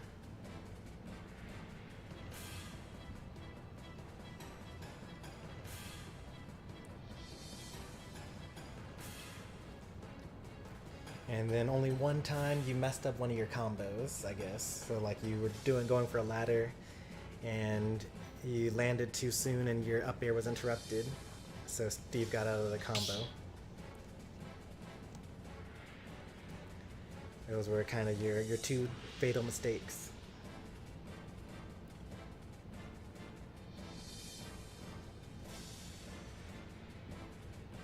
Alright, let's see what game 3 holds for us.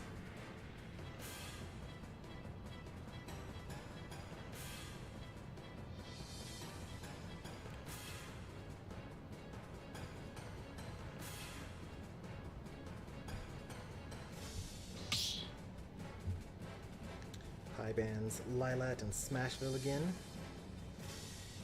And RSB goes on to FD. Yeah, the Beastly Boy.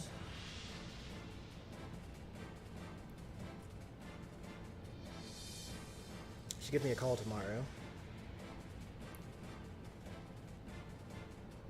Nothing ominous. I should clarify that.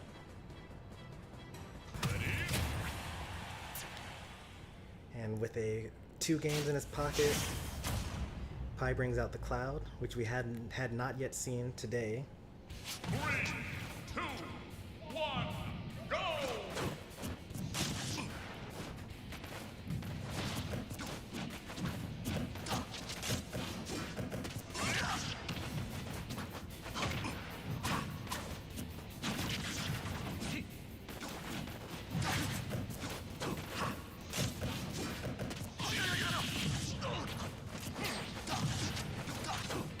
God, oh, you were too far away.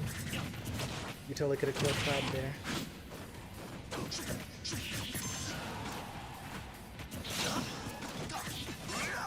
Nice tech. If you missed that, you actually died.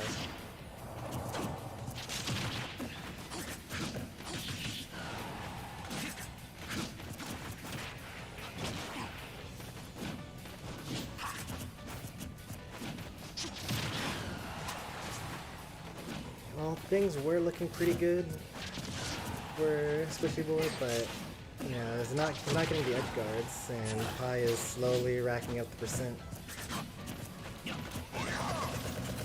Pi does not drop shield this time, but dashes as part of his dashes then up smashes rather than just turn around and grab.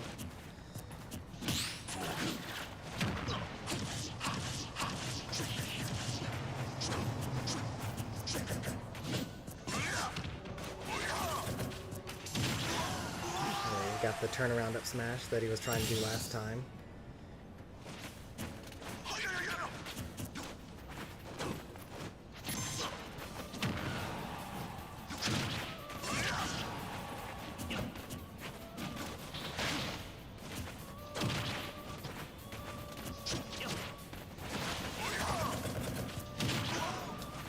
Did not cross up.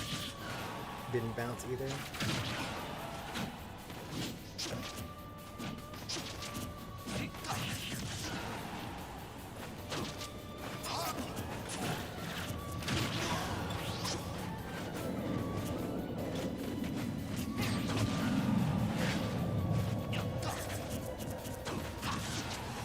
Going for the parry attempt. But Pi doesn't even attack him.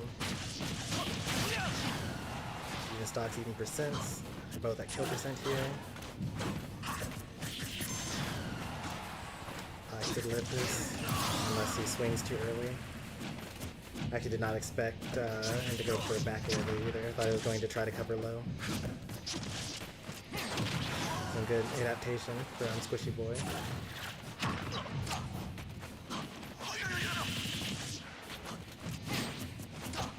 They do synchronized smash attacks. Oh, that should be dead.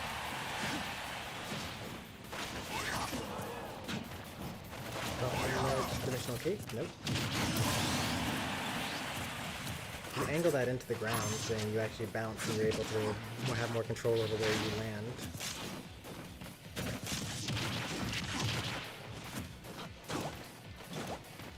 Call the Phantom Footstools.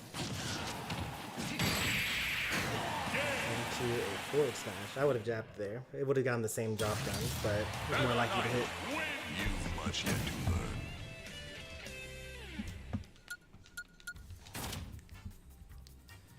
Alright, game 3 goes to Radioactive Spider Boys.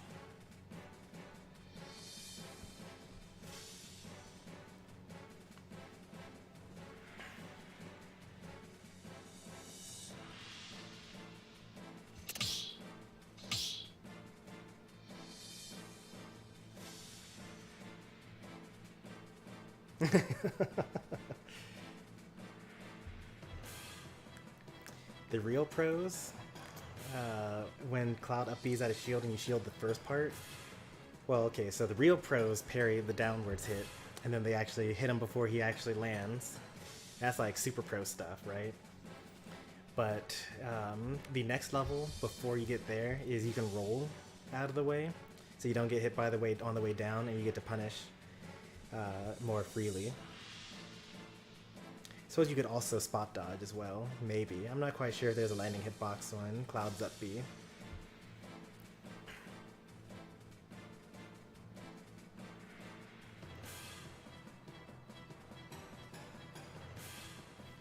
Yeah, Meta Knight has very, very safe aerials, and up B out of shield is not as effective on Meta Knight as it would be on these other characters.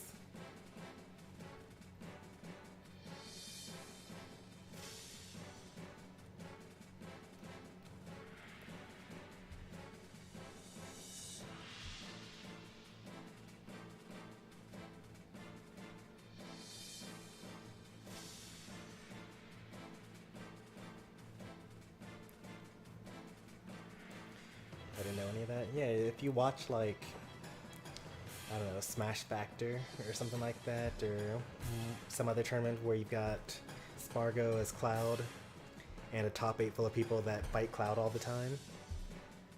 Especially like SkyJ does it all the time. Parry, forward tilt, and just instantly kills.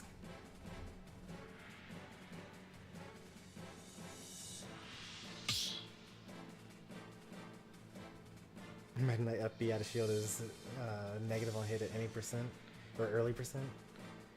Oh yeah, chatting is good, but we gotta get the tournament going. What are your bans?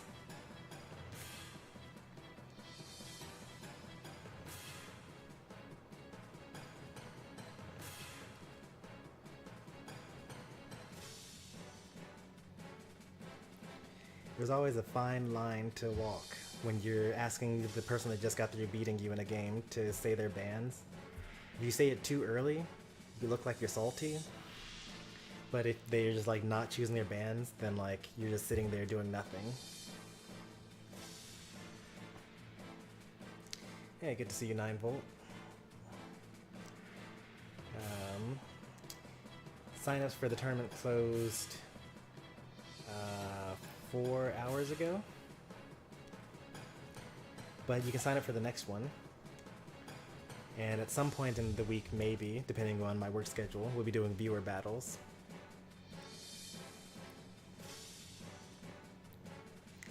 So you can come in at any of those points. They're the second link in my description should point to my challenge community that has a list of all the tournaments that I run, or that I'm going to run for the entire summer.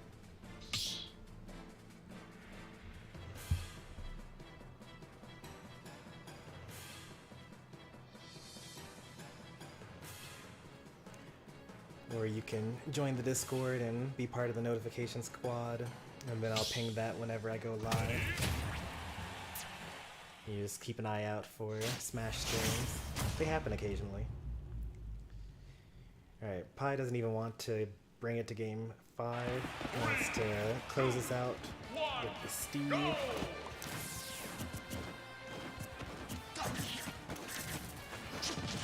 And I actually used up all the jumps there, so it would have been a prime time to use up smash.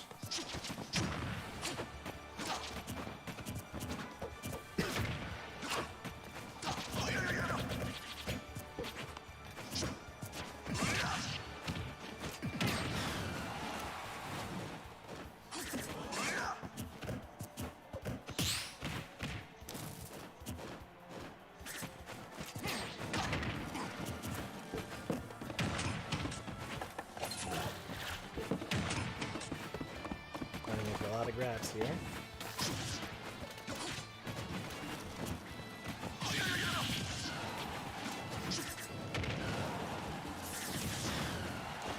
think he's out of iron now. So now's really the time to go nuts. Alright, on death he gets more iron, so that's what, 3 blocks now? Use 1 to make a weapon. It's a lot easier to actually keep track of the materials when you're like not actually fighting.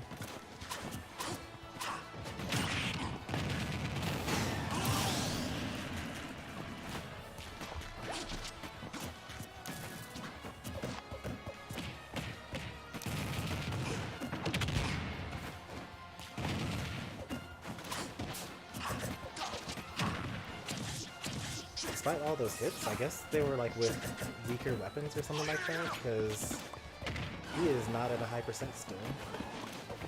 Even though he's lost neutral like twice and gotten comboed a couple times.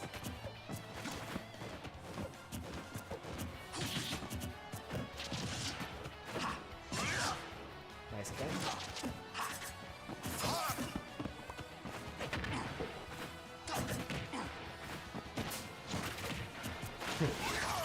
The sword beats the tornado.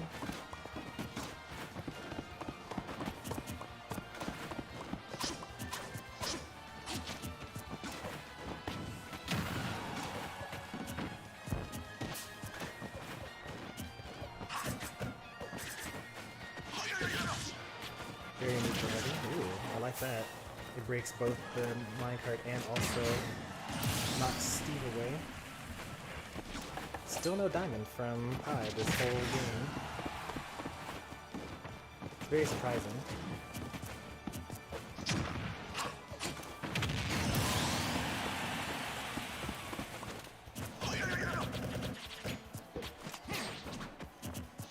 The double punish miss.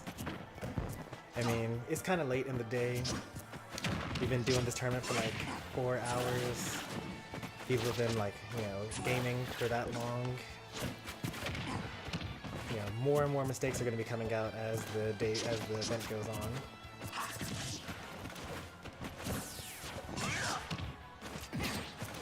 Probably no one's eaten. Blood sugar's running low. Can't think straight. And that's why it's so important for your D game to be better than someone else's A game. Because even if you have to claw your way through the loser's bracket, you need to still meet the person in grand finals at full strength. Is this gonna be it? Oh, so close, but not quite. Minecart? Nope. I also thought it was gonna be a minecart. That's why I went for the tornado there. An up smash will kill for sure. So will an up smash. Or probably a minecart if he has gold.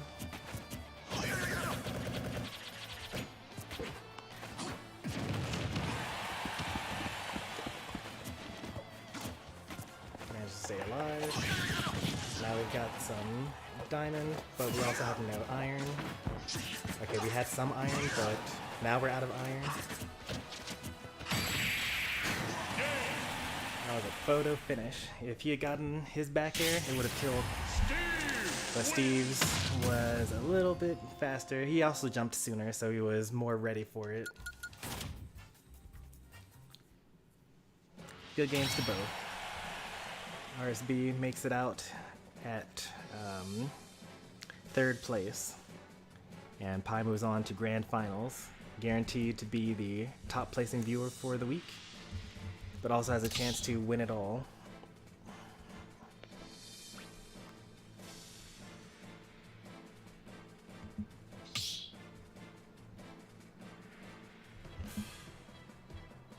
It's a long set. Let me find where it begins. There we are.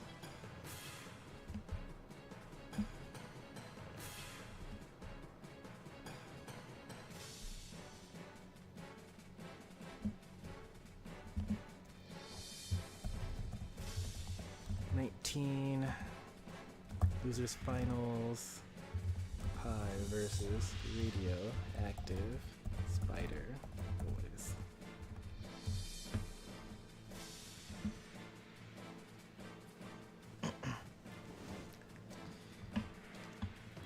After this long term, 2 DDDs still remain.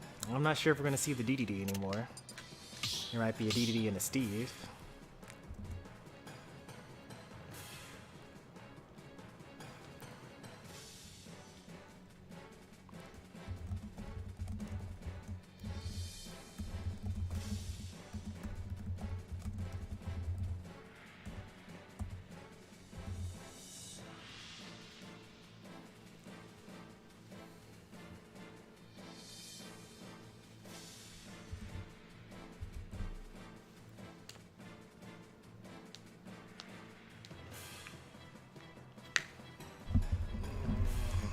Get in position. Rearrange everything.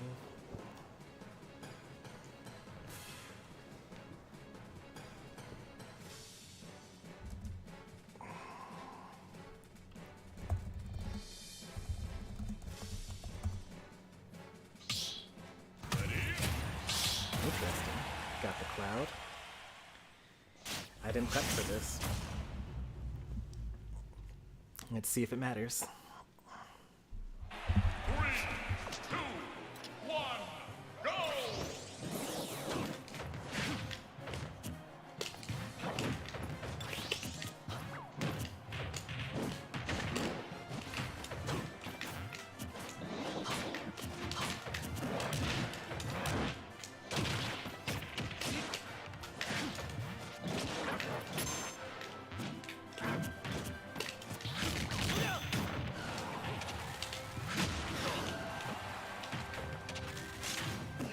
Missed.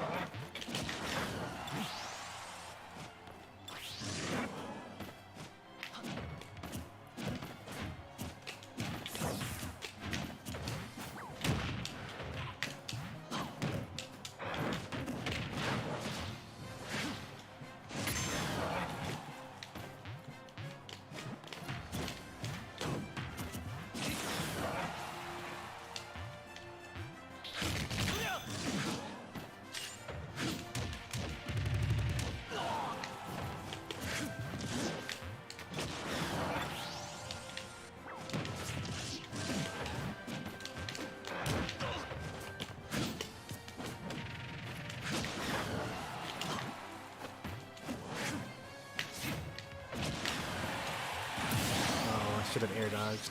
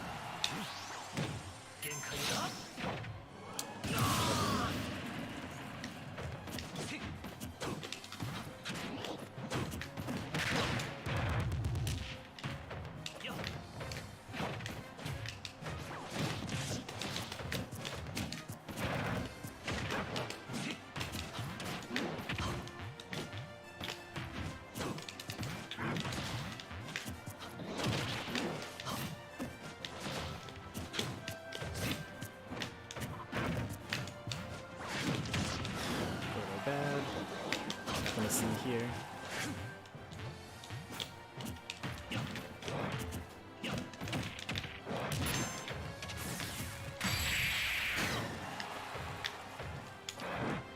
He was able to make it without using his what's it called? It's crazy.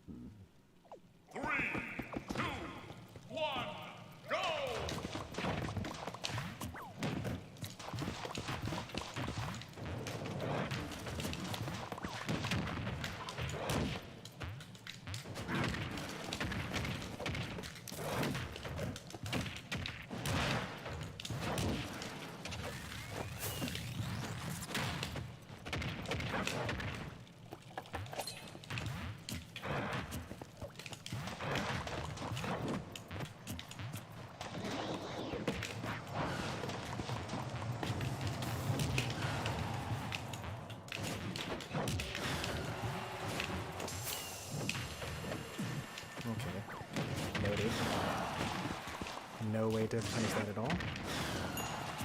Well, not with the dash attack at least.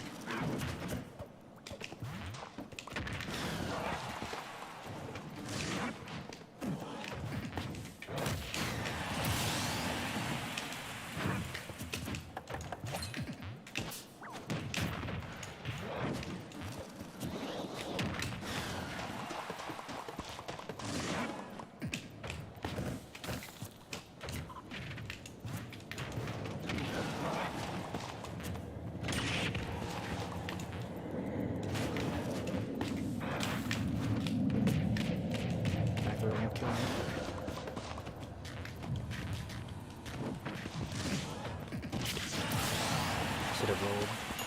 Didn't know that I needed to.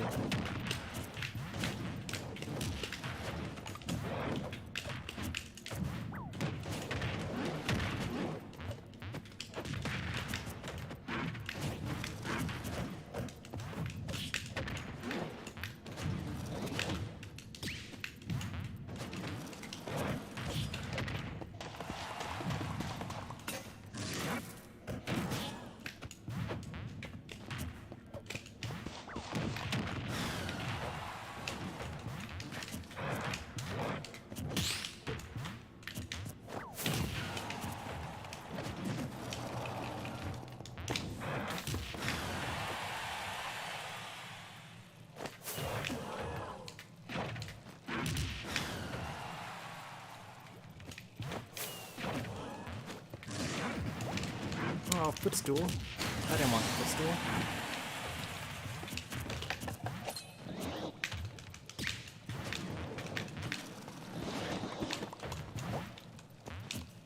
Footstool actually helped me out that time.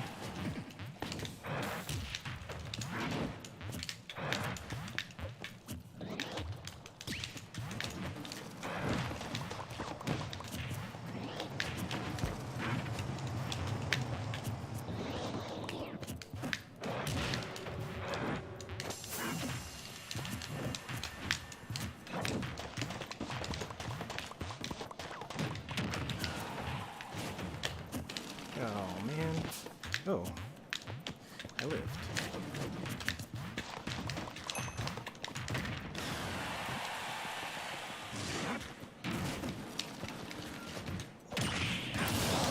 Should have not done as much smashing there.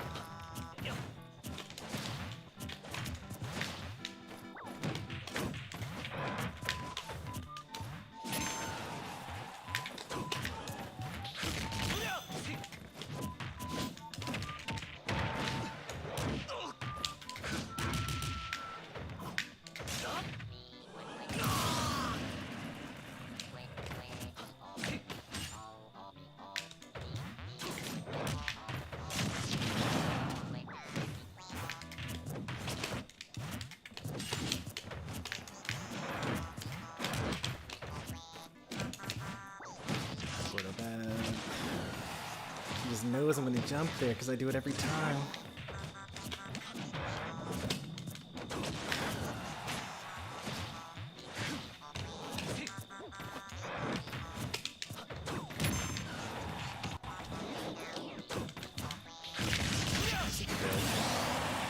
I don't know why that's so safe.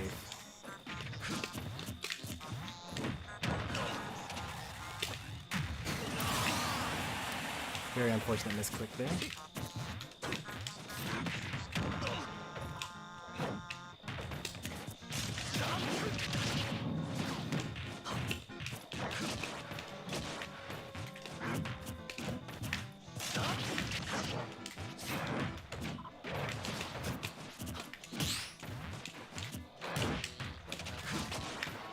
My super armor.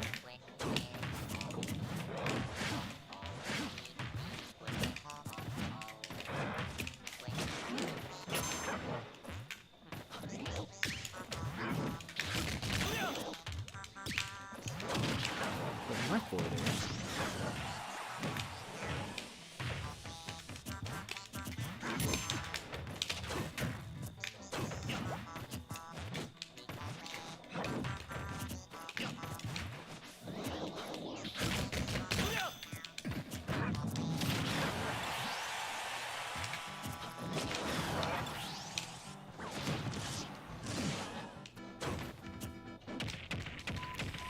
doesn't have anything that can kill me with a throw.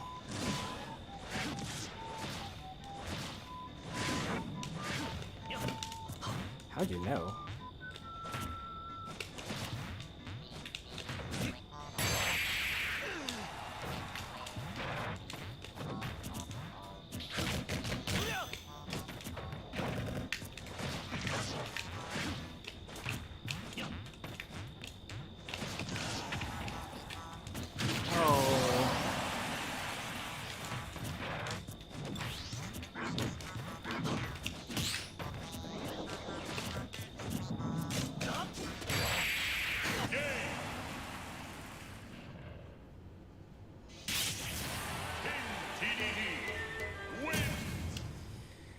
Good games.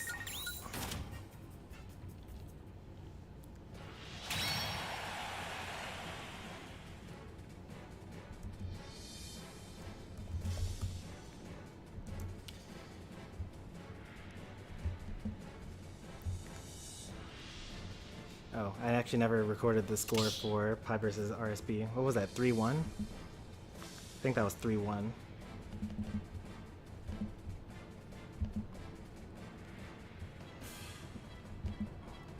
And then 3-0, I believe. Stop me if I'm wrong.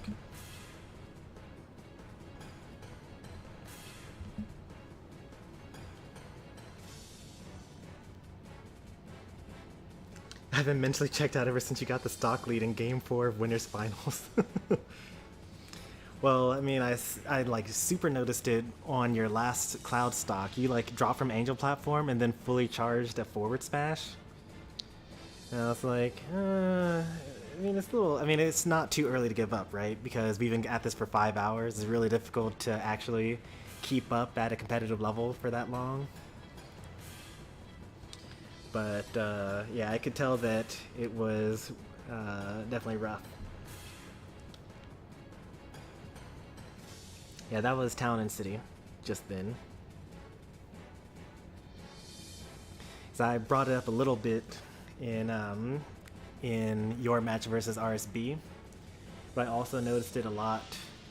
I did notice it a lot with your Steve, because I would like to assume that your Steve has not gotten significantly worse, but your combo game and also your mining diligence was way down for that character. The platforms only move to like enter or leave the stage, and it's so they come on every on a cycle of every minute. There's 15 seconds where they're coming on, and then they sit in place for about 30 seconds, and then they spend 15 minutes or 15 seconds leaving the stage. So you can actually tell based off of how much time is on the clock whether the stage is about to show up or not. Well, you can use that to your advantage. Yeah, just try paying attention next time, and you'll see it. Yeah, I agree. GG's all around. It was a very competitive and very enjoyable tournament series. Maybe it went on a bit over long, but I mean, we had 10 entrants today. The first time we've ever had 100% check-in accuracy.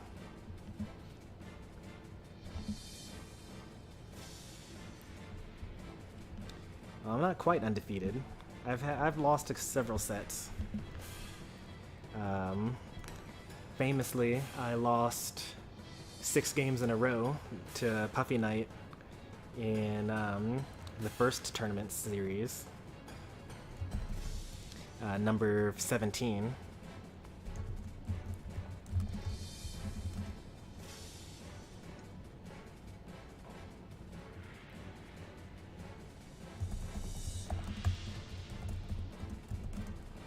And I'm like so far behind when it comes to editing the other tournaments. Like, I don't even have one scheduled for tomorrow. So I'm probably going to spend some time tomorrow morning editing. I'm stumped on how to beat you. Well, I mean, you did it last tournament, right? Or not last tournament, but on number 16, I believe. Oh no, it was close. It was close with your Cloud. You brought me to game 5.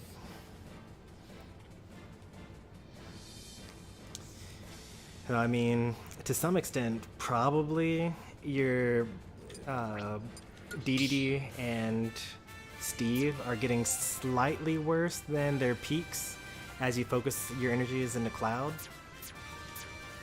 which is to be expected. Some of it is like, you know, now that we're in the summer of Smash and I'm playing Smash more often, I am also getting better as well. And I do spend a lot of time on the DDD. And I spend a lot of time thinking about beating my trouble opponents as well.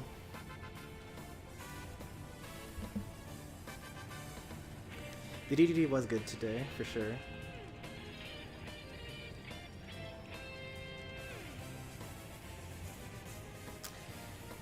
I'm going to relax a little bit.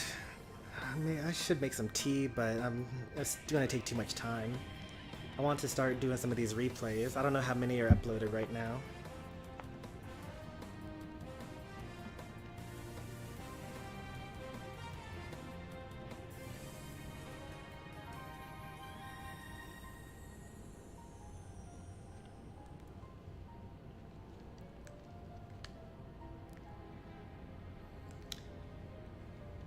Alright, I think that I've cooled off a bit.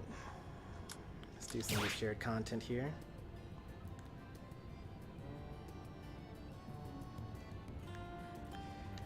I would say you shouldn't be that surprised that you made it that far. You did pretty well.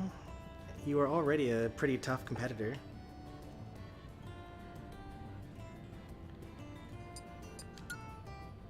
That's a long ID. Let's see, 5x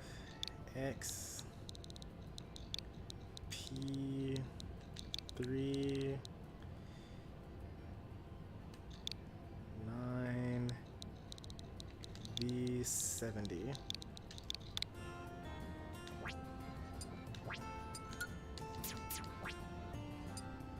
And then I need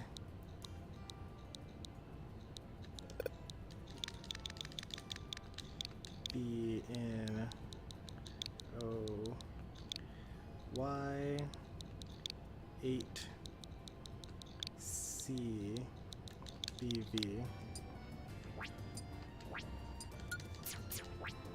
All right.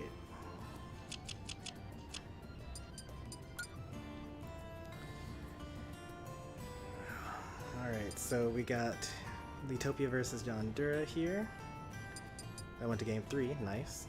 Anyways, pull up the bracket to go along with it.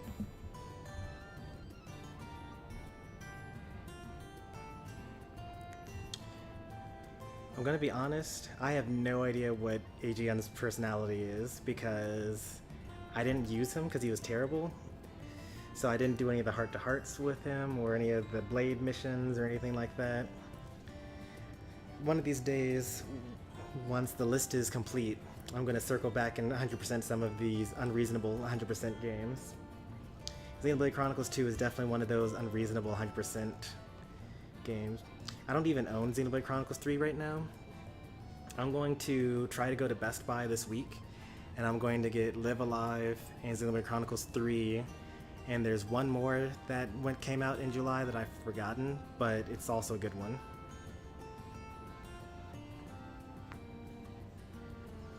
You could meet him with the, what's it called? Once the list is complete. Yeah, the list grows by the day. Like, there's so much on the list. And it's not like they're all things like, oh yeah, beat Star Fox on the SNES. It's like, beat Xenoblade Chronicles 3, and beat Persona 5, and like 100% Dragon Age. I literally have a shelf of games that I bought for the Xbox 360 that I've never played before. Like when the Xbox Series X came out, or no, it was when the Xbox One came out. When the Xbox One came out, I still had my 360, and I knew that all the stores were going to try to put their stuff on sale to get them off the shelf. So I went off and I bought all the games that were on my Xbox 360 list, and it was very cheap to do so. But at the same time, like, I still had the Wii U, and then eventually I got the Switch, and like I'm slowly making my way through them, but like some of these games are ridiculous. It's like Fallout New Vegas, Fallout 3, Fable 3, you know, Final Fantasy 13 Lightning Returns.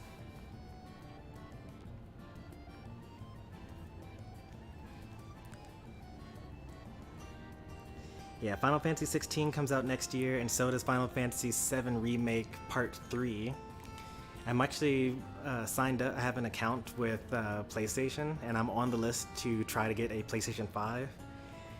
I might occasionally, I think that in October I'm going to like try to buy PS5. There are a couple of like small towns nearby that I can drive to that I think might have a PlayStation 5.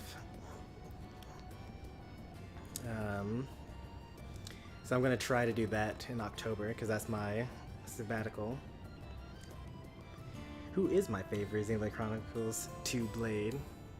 I think her name is Param. The Ice Lance Blade, the Soldier of Justice, Protector of Children. Like, she's just so cool.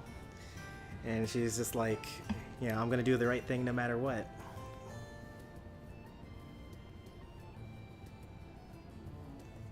I think that the answer is over. I think we're on to the next question by now.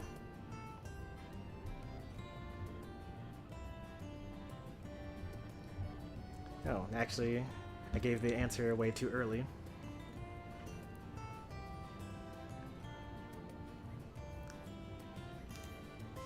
Alright, let's look at the bracket here. Let me not get distracted by chat here.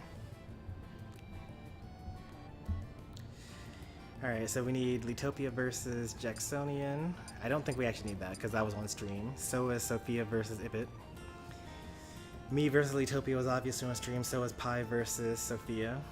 So I need RSB versus Lil Game.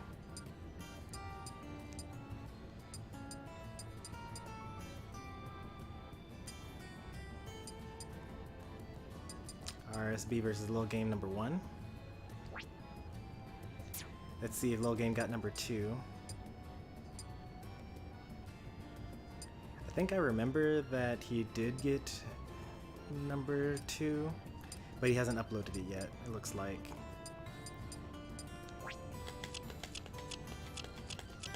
Yeah, Lil Game has not uploaded any of his sets from today. So we'll skip that one. John Dura versus Chomper. That should be here.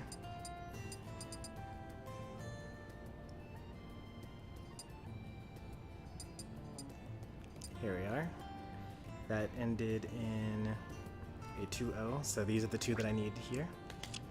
Perfect. Alright, let me get ready for this.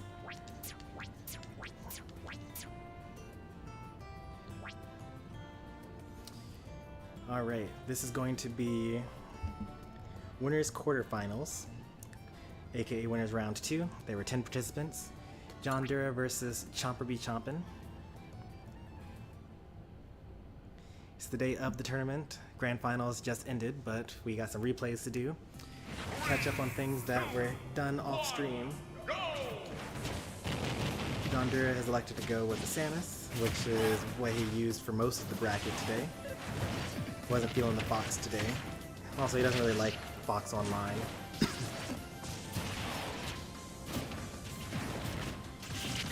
Wonder if it would have been better to go for the guaranteed back air, or to try to go for a spike there. I don't think the spike would have put in much danger. I also wonder whether power bombs would actually interrupt Ridley's up B. Yeah, he's trying to go for the down airs. So that's more reward, but more risk.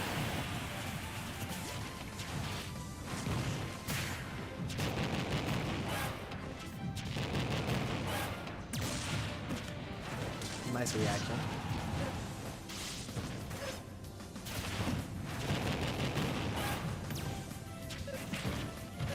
Bomb at least interrupts the space fire left. Gets the sour spot of the back air, so it doesn't kill. It definitely would have, though.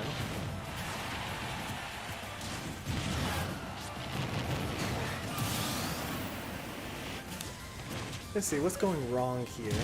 I think that we're just running into too many projectiles. You just gotta take it slower.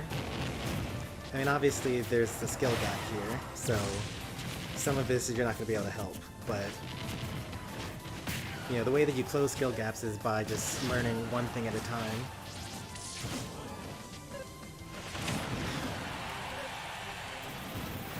Oh, I was doing the exact same thing. Jump from ledge into the up air. I'm surprised it didn't kill. Dash attack, yep. Alright, free punish there.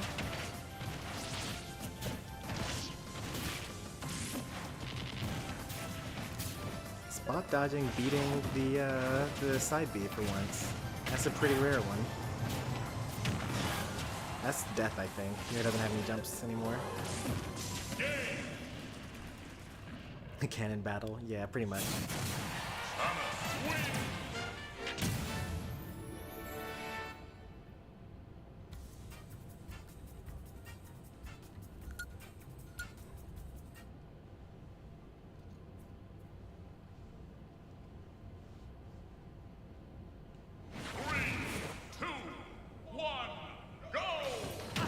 Alright, game number 2. Yeti decides to pull out the fox. I didn't realize that this had happened, which is pretty cool.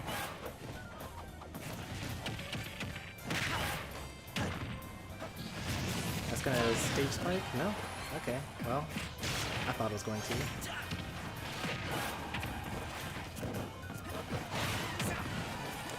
I think if you're going to dash attack, you gotta do it like super early, because like you don't need to be at their shield already and then start the dash attack. Because for one thing, you're doing it too late so they can have more time to react. But for another thing, if you did it earlier, then you'd be hitting with just your mouth on their shield, if you're going to hit their shield. And you'd actually have a bit more freedom. That's the stage spike I was expecting last time. Yeah, but whenever you can, try to hit with just like the edge of your attacks. Unless you're sure that your opponent's going to run away, and then in that case you gotta overshoot.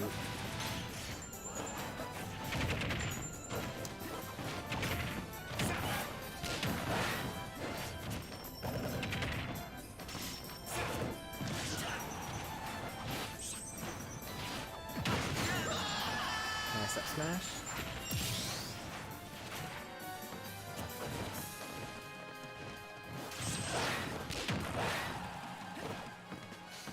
Gonna probably go for, never mind. Thought he was gonna try to up the stage spike you again.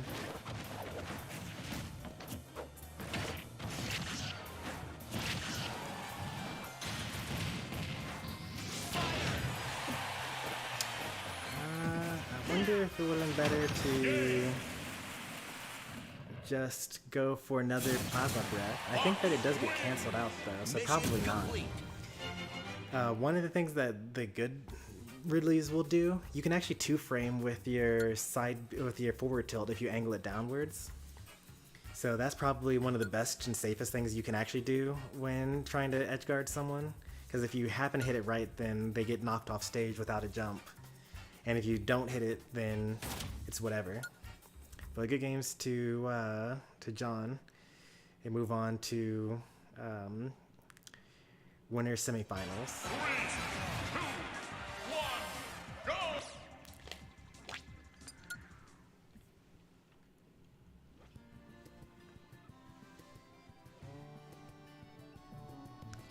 Let's go ahead and get that one done.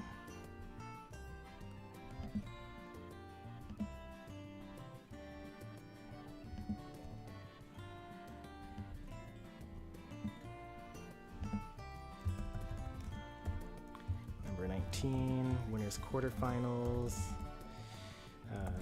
John Dura. I don't know if I usually put a space there or not. Do I have my phone? I think I left my phone upstairs. Let's see. One quick little check to my dashboard.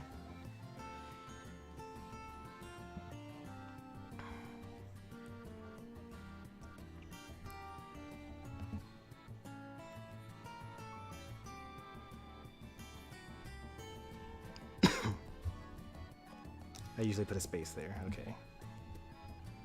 His challenge tag has no space. Yonder versus Chomper be chomping.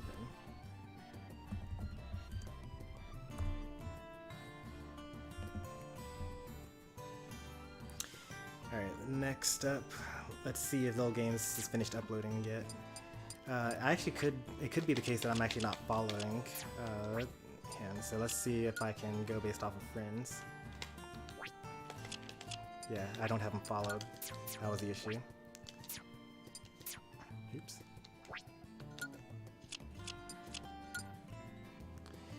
Alright, so that's game number 2 of RSB versus Little Game, and game number 1 is down here somewhere. Yeah, it's literally the first and the last games to be uploaded.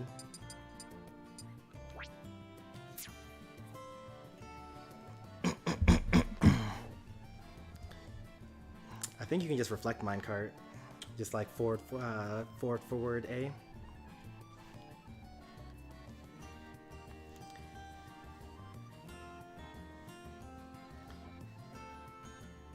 It doesn't actually reflect the card, it just destroys it. I didn't know that. I mean, Kazuya is not going to win anyway based off of, like, so Steve and Kazuya both have to approach in order to win. Steve will, you know, mine or whatever, and that's not a big deal. You actually don't have to really worry about the blocks. Because at some point in time, Steve is going to finish mining, and then they're going to craft their diamond sword, and they have to actually go in on you. And then it's going to be just a matter of, well, I have this 0 to death combo that kills you, you have this 0 to death combo that kills me, so you just gotta, you know, win neutral. So don't worry too much about having to approach no matter what. And also figure out what your safest option is, or what your quickest option that breaks the block. Like, I think that if you do crouching jabs, then you can punch a hole through the blocks without, like, using up, like, without, what's it called? Without having too much end lag. And then you don't need to get on top of the blocks or jump over the blocks, because that's what Steve wants you to do.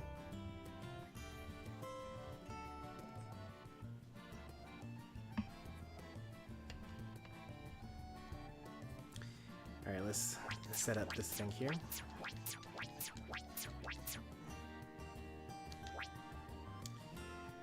Alright, another winners quarterfinals match.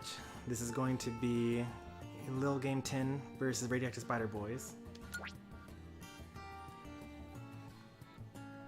Let's see what they brought to the table here. Looks like we're going to be on Pokemon Stadium 2.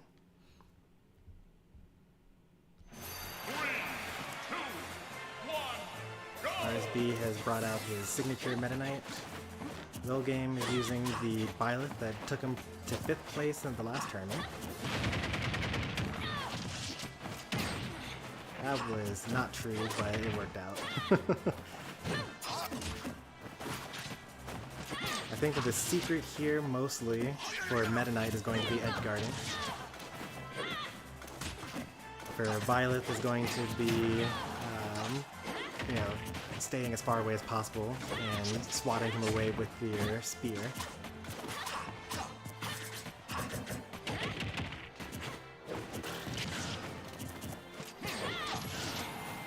That knight is kind of short though, so it might be a little tough.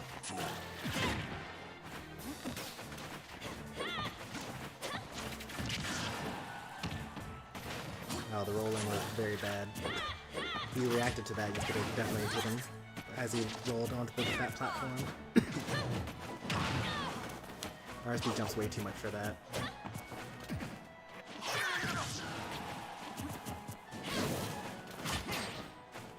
Unnecessary movement is bad.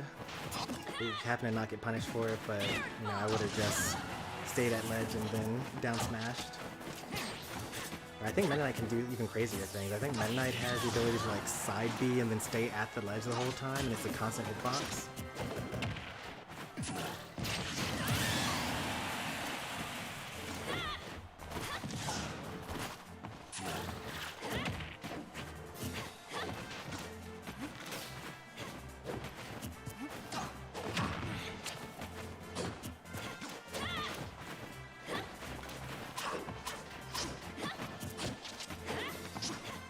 This does seem pretty difficult here.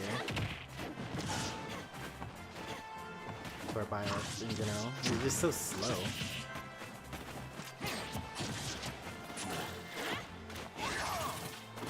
Maybe... need some forward tilts? Nah, I don't think that would work either. Oh, he's gonna get edge guarded here. Yep.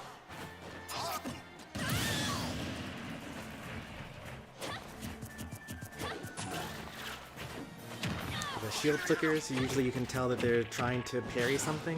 Usually, if the opponent's not amazing, you can just run up and grab them because they're focused on, I'm going to parry, I'm going to parry, I'm going to parry. Especially if you jump at them and then don't do an attack, and then just go for the grab.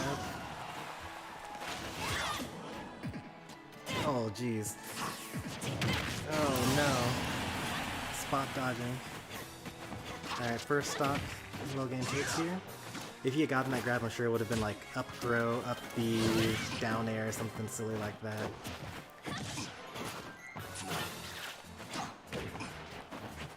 I think that one thing, if that might help you, if Meta Knight's in the air, you don't have to actually attack every time you go up there.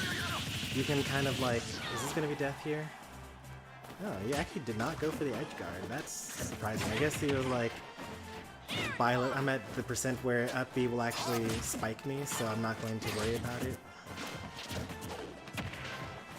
I probably still would have tried, because I just had a whole stock to spare, but that's also coming from a position of like, I'm pretty sure that I'm going to win this. I'm surprised that you didn't make that, actually. I really thought that Violet was going to make it from there, but you actually did it a little bit later than I expected. Like, you did it from like way lower down than I would have done it. Yeah, I could have made that, thought so. Alright, game 2 was uploaded a little bit later, so here, move on to that. And that's that tornado trick I was telling everyone about. Like, it's very difficult. You gotta mash in order to stay alive. So it's one of Meta Knight's best edgeguarding tools, but it's also like really, really difficult.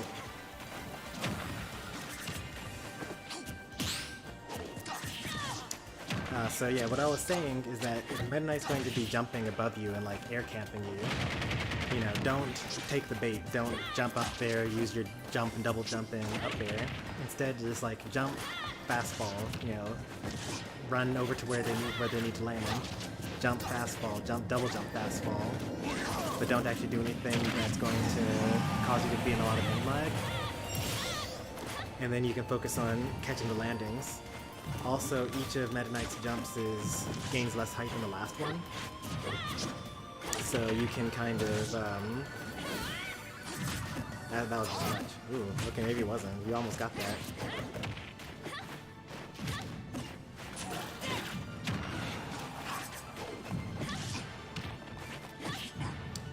If you got the tipper, you might have almost killed. Nice tech. You also did an air dodge, but luckily you were close enough to the stage.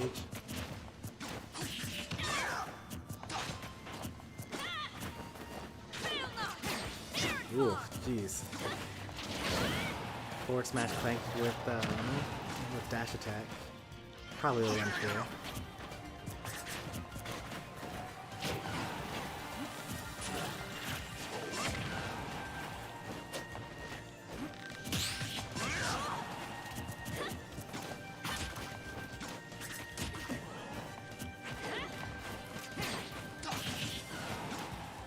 Tornado?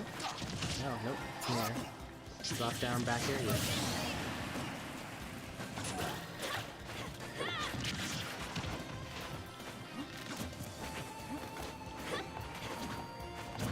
still have the lead though, so, you know, just play it cool. Stay. Oh jeez, the clash of the down smashes. Luckily for you, this isn't Fire Emblem, because Sword would have beaten X.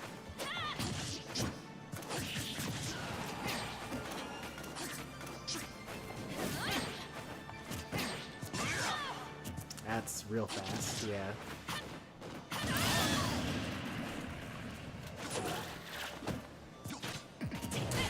That's death. That's a Bio Classic there.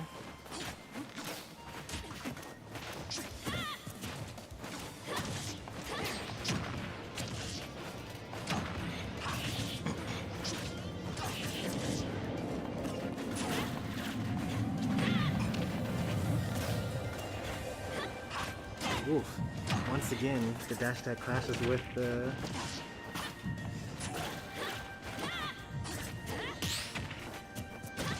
Alright, things are looking pretty good. Unfortunately, you know, this all could end with one edge guard, so...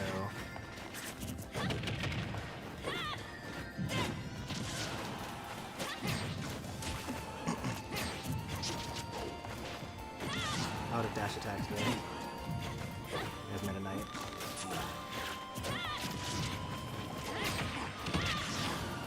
These are looking real good here. There's no way you would ever hit a Meta Knight with that, unless they were like... You know, there's some players that don't really look at their opponent, they're just looking at themselves, because they still need to see themselves before they can recover.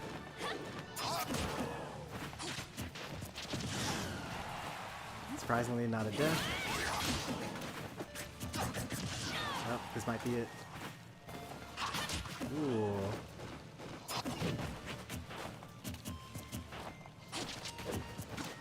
Definitely last hit. There. Yep. Oh, the SD, unfortunate. Well, I think it wasn't necessarily an SD. I think they were trying to aim for Meta Knight, so that they could have gotten the spike there. Probably would have been better just to recover, though. Good games to both. Close, very close on that last one. RSB moves on to winner's side. The low game moves down to loser's bracket.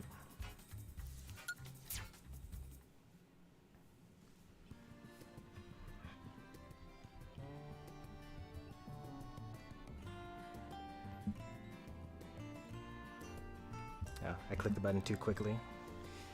Gotta wait a little bit. Yeah, a match like there's no tomorrow. Yeah, it's really difficult. Welcome to the channel, Siwap. Just let me know if I'm mispronouncing that. I'm sure that I am.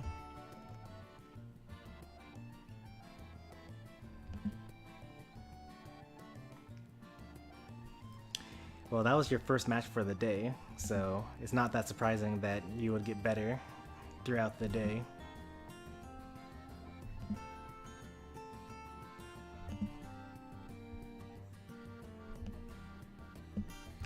Like, there's like a sweet spot when you're like in top 6. That's when you're at your best, and then it starts to fall off when you're around like top 4. Just from being so tired from having to play so many games.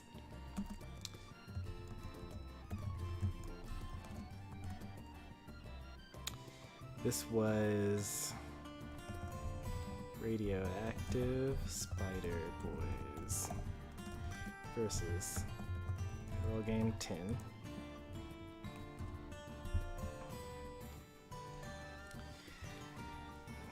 Well, only if they like mash their tether recovery. Because if they don't mash it and they just sit there, then you just tornado and then they get up for free.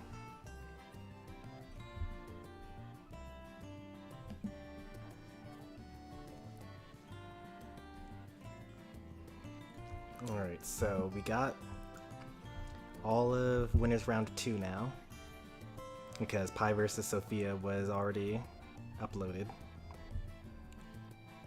So now let's do Chomper vs. Jax.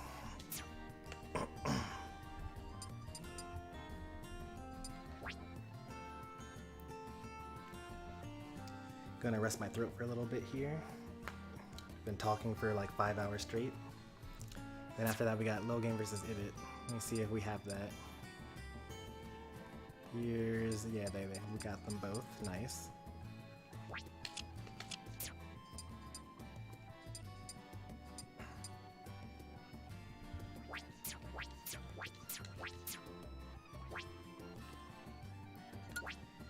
Losers round 1.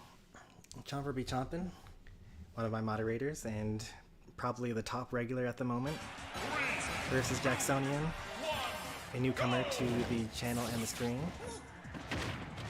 We got Ridley versus Ridley with Chomper, and we saw some of the Luigi in winner's bracket earlier. Let's see what we got here. Being a bit more aggressive with the Luigi, not solely relying on the grab attempts.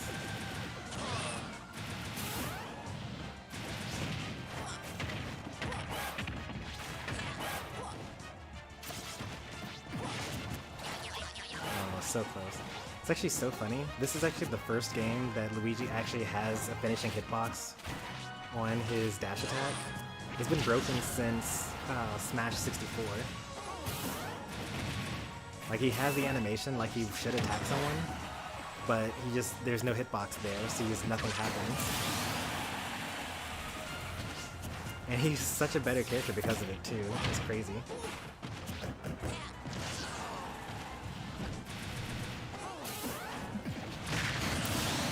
Now Smash catches the roll.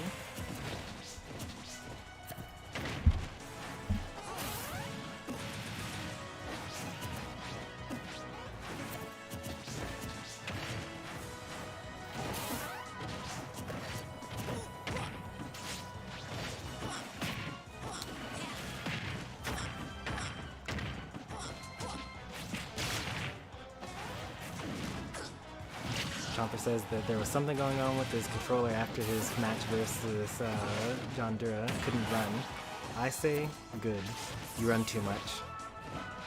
Take some time to, you know, walk and jump instead.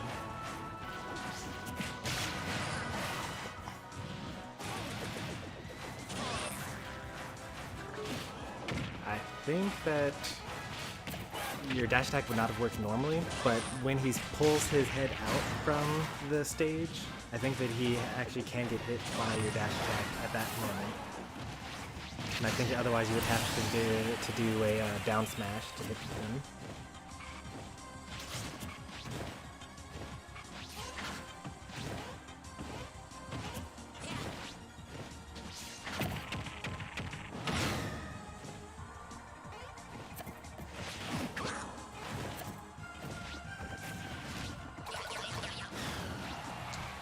Might have actually been able to up B there.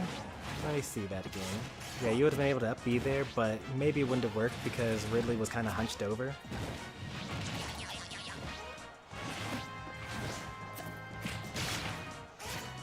I'm surprised that he didn't do the grab to pull him underneath the stage. That probably would work especially well against Luigi, because he has a vertical recovery, so if he got like you know, tricked. Alright, we'll see you gotta get the 0 to deaths. Nope.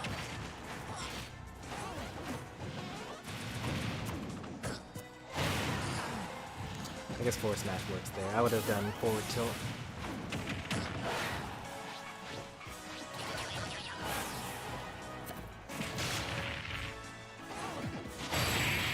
Oh, very unfortunate. Did you try to do anything, or did you just not press any button at all?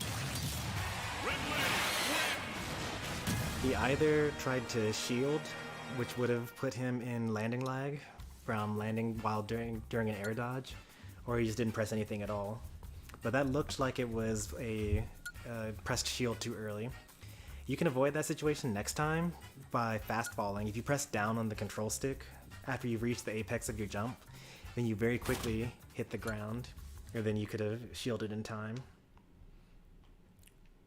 Or just like realize that you were going to double jump back onto the stage and instead drift back towards the ledge and just grab ledge there.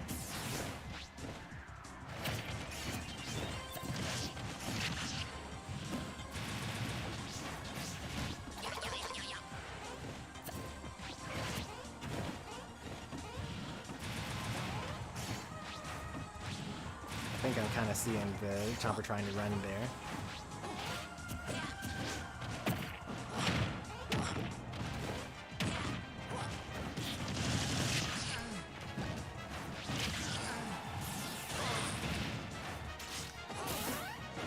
I don't think I see Jacksonian shield very often.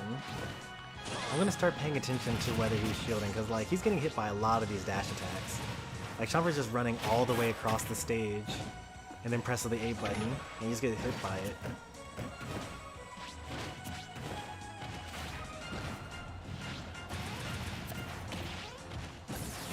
I mean, he hasn't needed to shield yet, so let's see.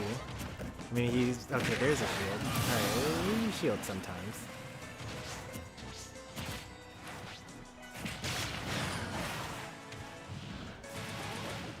Off track, yep. It's a lazy recovery there, where you're just holding towards the stage the whole time. You gotta sometimes drift away, and then use your up B to snap to ledge.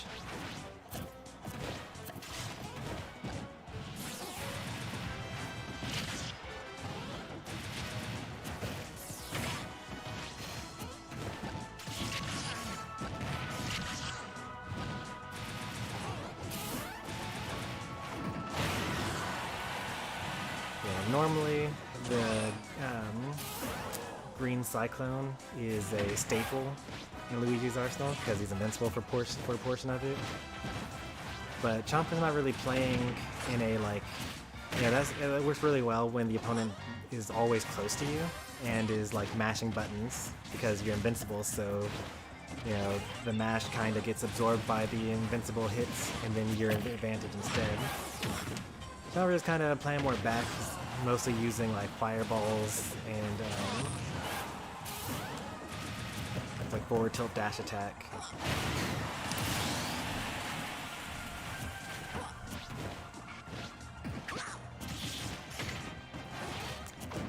Yeah, I was gonna say this would be a good time to use it because he ran up to close the gap, and it was a good time to use it.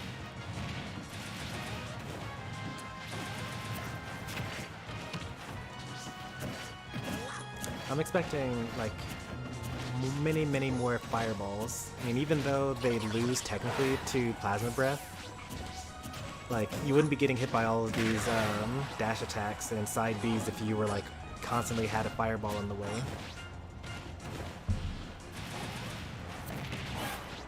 Yeah, it's basically the same thing as the plunger, except it goes a little further.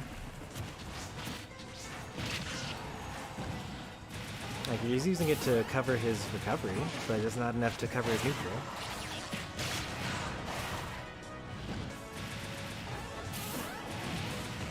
He doesn't have a double jump.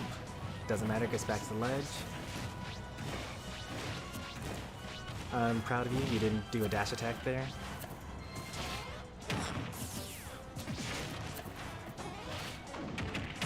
Back air probably would have been put you in a better position because it would have been an edge guard. That's so, I thought it was gonna be death. Fireball. Fireball. Yeah, it's death. No, it's not death.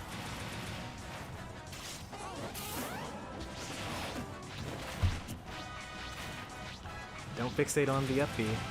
That's one big problem for Luigi. You're gonna keep on trying to get in a position where you can up B at a shield or something. Yeah, this is kind of looking like you want an up B here.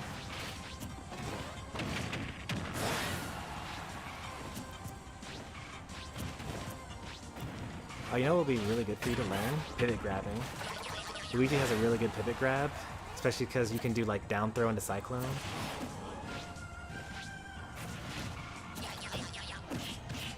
Back throw? No, up throw. Okay. Up there? Yeah. Alright, good games to both. Chomper moves on to continue his Losers Bracket run. Meanwhile, Jacksonian ties for 9th place.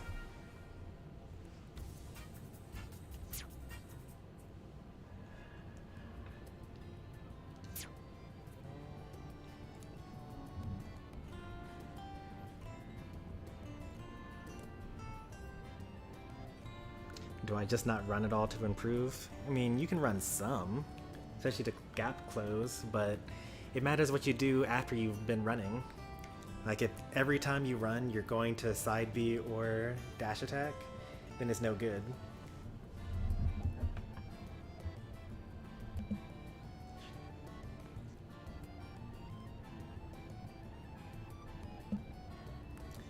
And that's going to work against people that don't shield very often, as you just saw. That worked very well here. But as we'll see later on in the bracket, and as we've already seen earlier in bracket and earlier in the other tournament sets, you know, it doesn't work too often.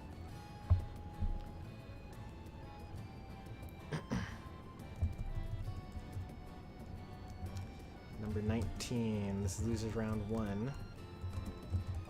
Chomper B Chompin versus Jacksonian. I'm gonna have to look up how to spell that.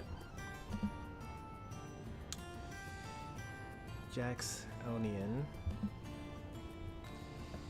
Do you know if they prefer the Dante at the end or not, Pi, if you're still here?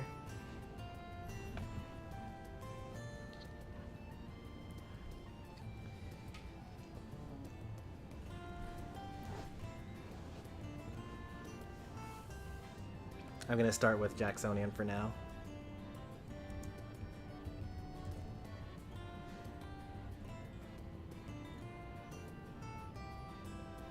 With? Okay.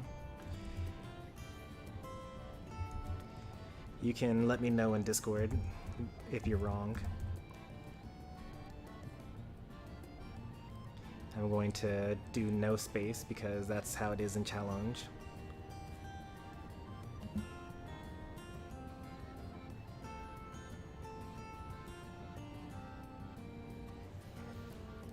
Alright, what else we got here? Game versus Ibit. That's these two here. And then Leatopia versus Ibit.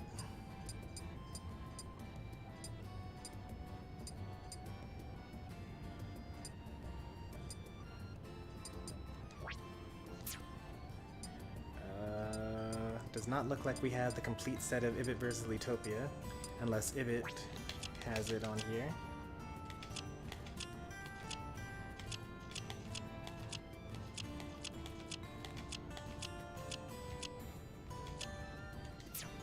Alright, Ibit versus Leatopia is Lost to the Void. Sophia versus Chomper. That's this set here. Okay.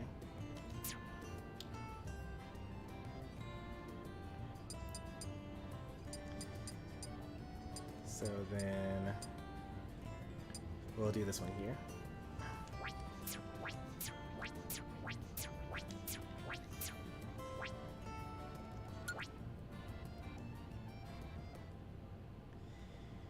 Alright, coming up now, we've got losers round 2.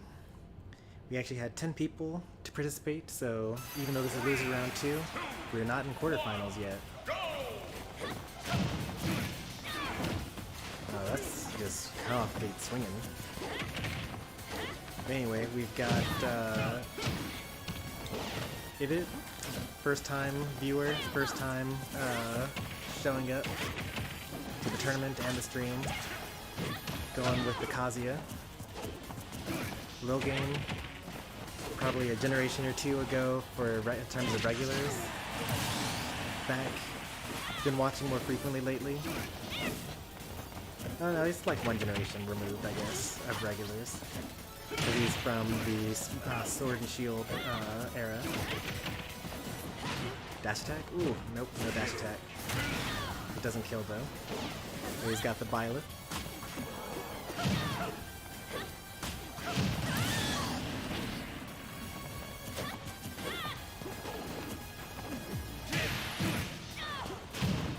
I think that was supposed to be a down air. Pretty sure, or no, a neutral air, I think. That's the one that knocks them downwards so they can continue the sparks, or the zaps. I think is what they're called. Actually, I've never really seen their Kazuya play other than that one set earlier today, so I have no idea how well versed they are on the actual Kazuya combos.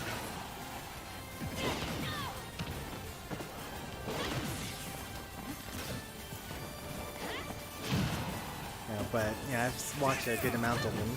So they got Omnilax, Rinswo.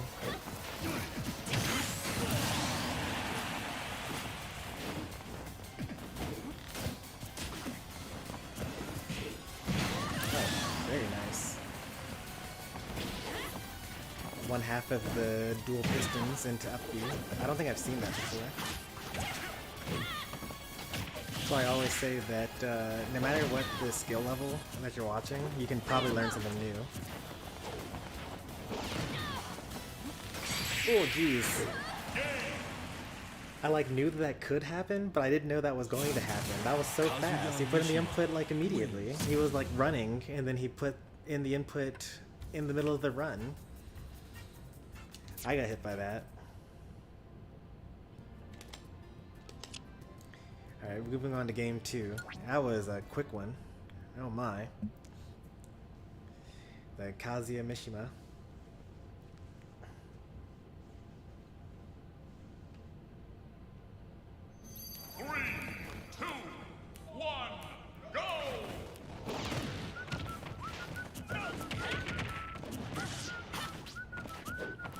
I don't know that you should be using up there. Like, if they DI bad, then sure you get that up B. But wouldn't you rather just do down throw forward air or something like that? Isn't that, like, it puts them off stage. It's way better than, you know, an up you, in my opinion. Oh, very nice.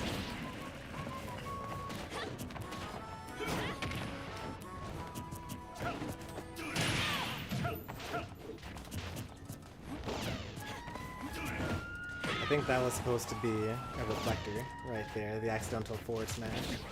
Because forward A is smash attack, forward A is reflector.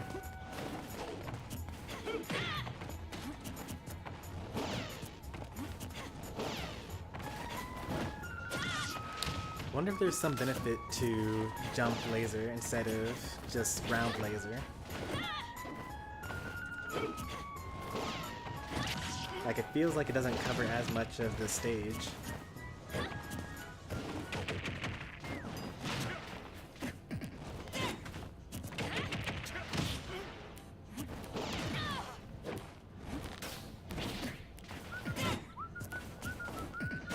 Oh, that would have broken shield. So the spot dodge was the only thing that worked there.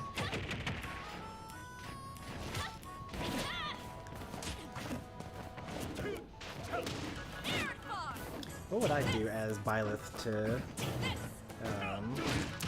that's not death because it's Byleth, but a lot of characters died just then, because Hell's Gate is ridiculous. Like, if I played Kazuya, then that's what I would be fishing for all the time. I'd just be at ledge, fishing for, like, side B into Hell's Gate. Oh geez, that would have killed for sure. That would be my touch of death, the two-piece.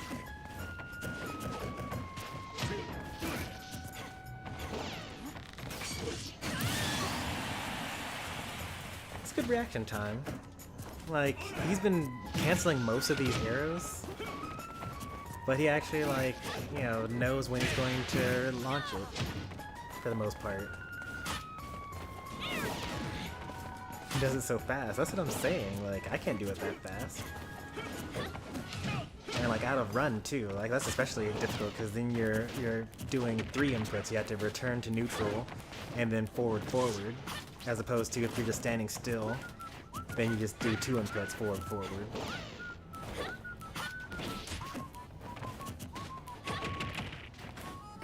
Is that death? Did he die? No, he's good.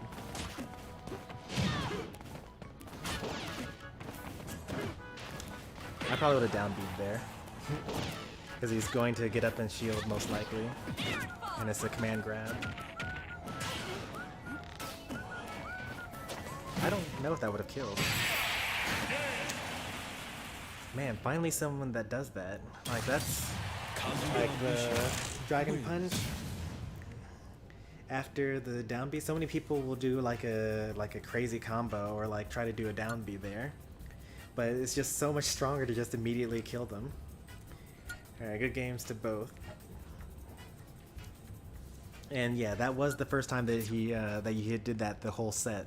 The drop from ledge side B. That's like a Kazuya staple. A lot of Kazuyas, that's like all they do. But he did a good job of hiding it until last stock, when it mattered. I don't know if that's because that was the first time that you were really pressuring him on ledge. I wasn't really paying attention like that. But good on him though.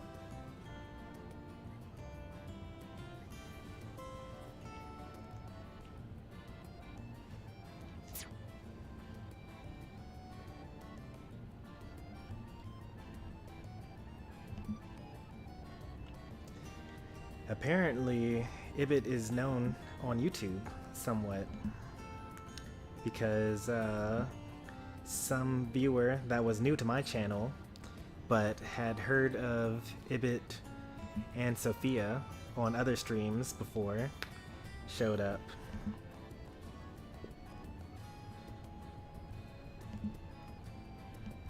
So maybe they'll come by more often.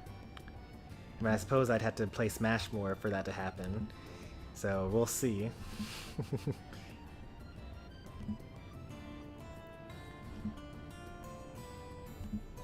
Yeah, that game 1 was really, really quick.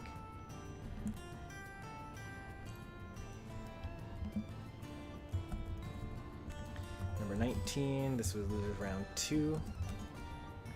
And this was Little Game 10 versus Ibit.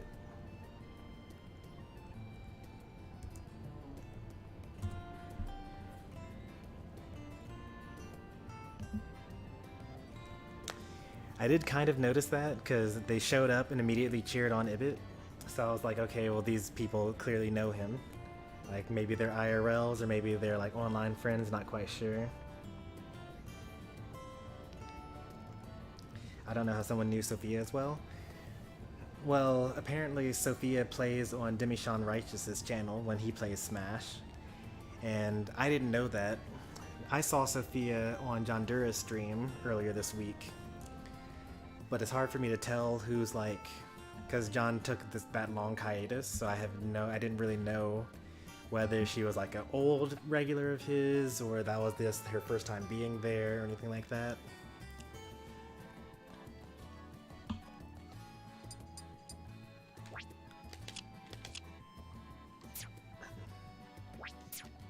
Oops. Oops.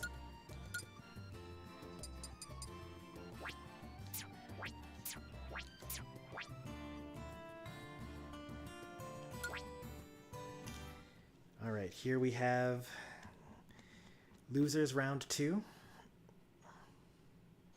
3, 2, 1. Sophia versus Chomper. Chomper has elected to go Sonic.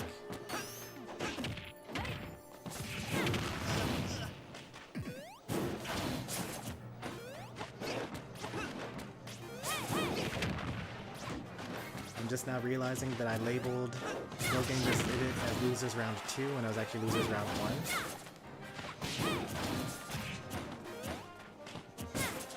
I'm just so used to there being like, 6 or so people playing. Because then when that happens, there's only one losers round 1.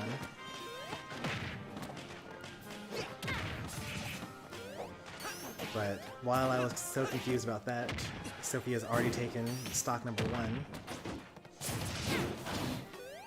Chopper plays a Sonic that's very similar to mine. Lots of jumping, lots of like back airs and forward tilts, things like that, from what I've seen so far.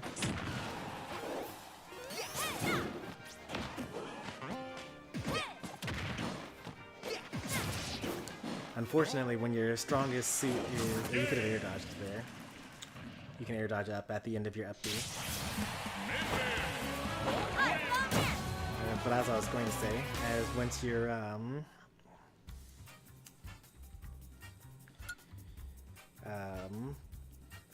when your strongest suit is run speed and your opponent cuts off the ground with her arms, it becomes very difficult to do something there.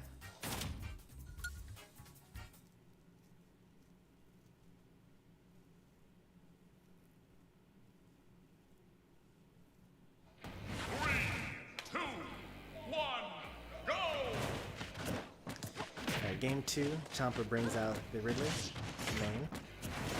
Already in a better spot than he was after 2 stocks in the last one. But damage racks up quickly. I'm not really a fan of Battlefield against Minion. Because like the strategy that you have to do is you've got to jump in on her.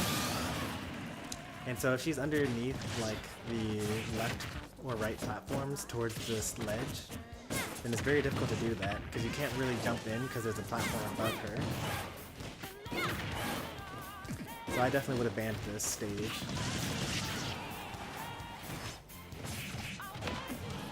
I mean, even if I weren't DDD and I hated this stage as on principle.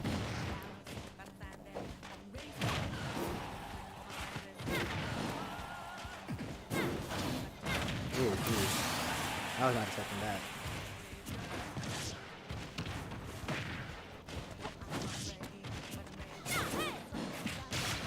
Yeah, the jump in. Nice. Got it once. I took a stop. I would have started jabbing there.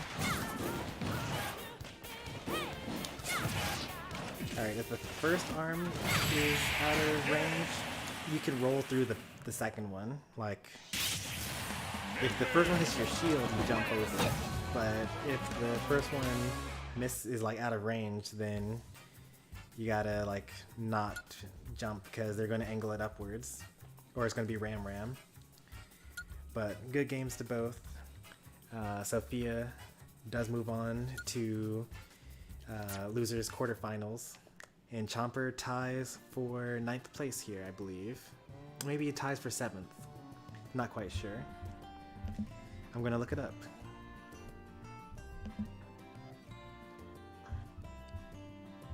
Chomper tied for 7th place.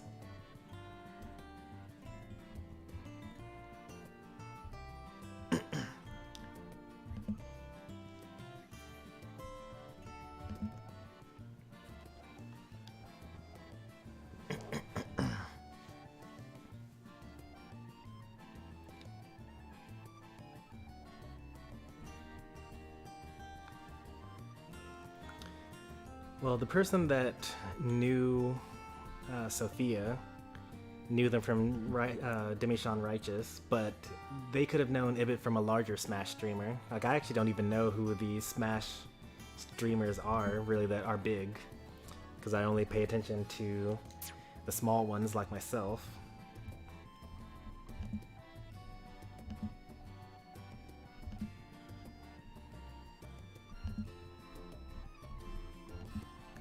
Like, I've got a couple in my recommendation box before, like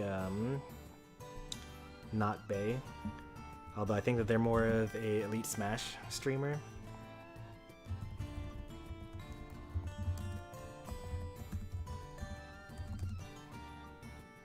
This was Chomper B. Chompin versus Sophia Lockhart. I don't remember whether I put a space there last time or not, but when I go through and edit all of them for length and put the tags and all that other stuff, then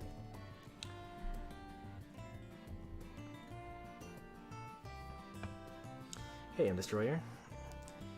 I was actually commenting when the tournament began that it's pretty rare for you not to be in one of these tournaments, but yeah, Pi invited a couple of his friends from outside of this community to join. So we had 2 newcomers from on that side, and then John Dura has been advertising this tournament on his channel, so we got another one from there. So 3 new people is pretty good. We also had all 10 people that signed up check in, so no one had to be removed from the tournament, which was a first. I'm very glad that I, let Sophia play, even though she showed up like 5 minutes late. Luckily, we were running 4 minutes late, so it ended up being okay. Alright, Leatopia versus a bit Lost to the Void. RSB versus Sophia. Did I do that on stream? I think I did, because after I beat RSB, there was nothing else for us to stream, because John Dura versus Leatopia was already happening off stream, and I wasn't going to do best of 5s followed by best of 3s. So I think that was on stream. JD versus Leatopia next. And then I think we're done. I think that after that, everything will be covered. Because then we've got RSB versus Sophia, RSB versus Leatopia, Pi versus RSB, myself versus Pi, myself versus Pi. Last set.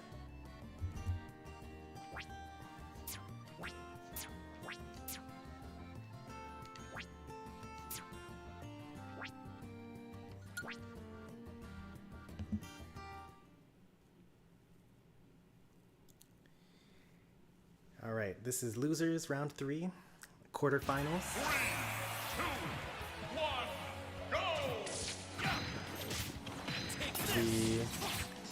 The loser here ties for 5th, I believe. The winner moves on to loser semifinals. John Dura is still using the Samus. We saw Fox, once in this bracket, but for the most part, he's just sticking to the Samus here. And Leatopia playing the Belmonts. You did not see any Little Mac today. Well, I shouldn't say that yet. I don't know if you don't see any Little Mac today.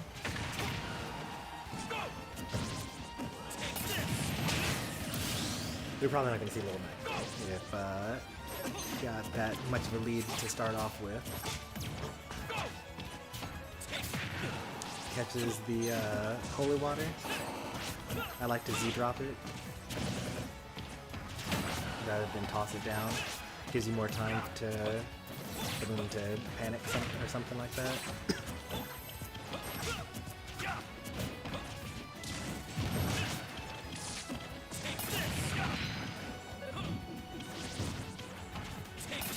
Oh no, he was caught in his movement and didn't react in time to the fact that he had an opening.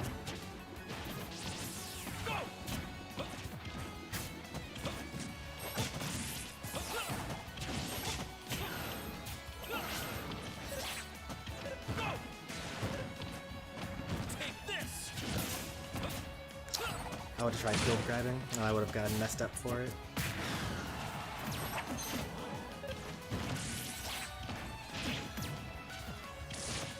A little too early there.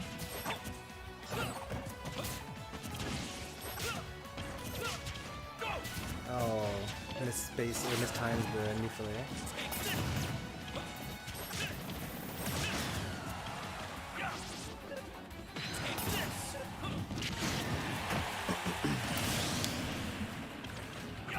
See, I actually would have got hit by the Holy Cross on purpose, just so I wouldn't have to burn a jump in order to recover, or to be above stage, but that axe, gotta avoid it.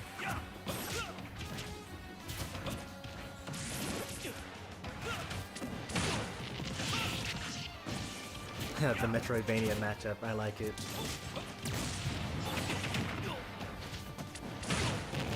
So the first several Castlevania games were not Metroidvanias at all, but after like a couple of games in the franchise, they started having like open explorable maps and whatnot. Those are my favorites, by the way. The Metroid Game Boy Advance collection. That was a pretty nice one, but didn't capitalize afterwards.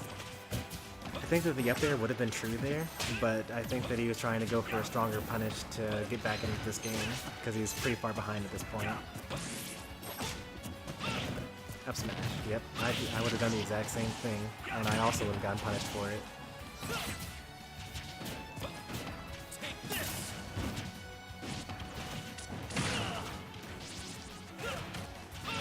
Oh, back air, yep, that's nice.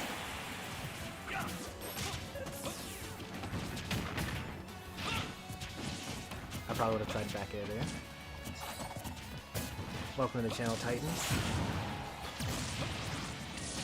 We're catching towards the end of the stream. We only got, we were just watching some replays from earlier in the day. Very nicely done. That's one of the main reasons why I can't play the Belmont, is because of the angled aerials. I can't do it. I use the C stick for all my aerials. So it just doesn't work out for me. I love them conceptually, like the whole concept of you have this straight on attack, but you can like change it to hit where you expect your opponent to be.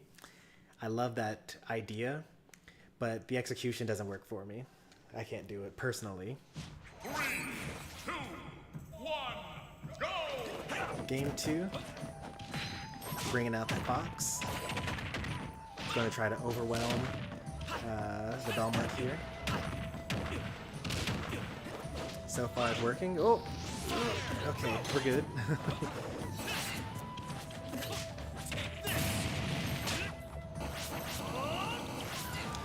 Leatopia repositions to get the sweet spot tipper on his whip, and because of it misses the entire punish. It's kind of like the hunting two birds with, or not killing, that's one who chases two rabbits will lose both of them. That's the saying. It's literally the opposite of the killing two birds with one stone.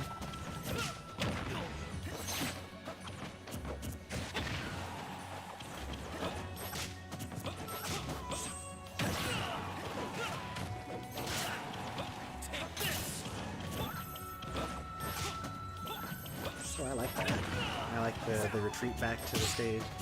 Another illegal stage, but it's okay. Oh no! If he had drifted all the way in the whole time, he would have lived there.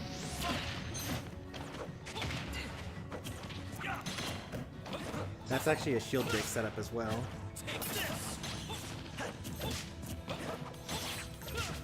I have an IRL that plays Fox, and when he does, he goes for a lot of shield pressure followed by up B on the shield.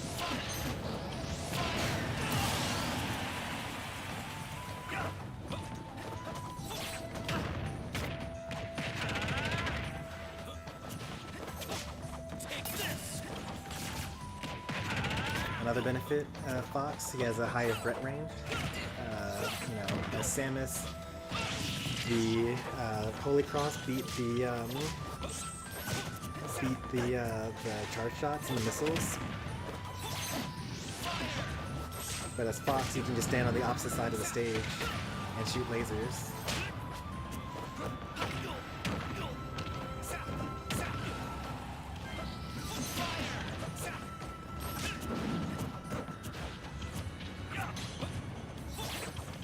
Soft toss on the Holy Cross. I would have, if it were me, I'd still be shooting lasers. Like if you're not close enough to hit me with one of your attacks, I'm shooting lasers.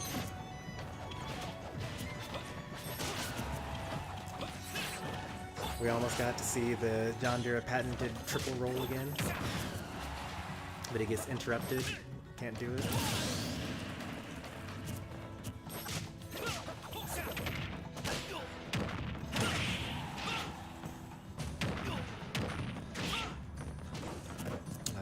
Probably would have worked there. I don't know if John Dura uses tap jump. See, that's why it's so good. Like you just shoot lasers and then like they have to do something. And if they approach, you're Fox, so like you just kill them.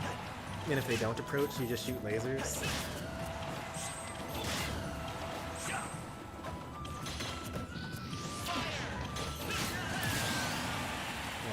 even stocks, even percents.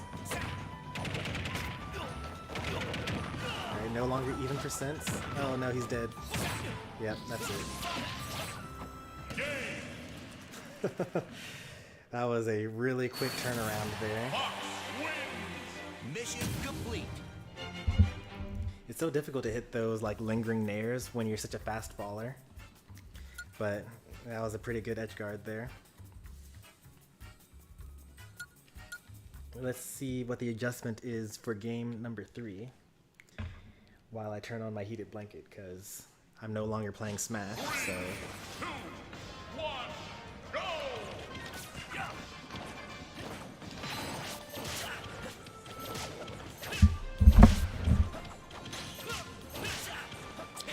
Leatopia gives us the behind the scenes.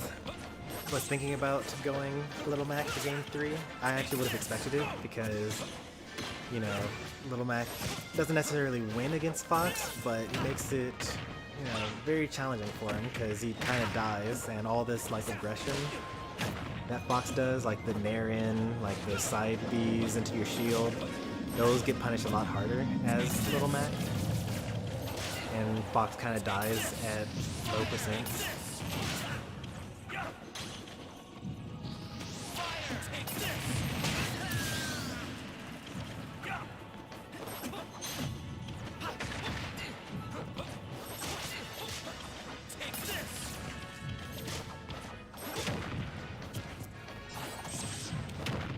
But instead of going Little Mac, we stick to the...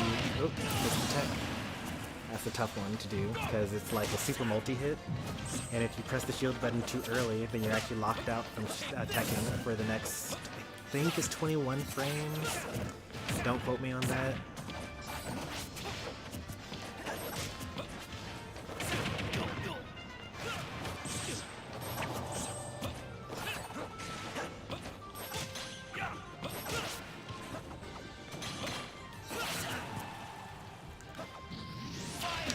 I'm loving the level 2 from Leatopia here.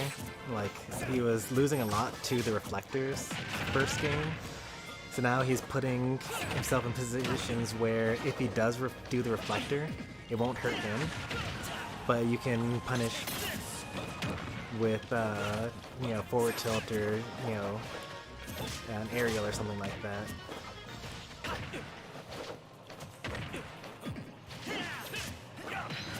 That works a lot better on worse players, and I see Yandura hit that a lot on his streams. Because like you basically put them in a tech situation, and then because they're panicking, holding towards the center stage, basically you catch them missing the tech and then rolling in and then dying on the other side of the stage. Look how much damage you got just from shooting lasers. If it were me, I'd be shooting lasers all day. You guys are lucky that Gordo's bad.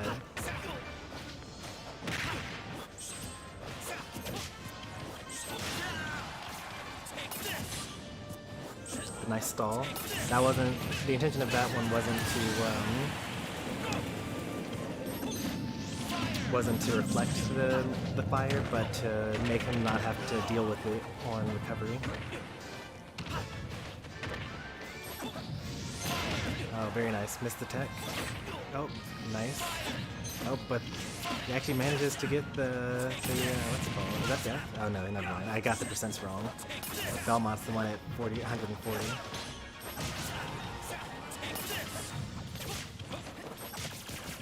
Nice. More lasers.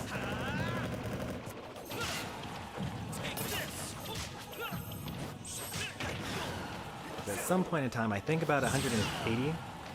Side beat just kills, and I can't believe that doesn't kill there.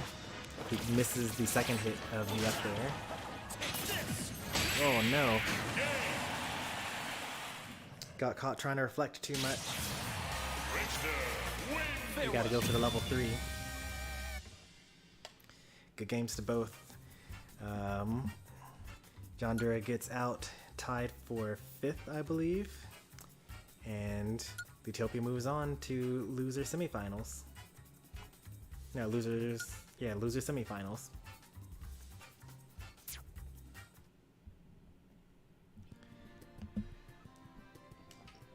Oh, we're finally done. It took forever. 6 hours. It's like 9:30 now.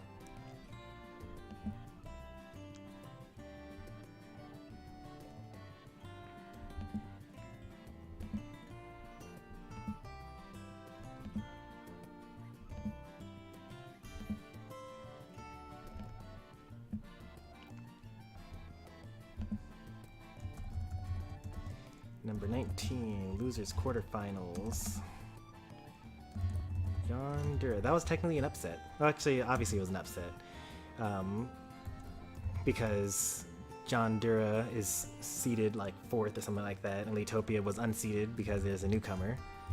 But I would say that even in the sense of relative skill, I consider that an upset.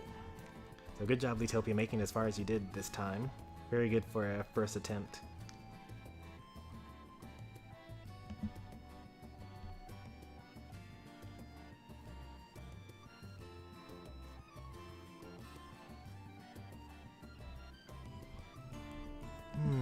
Alright, let's see if we can find someone to raid now.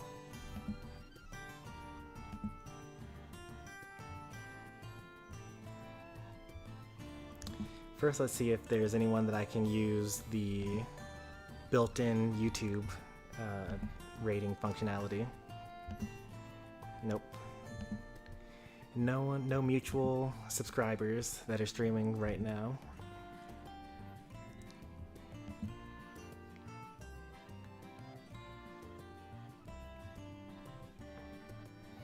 Alright, the title says Super Smash Brothers, but I'm going to double check to make sure because I've been clickbaited a couple of times on these raids. Alright, they are indeed live. Let's go raid another regular of mine, John Peek the Musician. Give him the Stormy raid. He's currently doing Smash viewer battles, so if somehow you still want to play more Smash 6 hours later, this is the place to go. Thanks for watching as always.